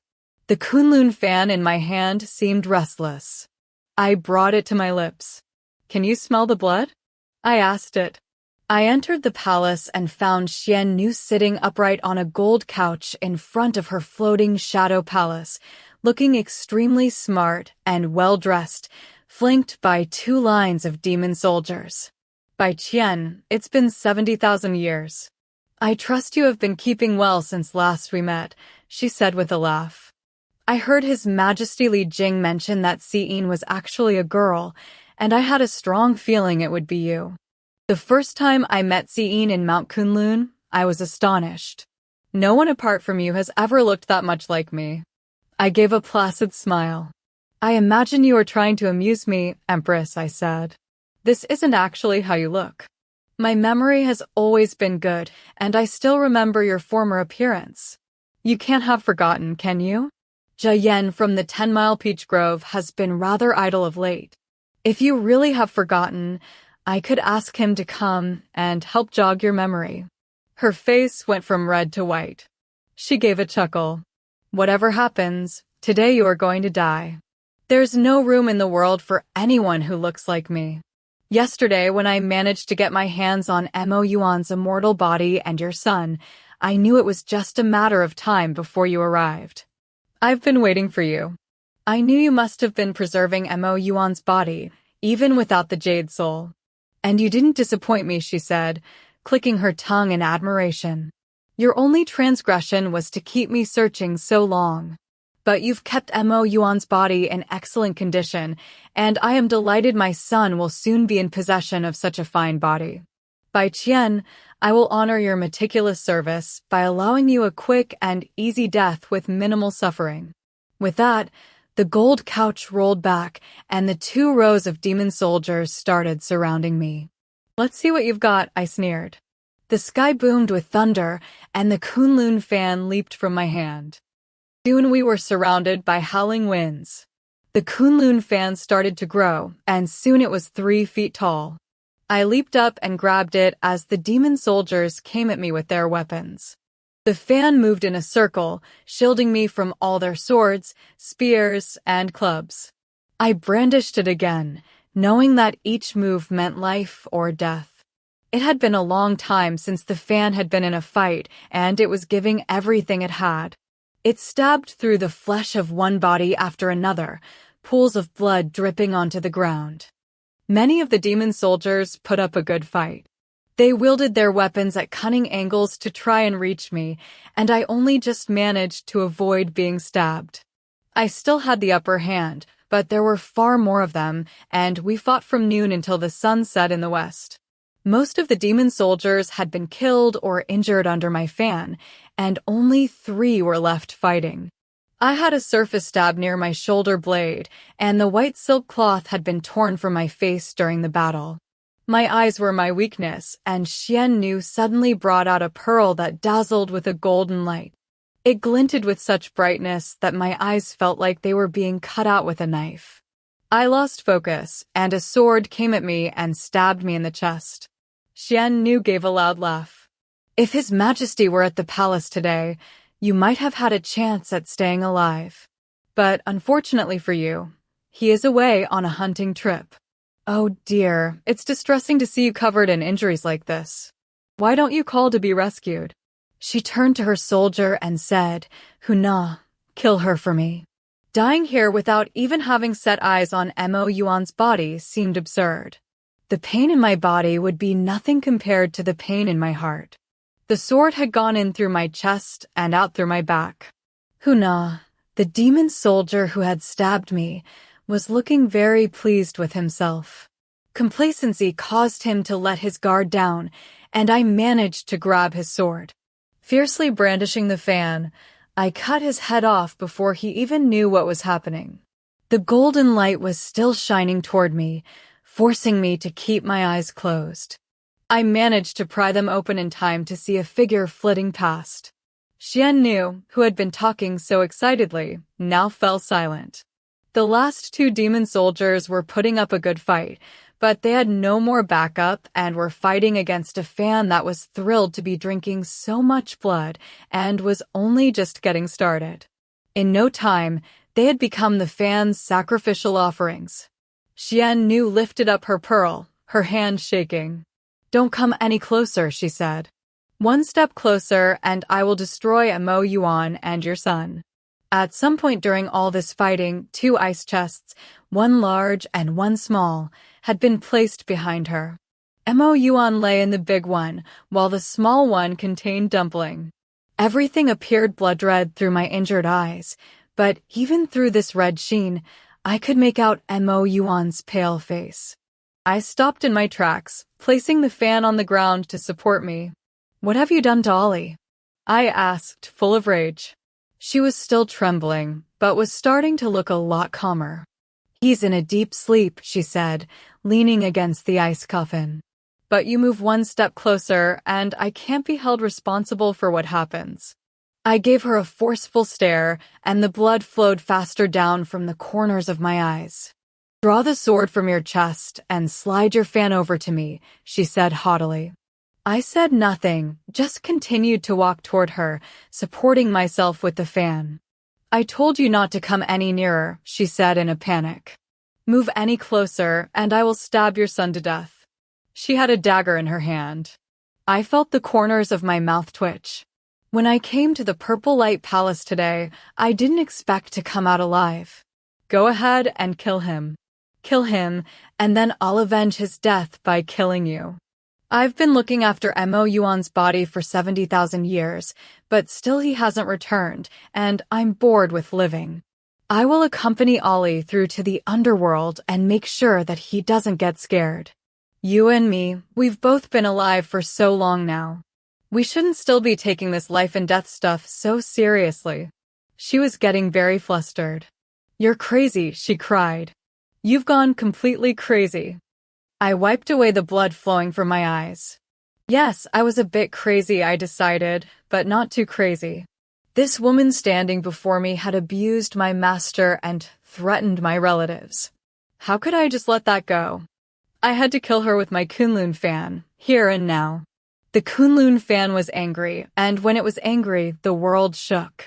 The fan had sipped its fill of blood and was raring to go. The sky above the Purple Light Palace was filled with thunder and lightning. The heavy downpour of rain washed all the blood on the floor into one filthy red river. Xianxia had become hysterical. "You can't kill me," she screamed. "If you kill me, His Majesty Li Jing will raise Xianxia to the ground. How can you implicate all your kingdom's subjects?" I smiled, baring my teeth. "We'll both be dead by then. Who cares what happens after? If you really are concerned about what happens after your death, I would focus on the future Sky Emperor coming after your demon clan to obliterate them. It's his only son you've abducted and are planning to kill. Believe me, with his temperament, he could very well destroy your clan for revenge." She seemed to be having trouble responding, and I decided not to give her the chance. The Kunlun fan had stored up enough energy, and it flew out of my hand with a magnificent flash of lightning. At that moment, I saw a figure streak in front of Xianxia and deflect the Kunlun fan's powers back at me. Once she had recovered herself, Xianxia grabbed at the sleeve of the figure and in a faltering voice cried out, "Your Majesty, Li Jing." Once the Kunlun fan had been initiated, it had the strength to kill, and if blocked when soaring through the air like this, its rebounding force would be even more ferocious. I had used up all my powers and did not have the strength to dodge it. Gritting my teeth, I closed my eyes. I suppose there were worse ways to die than perishing under the force of your own powerful weapon. No sooner had I closed my eyes than I felt myself being grabbed and lifted out of harm's way. I turned around to see Hua, who had arrived just in time, although if he had come slightly earlier, I would have been in better shape than I was now. Yi Hua was standing there, his face pale, his lips puckered, and his pupils, usually so still, surging with fury. The lapel of Xianxia's white robe had been dyed bright red by the blood from my face. Outside the Immortal barrier, the Kunlun fan had incited a heavy rainstorm. Raindrops the size of tender dates crashed down onto the Immortal barrier, and a huge rain mist splashed up. Yihua gently wiped the blood from my face, saying, "Qian, tell me, who hurt you?" I shifted my position and said, "They've all been stabbed to death." I was just about to stab the only survivor when her husband appeared and blocked my weapon. "Oh, can you hold me more gently, please? I'm in a lot of pain." Li Jing stood opposite us with Xianxia in his arms still. He jerked his head up and looked at me in astonishment. "Seeing, he said with incredulity. Xianxia shuddered from within his arms. She looked over, and her eyes opened wide in fright. It's Mo Yuan, she muttered. She had mistaken Yihua for Mo Yuan.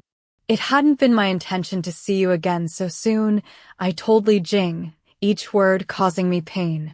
You're very skilled, Demon Prince. You nearly killed me just then.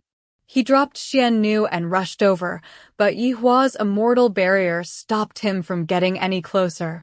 I looked so hideous with all my injuries that he had to look very carefully before recognizing me. I had cast a magic spell to summon the Kunlun fan, which was back in my hand now. I gave an admiring sigh. Demon Prince, what a good choice you made marrying this Empress. In that terrible battle 70,000 years ago, I was not too badly injured, but today I have had a proper taste of your wife's ruthlessness. Li Jing's face was whiter than mine, even with all my blood loss. Seeing, Your Majesty Prince, WWA, what's going on? He asked nervously. Yihua loosened his grip on me, and in a calm voice he said, Demon Prince Li Jing, this is your purple light palace we are all in. I was just about to ask you that same question. You're asking the wrong person, I turned to Yihua to say. It was his wife, Xianxia, who abducted my master and your son. She's the one you should be asking. Don't worry. Dumpling hasn't been harmed. He's your son too, Yihua said quietly. My stepson, and in a way my son, I supposed, so against my better judgment I said, yes, my son too. Your son? Li Jing asked in astonishment. I nodded. His eyes lit up and then went dark. You, he kept repeating but was unable to say any more. He turned to look at Xianxia. Yihua looked at her too. Seeing both of them looking at her, I turned my eyes to her as well. When Yihua had arrived, he had thrown a bolt of lightning and split her pearl into pieces. She was kneeling down next to Dumpling's ice chest now, and seeing Li Jing look at her, she started to panic. Your Majesty, our son can finally return. Look, I've found him a proper body. I always knew Mo Yuan's body would come in useful. You should have given that bitch Bai Qian the Jade Soul when she first came to the Purple Light Palace demanding it. Oh, but who would have thought she'd be able to look after Mo Yuan's body so well without it?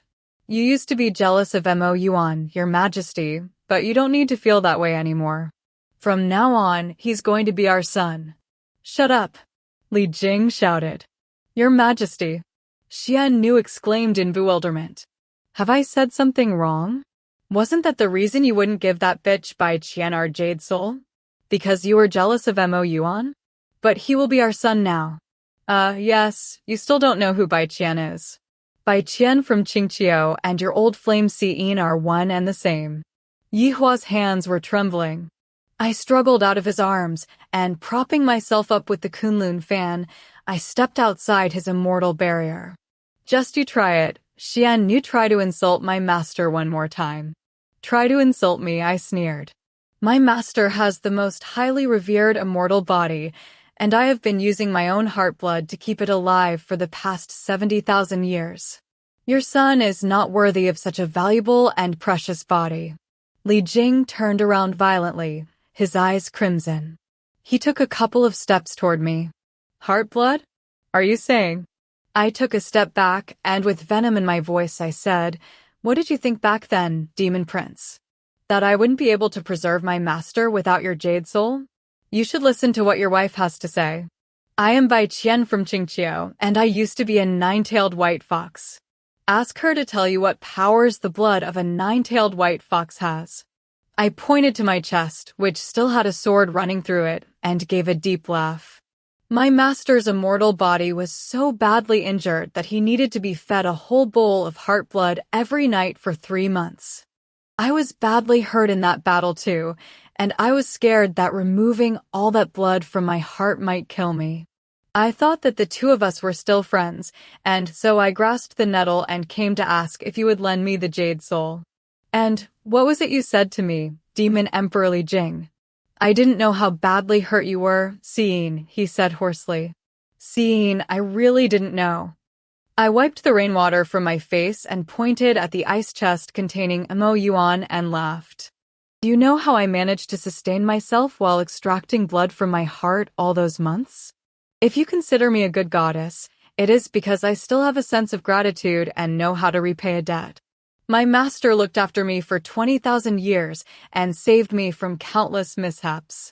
If I didn't repay this debt to him, I would not deserve to be called a goddess. I was completely helpless. After I'd extracted heart blood for the 7th night, I lost consciousness. If Mother hadn't found me in time and transferred me half her cultivated spiritual energy, Xian would have disappeared without trace. You remember what I said back then about me and the Purple Light Palace being bitter enemies? Until now, I've thought about how hard this friendship between the god and demon clans has been to build and decided not to make an enemy out of you. I hope you don't think it was because I was afraid of you. Li Jing looked disconsolate. I had been speaking with so much force I had aggravated my injury. I did not feel too bad while I was speaking, but when I stopped to catch my breath, the pain became unbearable. I was just suppressing a cough when Yihua rushed over and took hold of my arm. I had not noticed, but while I had been rehashing the past with Li Jing, Yihua had rescued Mo Yuan and Dumpling from the ice chests and brought them over to where we were. He drew a circle of immortal energy around them to protect them and stood them up behind us. Seeing Mo Yuan and him together, they looked even more similar, from their hair to their clothing. It was only Mo Yuan's paleness of face that distinguished them. Li Jing stared at me for a long time before saying, "That's not what happened, Xian. I spent a long time looking for you after you left, and I've never stopped searching for you these last 70,000 years, not for one moment. I've thought about it long and hard, Xian, and Xian Nu was correct in what she said. The reason I didn't give you the Jade Soul back then was because I knew you'd use it to save your master, and I was jealous. Xian, I've never stopped loving you." I recoiled in shock when I heard this. I stared at him and sighed. Li Jing, I don't believe you when you say you've never stopped loving me. You are always pursuing things you've lost or can't have. But as soon as you have them, you no longer cherish them. Tears welled up in his eyes.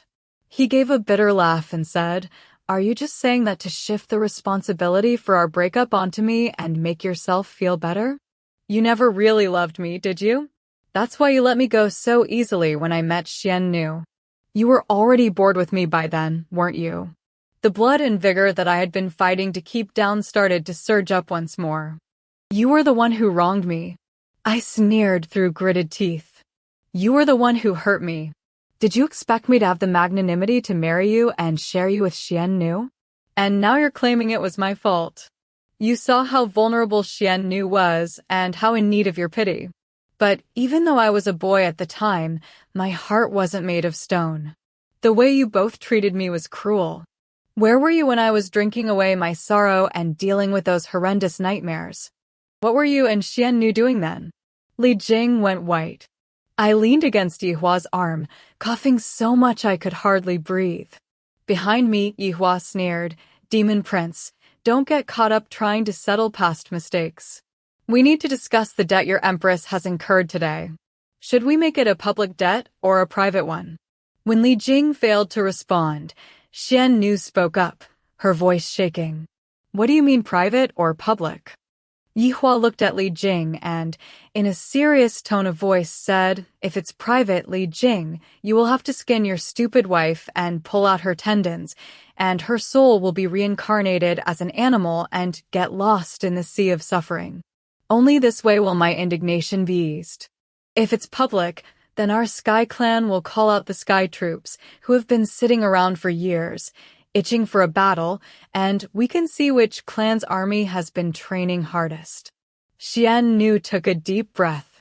She staggered over to Li Jing in the heavy rain, wrapped her arms around his leg, and lifted her face to him. "Please save me, Your Majesty," she implored. Li Jing looked at her and said, "You are a fool. Are you really going to skin me and pull out my tendons?" she asked in a shrill voice. "Have you forgotten all I've done for you? Would you have ascended so easily to the demon throne without me? And now you're actually considering. Your Majesty, she implored. The Sky Clan won't send out the troops. He doesn't have the authority.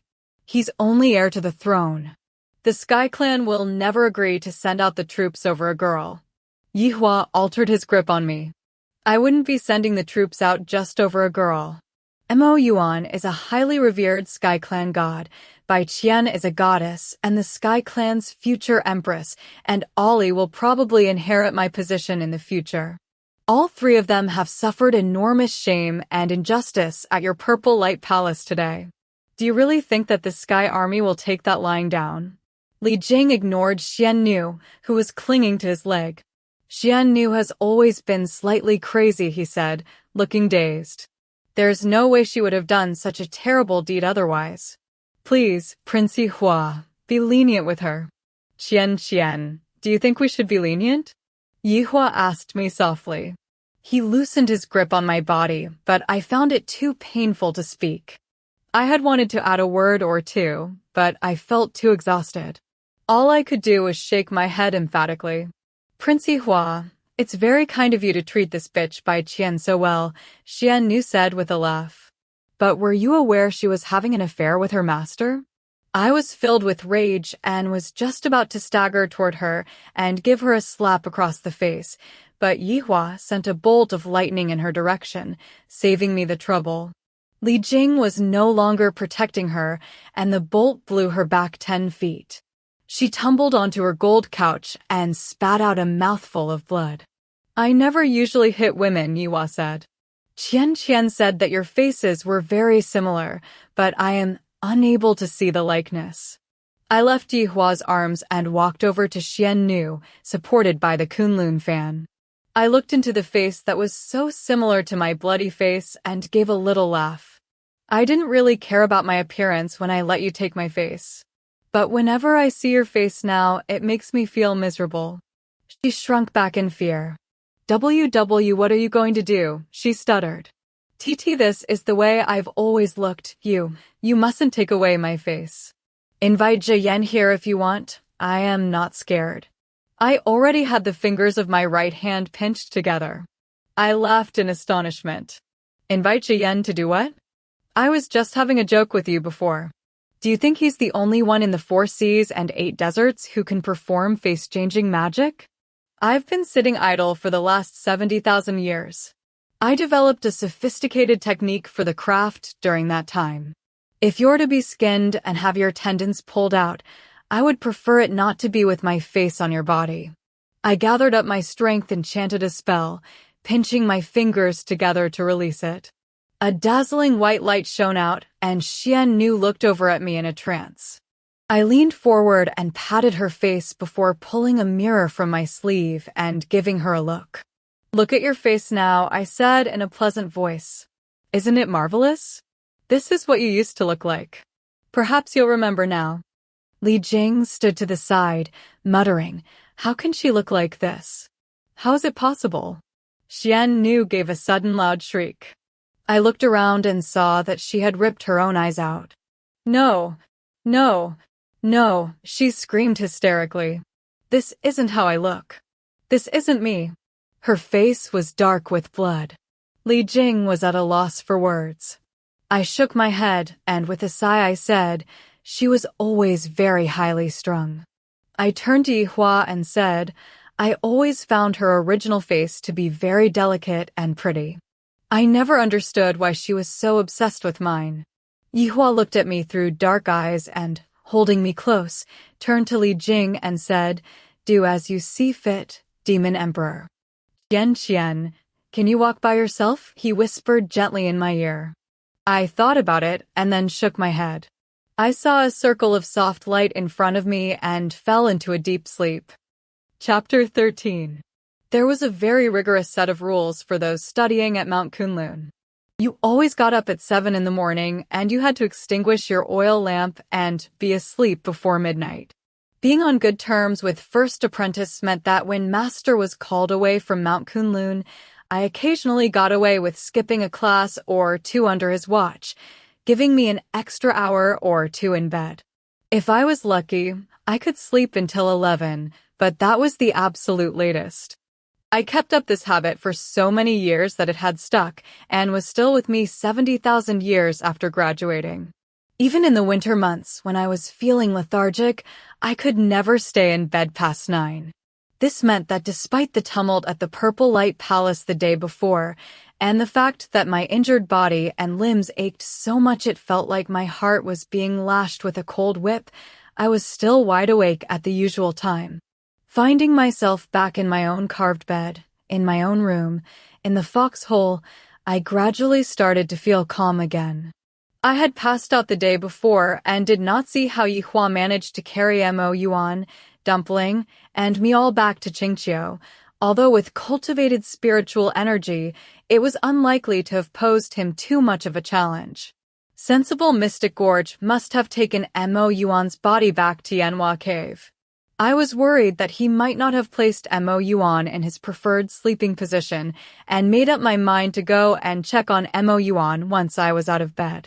I shifted my position, straining my chest injury, and it hurt so much it made me breathe in sharply. I saw something on my quilt shifting slightly in response to my movements, and I looked down to see a pair of eyes gazing at me, filled with adoration.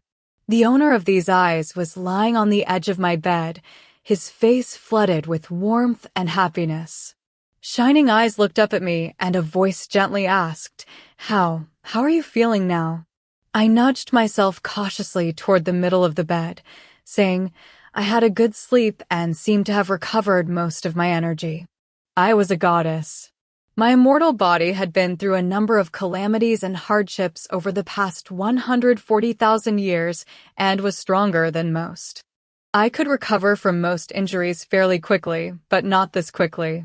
I told this fib because I had found myself at odds with the person sitting next to me for some time now and worried that if he knew how vulnerable I was, he might take advantage and attack me, probably finishing me off. I had known this character since Jia Yan had first introduced him to fourth brother to use as his steed. Jia Yan had come back from his hunting trip in the western mountains with Bai Feng the bird, who was now sitting before me, smartly dressed. Initially, after being appointed as fourth brother's steed, Bai Feng and I had been on good terms, and he would often carry me on his back to the peach grove to eat peaches and collect wine. And then one day, he stopped carrying me. It was only 1,000 years later that I started to understand his reason. He had taken a shine to Phoenix 9 and felt hostility toward me because Phoenix 9 and I were together so much. I had not wanted to get into an argument with him about his irrational jealousy. But it became very bad, and most days he would find something to spar with me about. I would end up getting riled as well usually, and that was how it continued. Because of this, his sudden disappearance had actually left me feeling secretly quite pleased.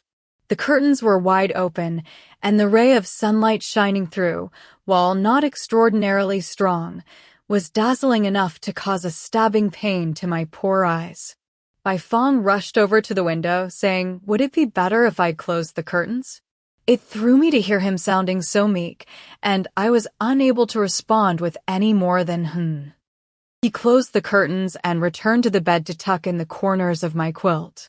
He leaned against the side of the bed and asked with affection if I wanted some water. Even Mystic Gorge was not this attentive and considerate.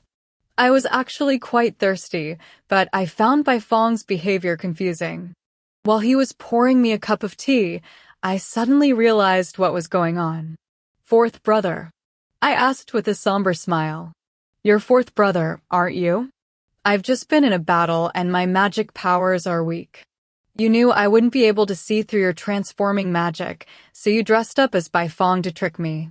Oh, very good. You're spot on with his appearance, but you haven't quite mastered his personality. Haven't you seen how dismissive Bai Feng is toward me? The figure in front of me froze halfway through pouring the tea. He turned to me, a strange look on his face. I've not undergone any transformation. I really am Bai Feng, he said. My master and his highness have gone to the Western Sea on business. I was bored over in the peach grove on my own, so I thought I'd come here to see how you were. I was taken aback, and my lips trembled as I tried to form a smile. Giving a forced chuckle, I said, "Oh, you avian folk. You can be rather detached. Different from us mammals. Please don't take what I just said to heart." His face was expressionless as he just brought my tea over and lifted it up to my mouth so I could take a sip. He looked at me solemnly for some time before saying, "I would have risked all my cultivated spiritual energy if I'd been there with you. I wouldn't have let them put a scratch on your body. We're all from the same foxhole. We're family." "You're right. We should be there for one another," I responded awkwardly. "If you are ever in a fight, Bai Fong, you can be sure that I'll be there to cheer for you." "I'll be there to cheer for you" felt like it had fallen rather short. "In fact, I would fight to the death for you," I added with a cough, noting happily that my expression of loyalty now exceeded his. He leaned over and said, "Bai Qian, how long are you going to pretend that you don't understand? You must know that I've come to Xianxia because I care for you deeply." "Are you saying these things just to make me angry?" I was dumbstruck. My goodness. I had heard how loyal feathered creatures could be. It was not possible to see unless they fell in love, but once in love, they stayed in love. And if one fell in love with you, he would love you until the day he died. Caring for my niece as he did, Bai Fong's avian tradition should have meant that he would love her through thick and thin. When and how, in that case, had he developed feelings for me? "You and that Sky Emperor heir have been engaged for a long time, and I have been forced to hide the way I feel," he explained. "But this huge calamity befell you, and he was unable to keep you safe. And I've heard he keeps a concubine in his sky palace. I've been gone all this time thinking things through, and I've come to the conclusion that he's not qualified to look after your heart and soul. I'm not happy for you to be given to someone like him." The door creaked open before he could finish his sentence. Yihua stood in the doorway, ashen-faced, holding a bowl of medicinal soup with steam billowing off it. I gave a confused sigh. This debt of gratitude passage had suddenly turned into a romance passage. This really was an extremely unconventional turn of events. Bai Fong threw a glance toward Yihua, but said nothing more. Yihua put the bowl of medicinal soup on the desk, and, because Bai Fong was sitting at the side of the bed, he sat down silently on the bench next to the desk, a frosty expression on his face. For a time, the room was extremely quiet. It gave me a moment to take stock of what Bai Fong had just said, that because of my engagement with Yihua, he had been hiding his true feelings toward me. He had been hiding his true feelings extremely deeply, and for the last 10,000 years, I had not had a clue. I did not return Bai Fong's sentiments, but recalling his words filled me with happiness. Being jilted by Shangji, followed by the Sky Emperor's Sky Decree, had well and truly messed up any chance of a romantic life I might have had. I spent the best years for enjoying romance all on my own, having a much duller time than most immortals of that age. It must have looked as if I simply did not enjoy venturing out, but actually it was because what had happened had bothered me so much. Bai Fong's confession caused a release of all the soreness and sensitivity I had accumulated over the last 50,000 years. I knew I could not satisfy Bai Fong's wishes, but I decided to let him down gently and with minimal pain. I thought it through before hesitantly starting to speak. "I have been engaged to marry into the Sky Clan for a long time and have only just found out about how you feel. Which means that you and I were never meant to be. Hearing you say you care deeply for me filled me with joy. But things follow in order, don't they?" Bai Fong's eyes were shining. "If you agreed to be mine, I would be willing to offend the entire Sky Clan," he said, glancing at Yihua. Through the swirling steam of medicinal soup, I noticed Yihua's face turn nastier than words could describe. Yihua was completely justified to look so appalled. Being made to sit there while his future wife talked through romantic feelings with another man was as preposterous as it was insulting. Bai Fong and I were being completely upfront and open, however. Yihua had just happened to walk in at the wrong moment, and I was not going to snub Bai Fong just because he had. After all, Bai Fong and I went back a long way. After thinking it all through, I turned to Yuhua. Why don't you go outside for a moment? I asked pleasantly. He ignored my request, just stroked the edge of the medicine bowl, his face devoid of expression. Bai Fong moved closer to me. Just tell me, do you want to be with me or not? He asked softly. Sitting this close to me right in front of Yuhua did seem very audacious. As you know, I concern myself with etiquette. Since I am engaged to marry into the Sky Clan, I won't do anything that could cause trouble between Xianxia and the Ninth Sky. I appreciate the sentiment, however, and I am extremely moved. But you and I were never meant to be. It would be for the best not to bring this up again. If your feelings for me don't fade, I suggest you continue to hide them. I know how your heart feels, and I will never forget it. My words had been impeccable, leaving both Bai Fong and Yuhua with their pride intact. Bai Fong stared at me blankly and then sighed. He tucked in the corners of my quilt once more before turning to leave. Yuhua continued to sit by the desk, his face obscured by the steam wafting up from the bowl of medicinal soup. I had not slept enough to feel completely recovered. And this conversation with Bai Fong had made me feel at once surprised, happy, afraid, and nervous, and set my recovery back somewhat. I was still thinking about going to Yanhua Cave, but Yuhua seemed to have stationed himself in my room now, which was going to make it tricky. I needed to think of a way to get rid of him. In a listless voice, I said, "Oh, could you pass me my medicine, please? I've suddenly started to feel a bit drowsy. Once I've taken it, I'd like to sleep for a while and leave you to get on with your work." He gave a murmur of assent and brought over the bowl. They say good medicine always tastes bitter, which must have meant his medicine was excellent, as it was the most bitter I have ever tasted. I knocked it back, and feeling the bitterness travel from the top of my scalp to the tips of my toes, I gave a full-body shiver. Yuhua took the empty bowl and placed it on a stool beside me. He did not appear to be leaving. Instead, he leaned over and looked at me, saying, "Every time you want to get rid of me, you use the excuse that you're feeling tired. Surely you can't be feeling drowsy at this hour." I gave a start. He was right, it had been an excuse, but it was the only time I had ever used it with him. So what did he mean every time? I was still turning this over in my mind when he came over and slipped his arms around my waist. Due to my injuries, I had subconsciously reverted back to my original form to heal. A fox's body is very different from that of a person with their distinct waist and limbs, but Yuhua impressed me by deftly feeling out my fox waist. "Xianxia," he said in a slow, husky voice. I replied. He was too busy holding me to say anything more. It was a while before he managed another sentence. "Did you mean what you just said?" I was confused. Everything I had just said had been intended for Bai Fong's ears, nothing to do with him. That question would have been much more appropriate coming from Bai Fong. He buried his head, and I heard what sounded like laughter, but carrying a sense of utter helplessness. "You're letting me put my arms around you and hug you like this, and all the time I've been living in Xianxia, you've refilled my teacup and played chess with me. Is it all just because of our engagement? If you were engaged to another man, would you?" He held me even tighter inside, but did not continue with what he had been saying. I felt a wave of shock pass through my heart. I found his question strange. Was it not obvious?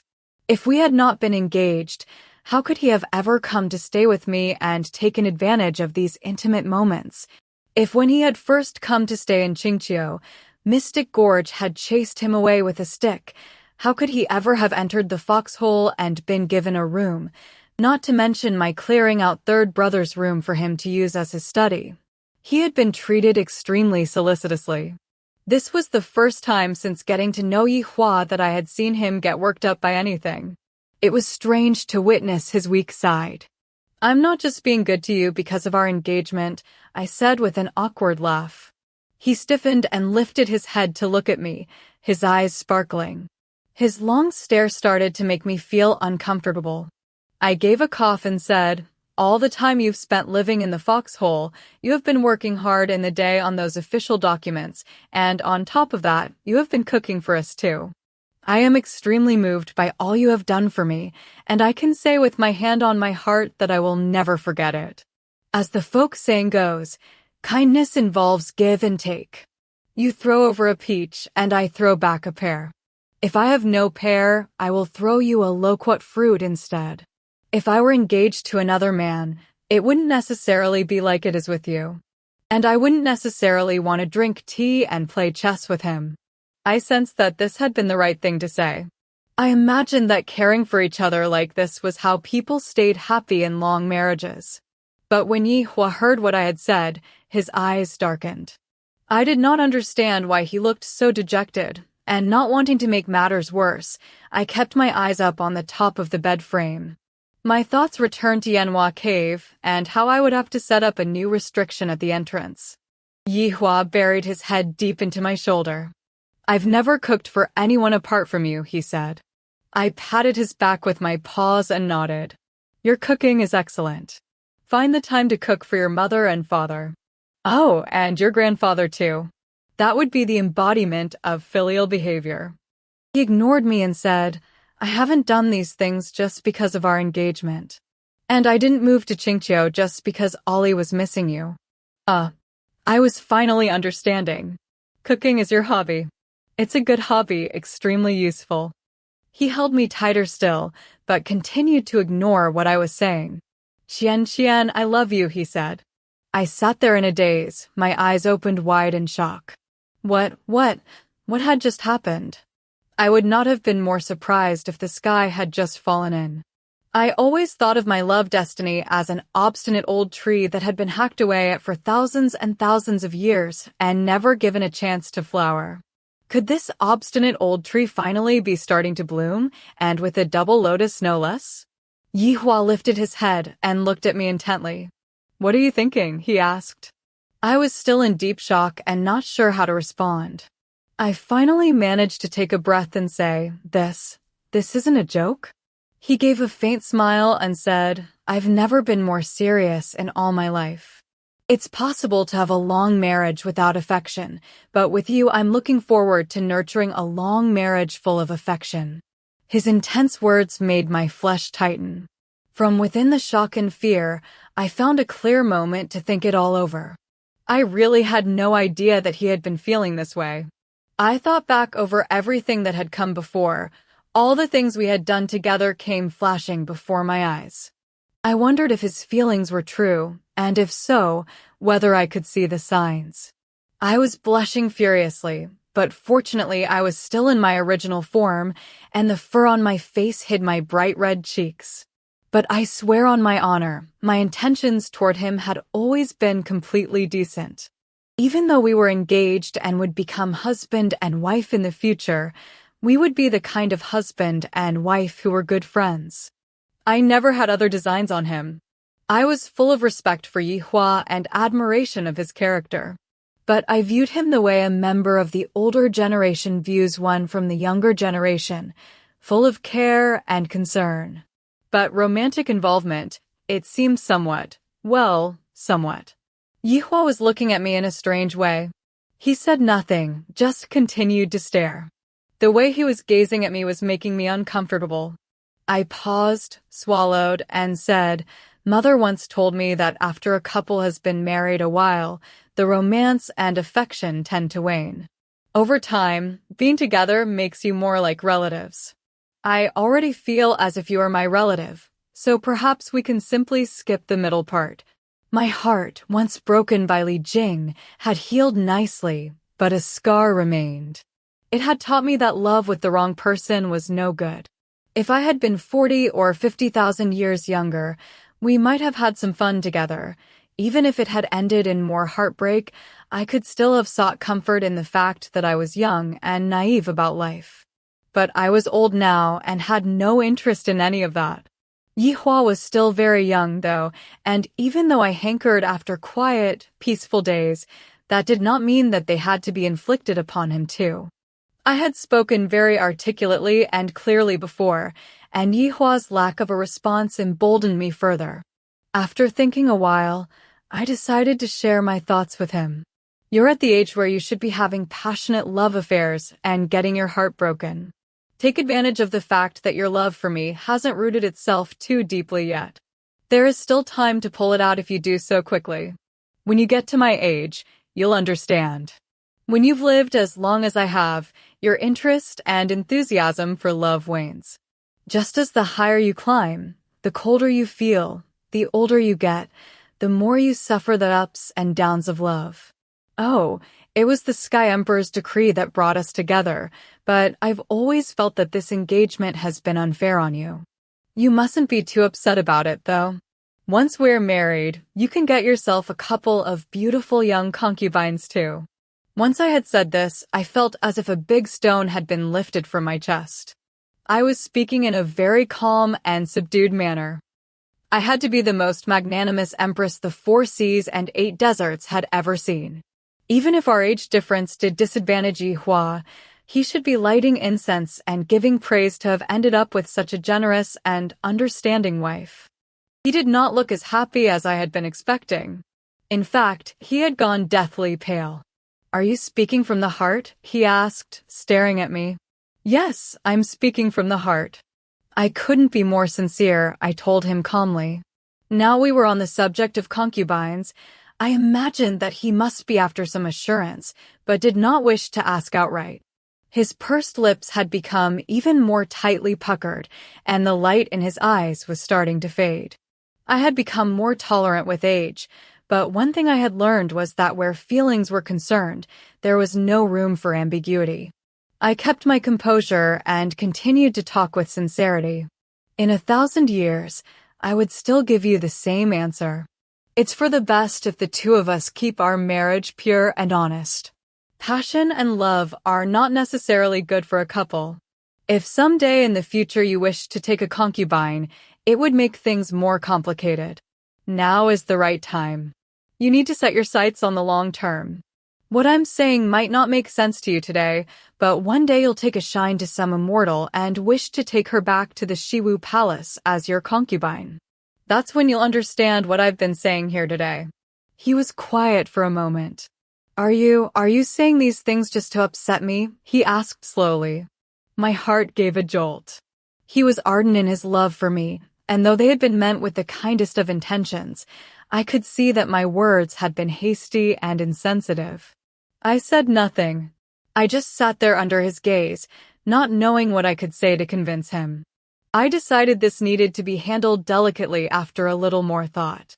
He held me in his arms. "I love you. Just you. I'll never love another," he said hoarsely. He paused a moment before muttering something else that I did not hear properly. Oh, what a troublesome and stubborn fellow he was. Even after saying words so intense that they made the top of my head tingle, Yi Hua still did not show any signs of leaving. He just helped me to lie down and tucked in all 4 corners of my quilt. I was badly injured, but not so weak that I needed his help to lie down. But he looked so sorrowful, and I did not want to make things worse, so I just lay there quietly and let him tuck me in. When he had finished with the quilt, he took the medicine bowl from the stool and put it on the table.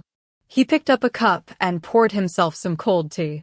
He leaned against the bedpost and said, "I've taken Ollie back to the Sky Palace. He's had a shock, but it's not too serious. He just needs a couple of days to recuperate. I was planning to bring you back to the Sky Palace with me. His revered Highness Ling Bao has a sky spring at the Xianxia realm that will really help speed along your recovery." He frowned and said, "Bai Fong is dead set against me taking you, but if you agree, he can't stop you. You lie here and rest now, and we'll head to the Sky Palace tomorrow morning." I had heard of his revered Highness Ling Bao's sky spring, and it sounded wonderful. Injuries like mine that normally took a month to heal could be fully healed after soaking in the water of the sky spring for a couple of days. I was lucky. Yi Hua's prestigious position would allow me access to the spring pool. Yi Hua closed his eyes and rested quietly. I still needed to get to Yanhua Cave to look in at Mo Yuan. "Don't you have any documents to work on today?" I asked. He half opened his eyes.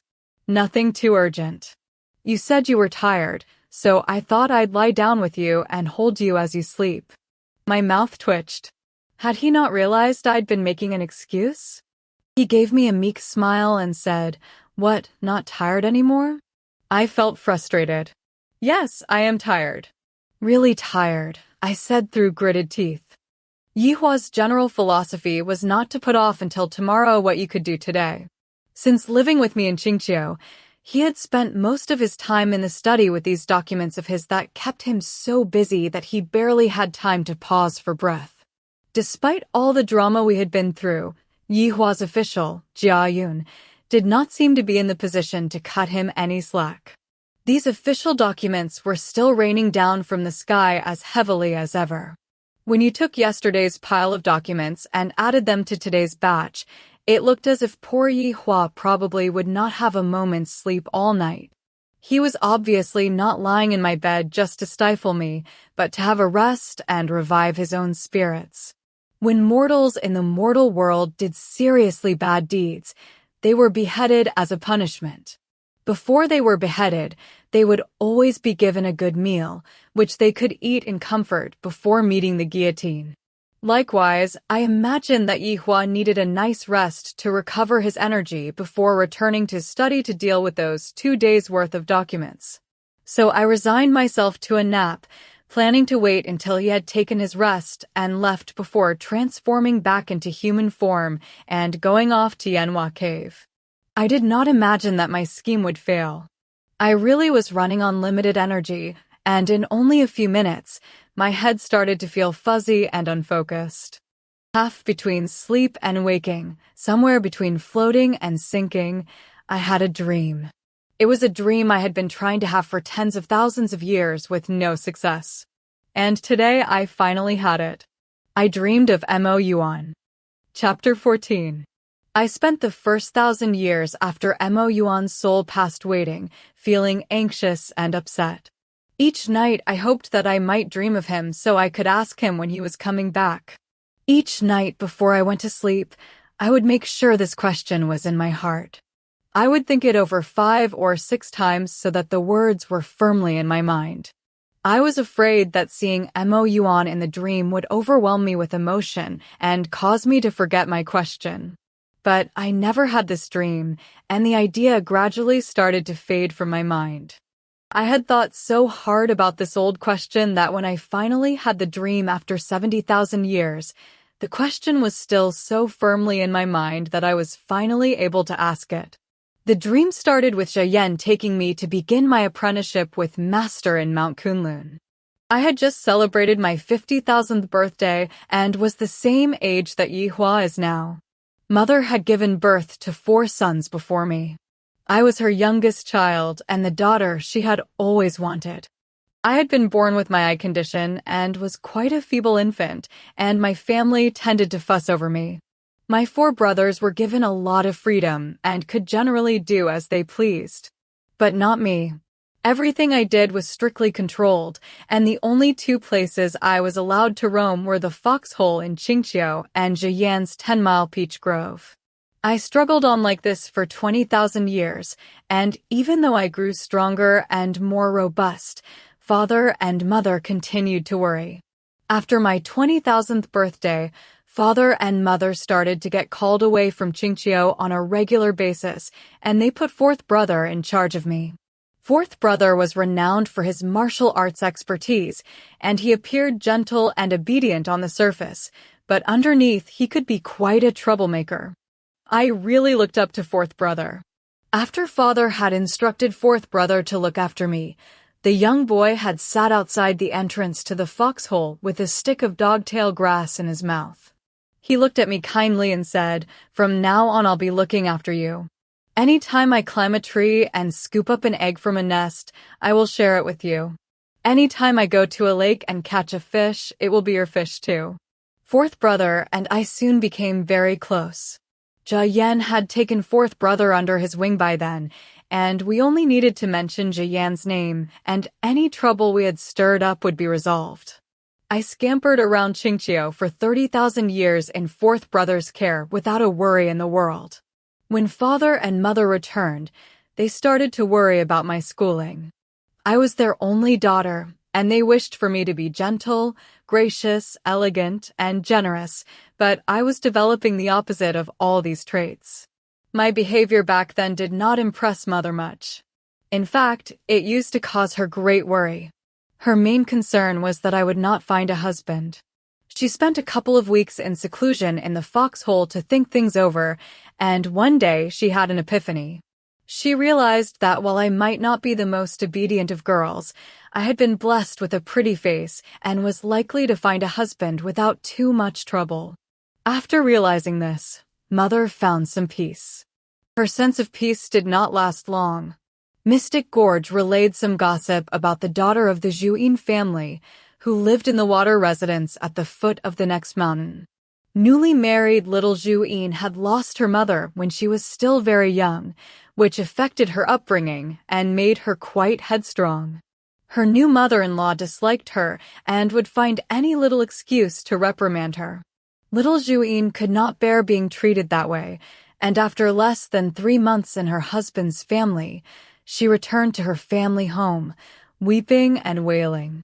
Hearing how badly little Zhuyin had suffered under her new mother-in-law, and knowing the way I was destroyed Mother's newfound sense of peace, and she became increasingly distraught.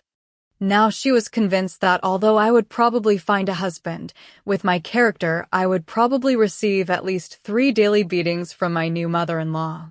Imagining my future torment, Mother burst into tears. Yen visited the foxhole on one occasion and found Mother quietly wiping away her tears. She told him what was wrong. He thought it through and sighed. "That girl's character is already set in stone," he said. "You won't be able to change it now. What she needs is a useful skill. If she arrives at her future husband's household with magic that is unrivaled by anyone, she can behave with as much naivety and arrogance as she wants, and no one will ever lay a hand on her." Mother's eyes lit up when she heard this. After thinking long and hard, she decided to find me a master so that I could start an apprenticeship. Mother was an ambitious woman. She decided that if she was going to find me a master, it better not be in vain. It would have to be the best master in the whole of the 4 seas and 8 deserts. She carried out research for a number of weeks before finally setting her sights on Mo Yuan, Mount Kunlun's god of war. I had never met Mo Yuan, but I was familiar with the name. By the time 4th brother and I were born, there were no longer many battles being waged within the 4 seas and 8 deserts. The odd one would break out every so often, but these tended to be small and insignificant. Members of the older generations would occasionally talk about the great battles that stemmed from when Panga split the sky from the earth and Yin separated from Yang.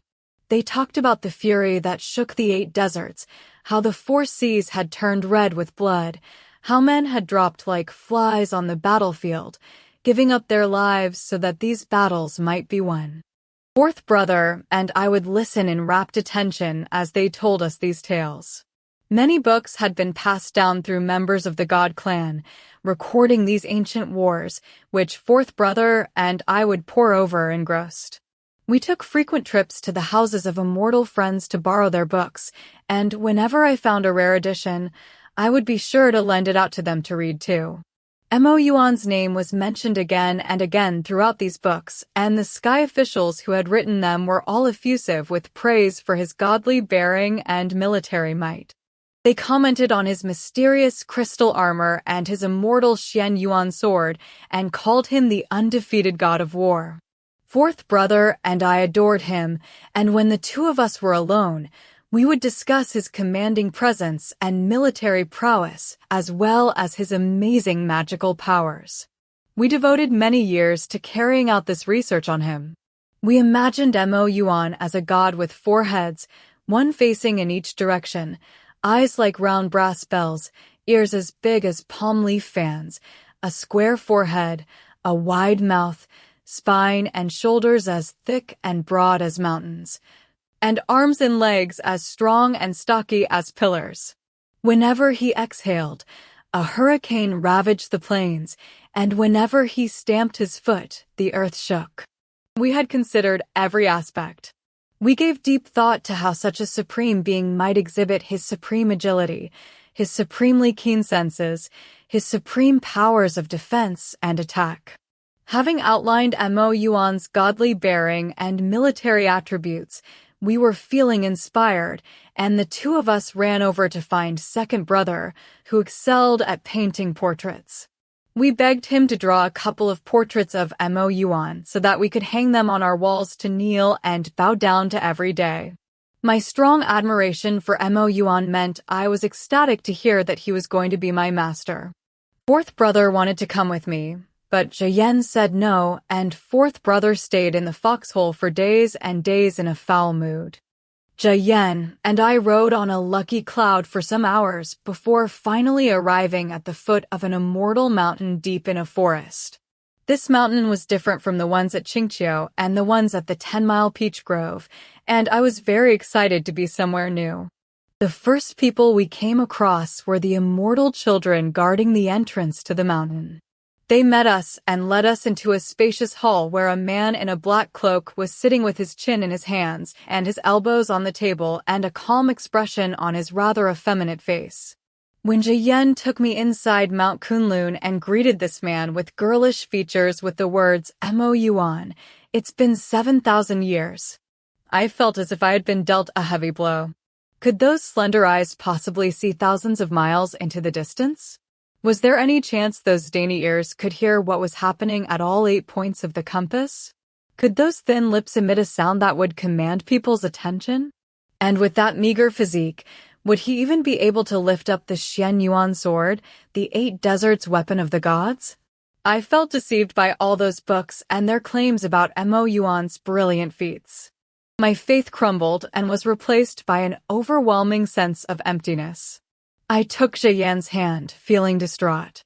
Jian handed me over to Mo Yuan with a carefully constructed web of fabrications, all spoken with utter sincerity.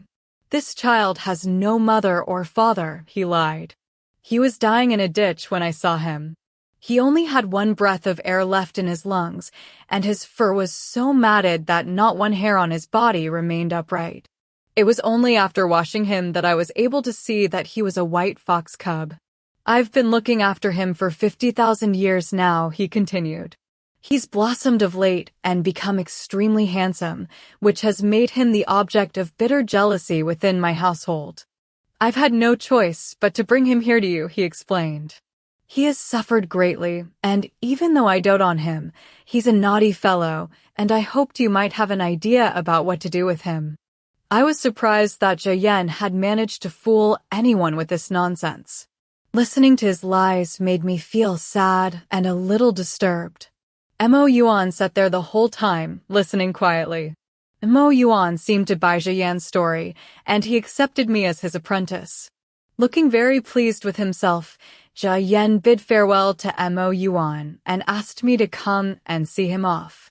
As we reached the road outside the mountain, Jian issued me a word of warning. "You may have a boy's body now, but you still mustn't wash with your fellow apprentices. You mustn't allow them to take advantage. You need to retain a young woman's modesty." I hung my head and nodded. Mo Yuan looked after me extremely well, but I continued to resent him for lacking what I considered to be a heroic appearance, and his affection meant little to me. I did not start to revere Missouri Yuan until I stumbled into my first pitfall, an encounter that caused me serious injury. It had started with Jian's wine. Jian made wonderful wine, and doting upon fourth brother as he did, he would give a lot of it to him. Because fourth brother and I were so close, I always got to share it. I would make regular trips to the Peach Grove's wine cellar, and over time I developed a real fondness for it. I felt guilty for taking so much of Jian's wine, and every time I went to a banquet and was in the company of immortal friends, I would make sure to sing his praises. Jian may have been an exceptional winemaker, but he still had room for improvement. But I was young and naive and prone to exaggeration, and would often come out with boastful statements at these banquets about how wine like his could not be found anywhere else. Naturally, some other wine experts had different opinions, But if they offered the name of any other winemaker and suggested they had superior skills, it would leave me feeling completely crushed.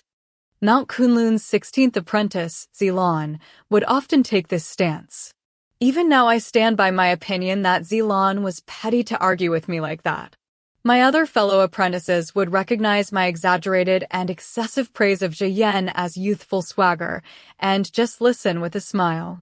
Even when they disagreed, they kept in mind that I was the youngest apprentice and let me off the hook. Zilan was different. He would pout so much that you could have hung an oil pitcher off his lips. He would give a dismissive snort, and after a lot of tooting, he would say, "It couldn't be better than the wine master makes, surely?" Because of my scorn toward Mo Yuan, I hated hearing people praise him, and Zilan's oppositional stance served to fan the flame of my fury. I started hatching a plan to get Zilan to admit that Mo Yuan's wine was inferior to Zhiyan's in front of all our fellow apprentices, so that I could show up Mo Yuan's incompetence once and for all. It was a simple idea, really. All I had to do was break into Mount Kunlun's wine cellar and steal a jug of Mo Yuan's wine. I would take this wine to Zhiyan, who could use it as a sample to make a jug that was 100 or maybe even 1,000 times better. I would bring back this jug and give it Zilan, who would be forced to admit its superiority. Mount Kunlun's wine cellar was not well guarded, and I managed to sneak in and get my hands on a jar without any trouble. The underhanded nature of this operation meant that I could not very well walk back through the main mountain entrance, and so I walked through the peach grove at the back peak of the mountain instead, from where I planned to summon a lucky cloud and soar over to Zhiyan's. But I managed to get myself lost within this peach grove. After a long time trying to find my way out, I became exhausted and started to feel quite thirsty. Realizing I was carrying a jar of Mo Yuan's wine, I decided to sip some to quench my thirst. After one sip, I started to feel hazy. It was only a small sip, but the flavor seeped in and spread throughout my mouth. I felt it burning as it slid down my throat. Zhiyan really would have to up his game if his wine was going to compete on this level. Mo Yuan was indeed a skilled winemaker. Fury filled my chest. I realized there was no point taking this wine over to Zhiyan. I sat there for a while, fuming, before guzzling down the whole jar of wine, every last drop. My head went dizzy, and I saw stars in front of my eyes. I leaned my head against a peach tree and fell straight asleep. I woke up in an unusual way. Not naturally with the sun or with first apprentice shaking me awake. I was woken up by having a basin of ice-cold water poured down onto me. It ripped me from my dreams and woke me with a start. It was early spring, and the snow was just starting to melt, and the water that hit me must have been recently melted snow. It soaked through my clothes, and I responded with a loud, high-pitched sneeze. I saw a woman sitting on an ebony chair. She took a sip of tea from a porcelain cup, put the cup down, and gave me a cold, impassive look. Serving girls with bowl haircuts were standing on either side of her ebony chair.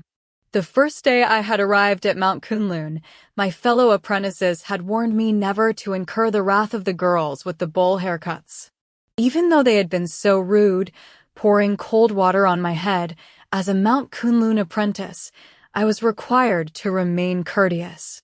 It was the serving girls of the goddess Yaoguang who had their hair cut in this style and were often found wandering around Mount Kunlun, and so I surmised that this must be who I was dealing with.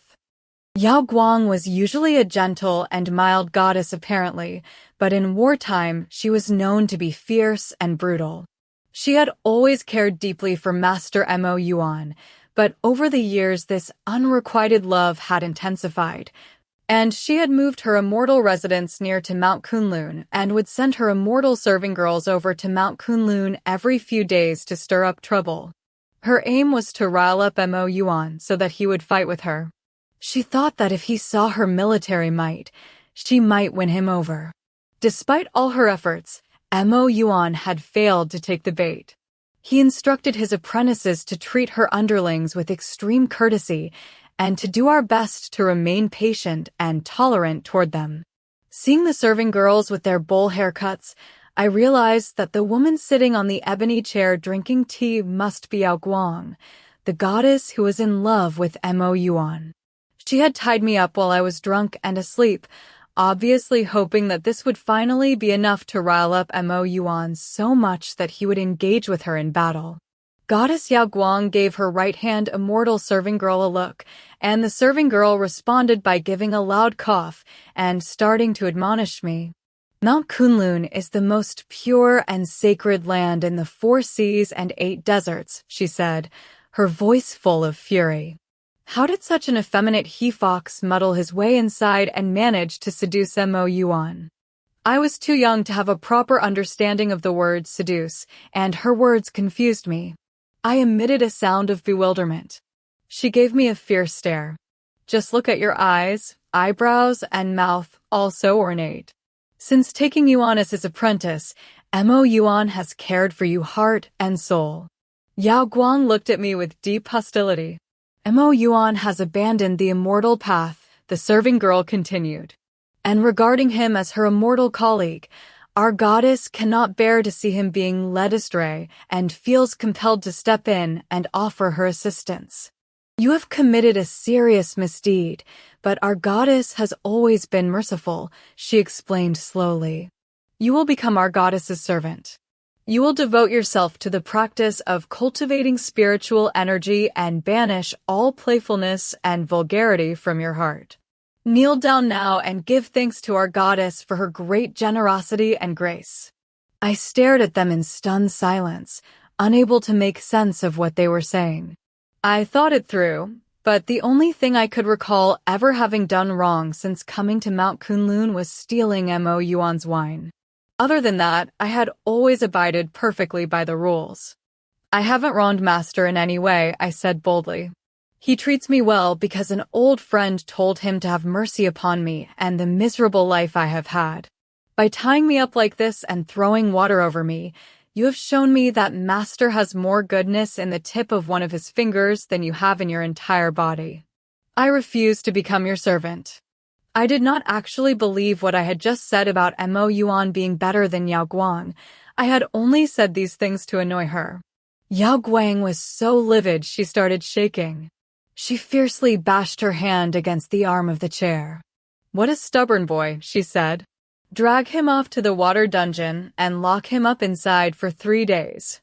I still remember Yao Guang's eyes as she gave this order, burning red with jealousy. It had all just been a misunderstanding, but I was a child, full of youthful vigor and not used to expressing myself properly.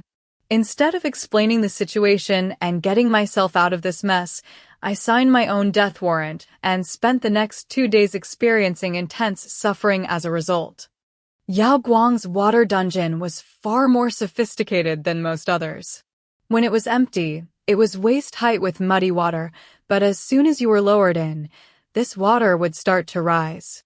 It would move up your body, inch by inch, until it was covering your head. Even when your head was covered, the water would not actually drown you. It just gave you the awful sensation of drowning. Had you been allowed to experience this sensation constantly, you might have become used to it over time, but after a couple of hours, the water receded, and you would be left panting wildly and waiting for the torturous process to repeat itself. I had spent so many years being idle and lazy, and even if I had exerted all my strength, I would not have been a match for this goddess. I was helpless to defend myself and had no choice but to endure my torment. By the time Mo Yuan found me, I had been tortured to within an inch of my life. Fortunately, I still had youth and stamina on my side. Through my days, I remember seeing Mo Yuan's solemn face as he ripped open the dark steel chain of the dungeon door with one hand. Sparks flew everywhere. He fished me out of the water, wrapped me in a cloak, and held me close to him. He turned to pale-faced Yu Guang, and in an icy voice he said, "Meet me on the summit of Mount Kangwu on the 17th of February, and we will settle this score." "I wish very much to battle with you," Yao Guang said in distress, "but not like this and not."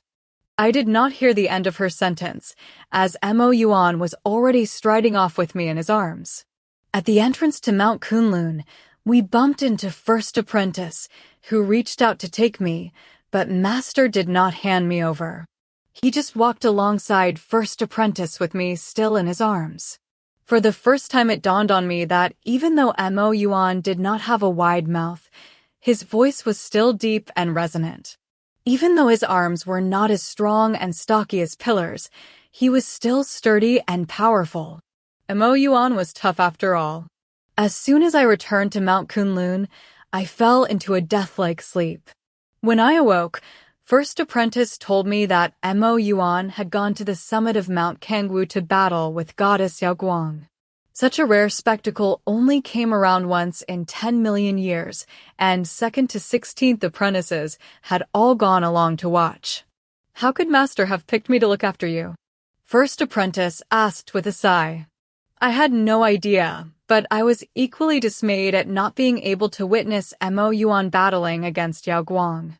First Apprentice was an incessant talker, and after listening to him burble for a couple of days, I finally understood what a serious operation Yaoguang's abduction of me had been. After the lamps had been turned out that night, and I still had not returned to my room, my fellow apprentices became anxious. They searched all over Mount Kunlun, but could not find me. After turning the place upside down, they started to suspect that I might have stirred up trouble with Yaoguang's immortal servants and been taken captive. It had just been a guess, and they had no proof, but my fellow apprentices were all extremely worried, and eventually they decided to alert Master. Master had been about to go to bed, but as soon as he heard this news, he draped a cloak over himself and, taking First Apprentice with him, he broke into Goddess Yaoguang's residence. Yaoguang did not admit what she had done to Mo Yuan, even when he threatened her life. Master flashed his Xian Yuan sword at her in complete disregard of all etiquette and charged his way inside to find me. First Apprentice tooted and gave a big sigh. If it hadn't been for Master's courage, you would probably never have seen the light of day again, little 17th, he said with a laugh. You were exhausted. You fainted as soon as Master brought you back to Mount Kunlun. You were having nightmares, holding onto Master's hand and yelling with such distress it was hard to listen to. We couldn't pry your hand off his. Master was extremely upset by the state he found you in. He patted you on the back to comfort you and said, "Don't be scared. Don't be scared. Master will protect you." You looked just like a little baby, he said with a chuckle. My face went red. What did you do to offend Yaoguang so much? He asked in bafflement. She's known to have an evil streak, but she's never been that cruel and ruthless before. I had thought about this carefully while I was recuperating, and I thought that I had a good understanding of the whole situation. I had been about to tell him that her fury had been fueled by jealousy, but I did not think it was fair to talk about someone behind their back, so I just mumbled a couple of incoherent reasons instead. This was what unfolded in the dream I had just had about Mo Yuan. So far, what had happened in the dream was indistinguishable from what had happened in reality. But in reality, Mo Yuan had returned to Mount Kunlun the afternoon following the Kangwu battle. Yaoguang had been brutally defeated and had subsequently fallen out of love with Mo Yuan and moved far, far away. But in the dream, Mo Yuan never returned from Kangwu. Each day I would grab First Apprentice and ask, "When is Master coming back?" And First Apprentice would respond with the words, "Soon, soon."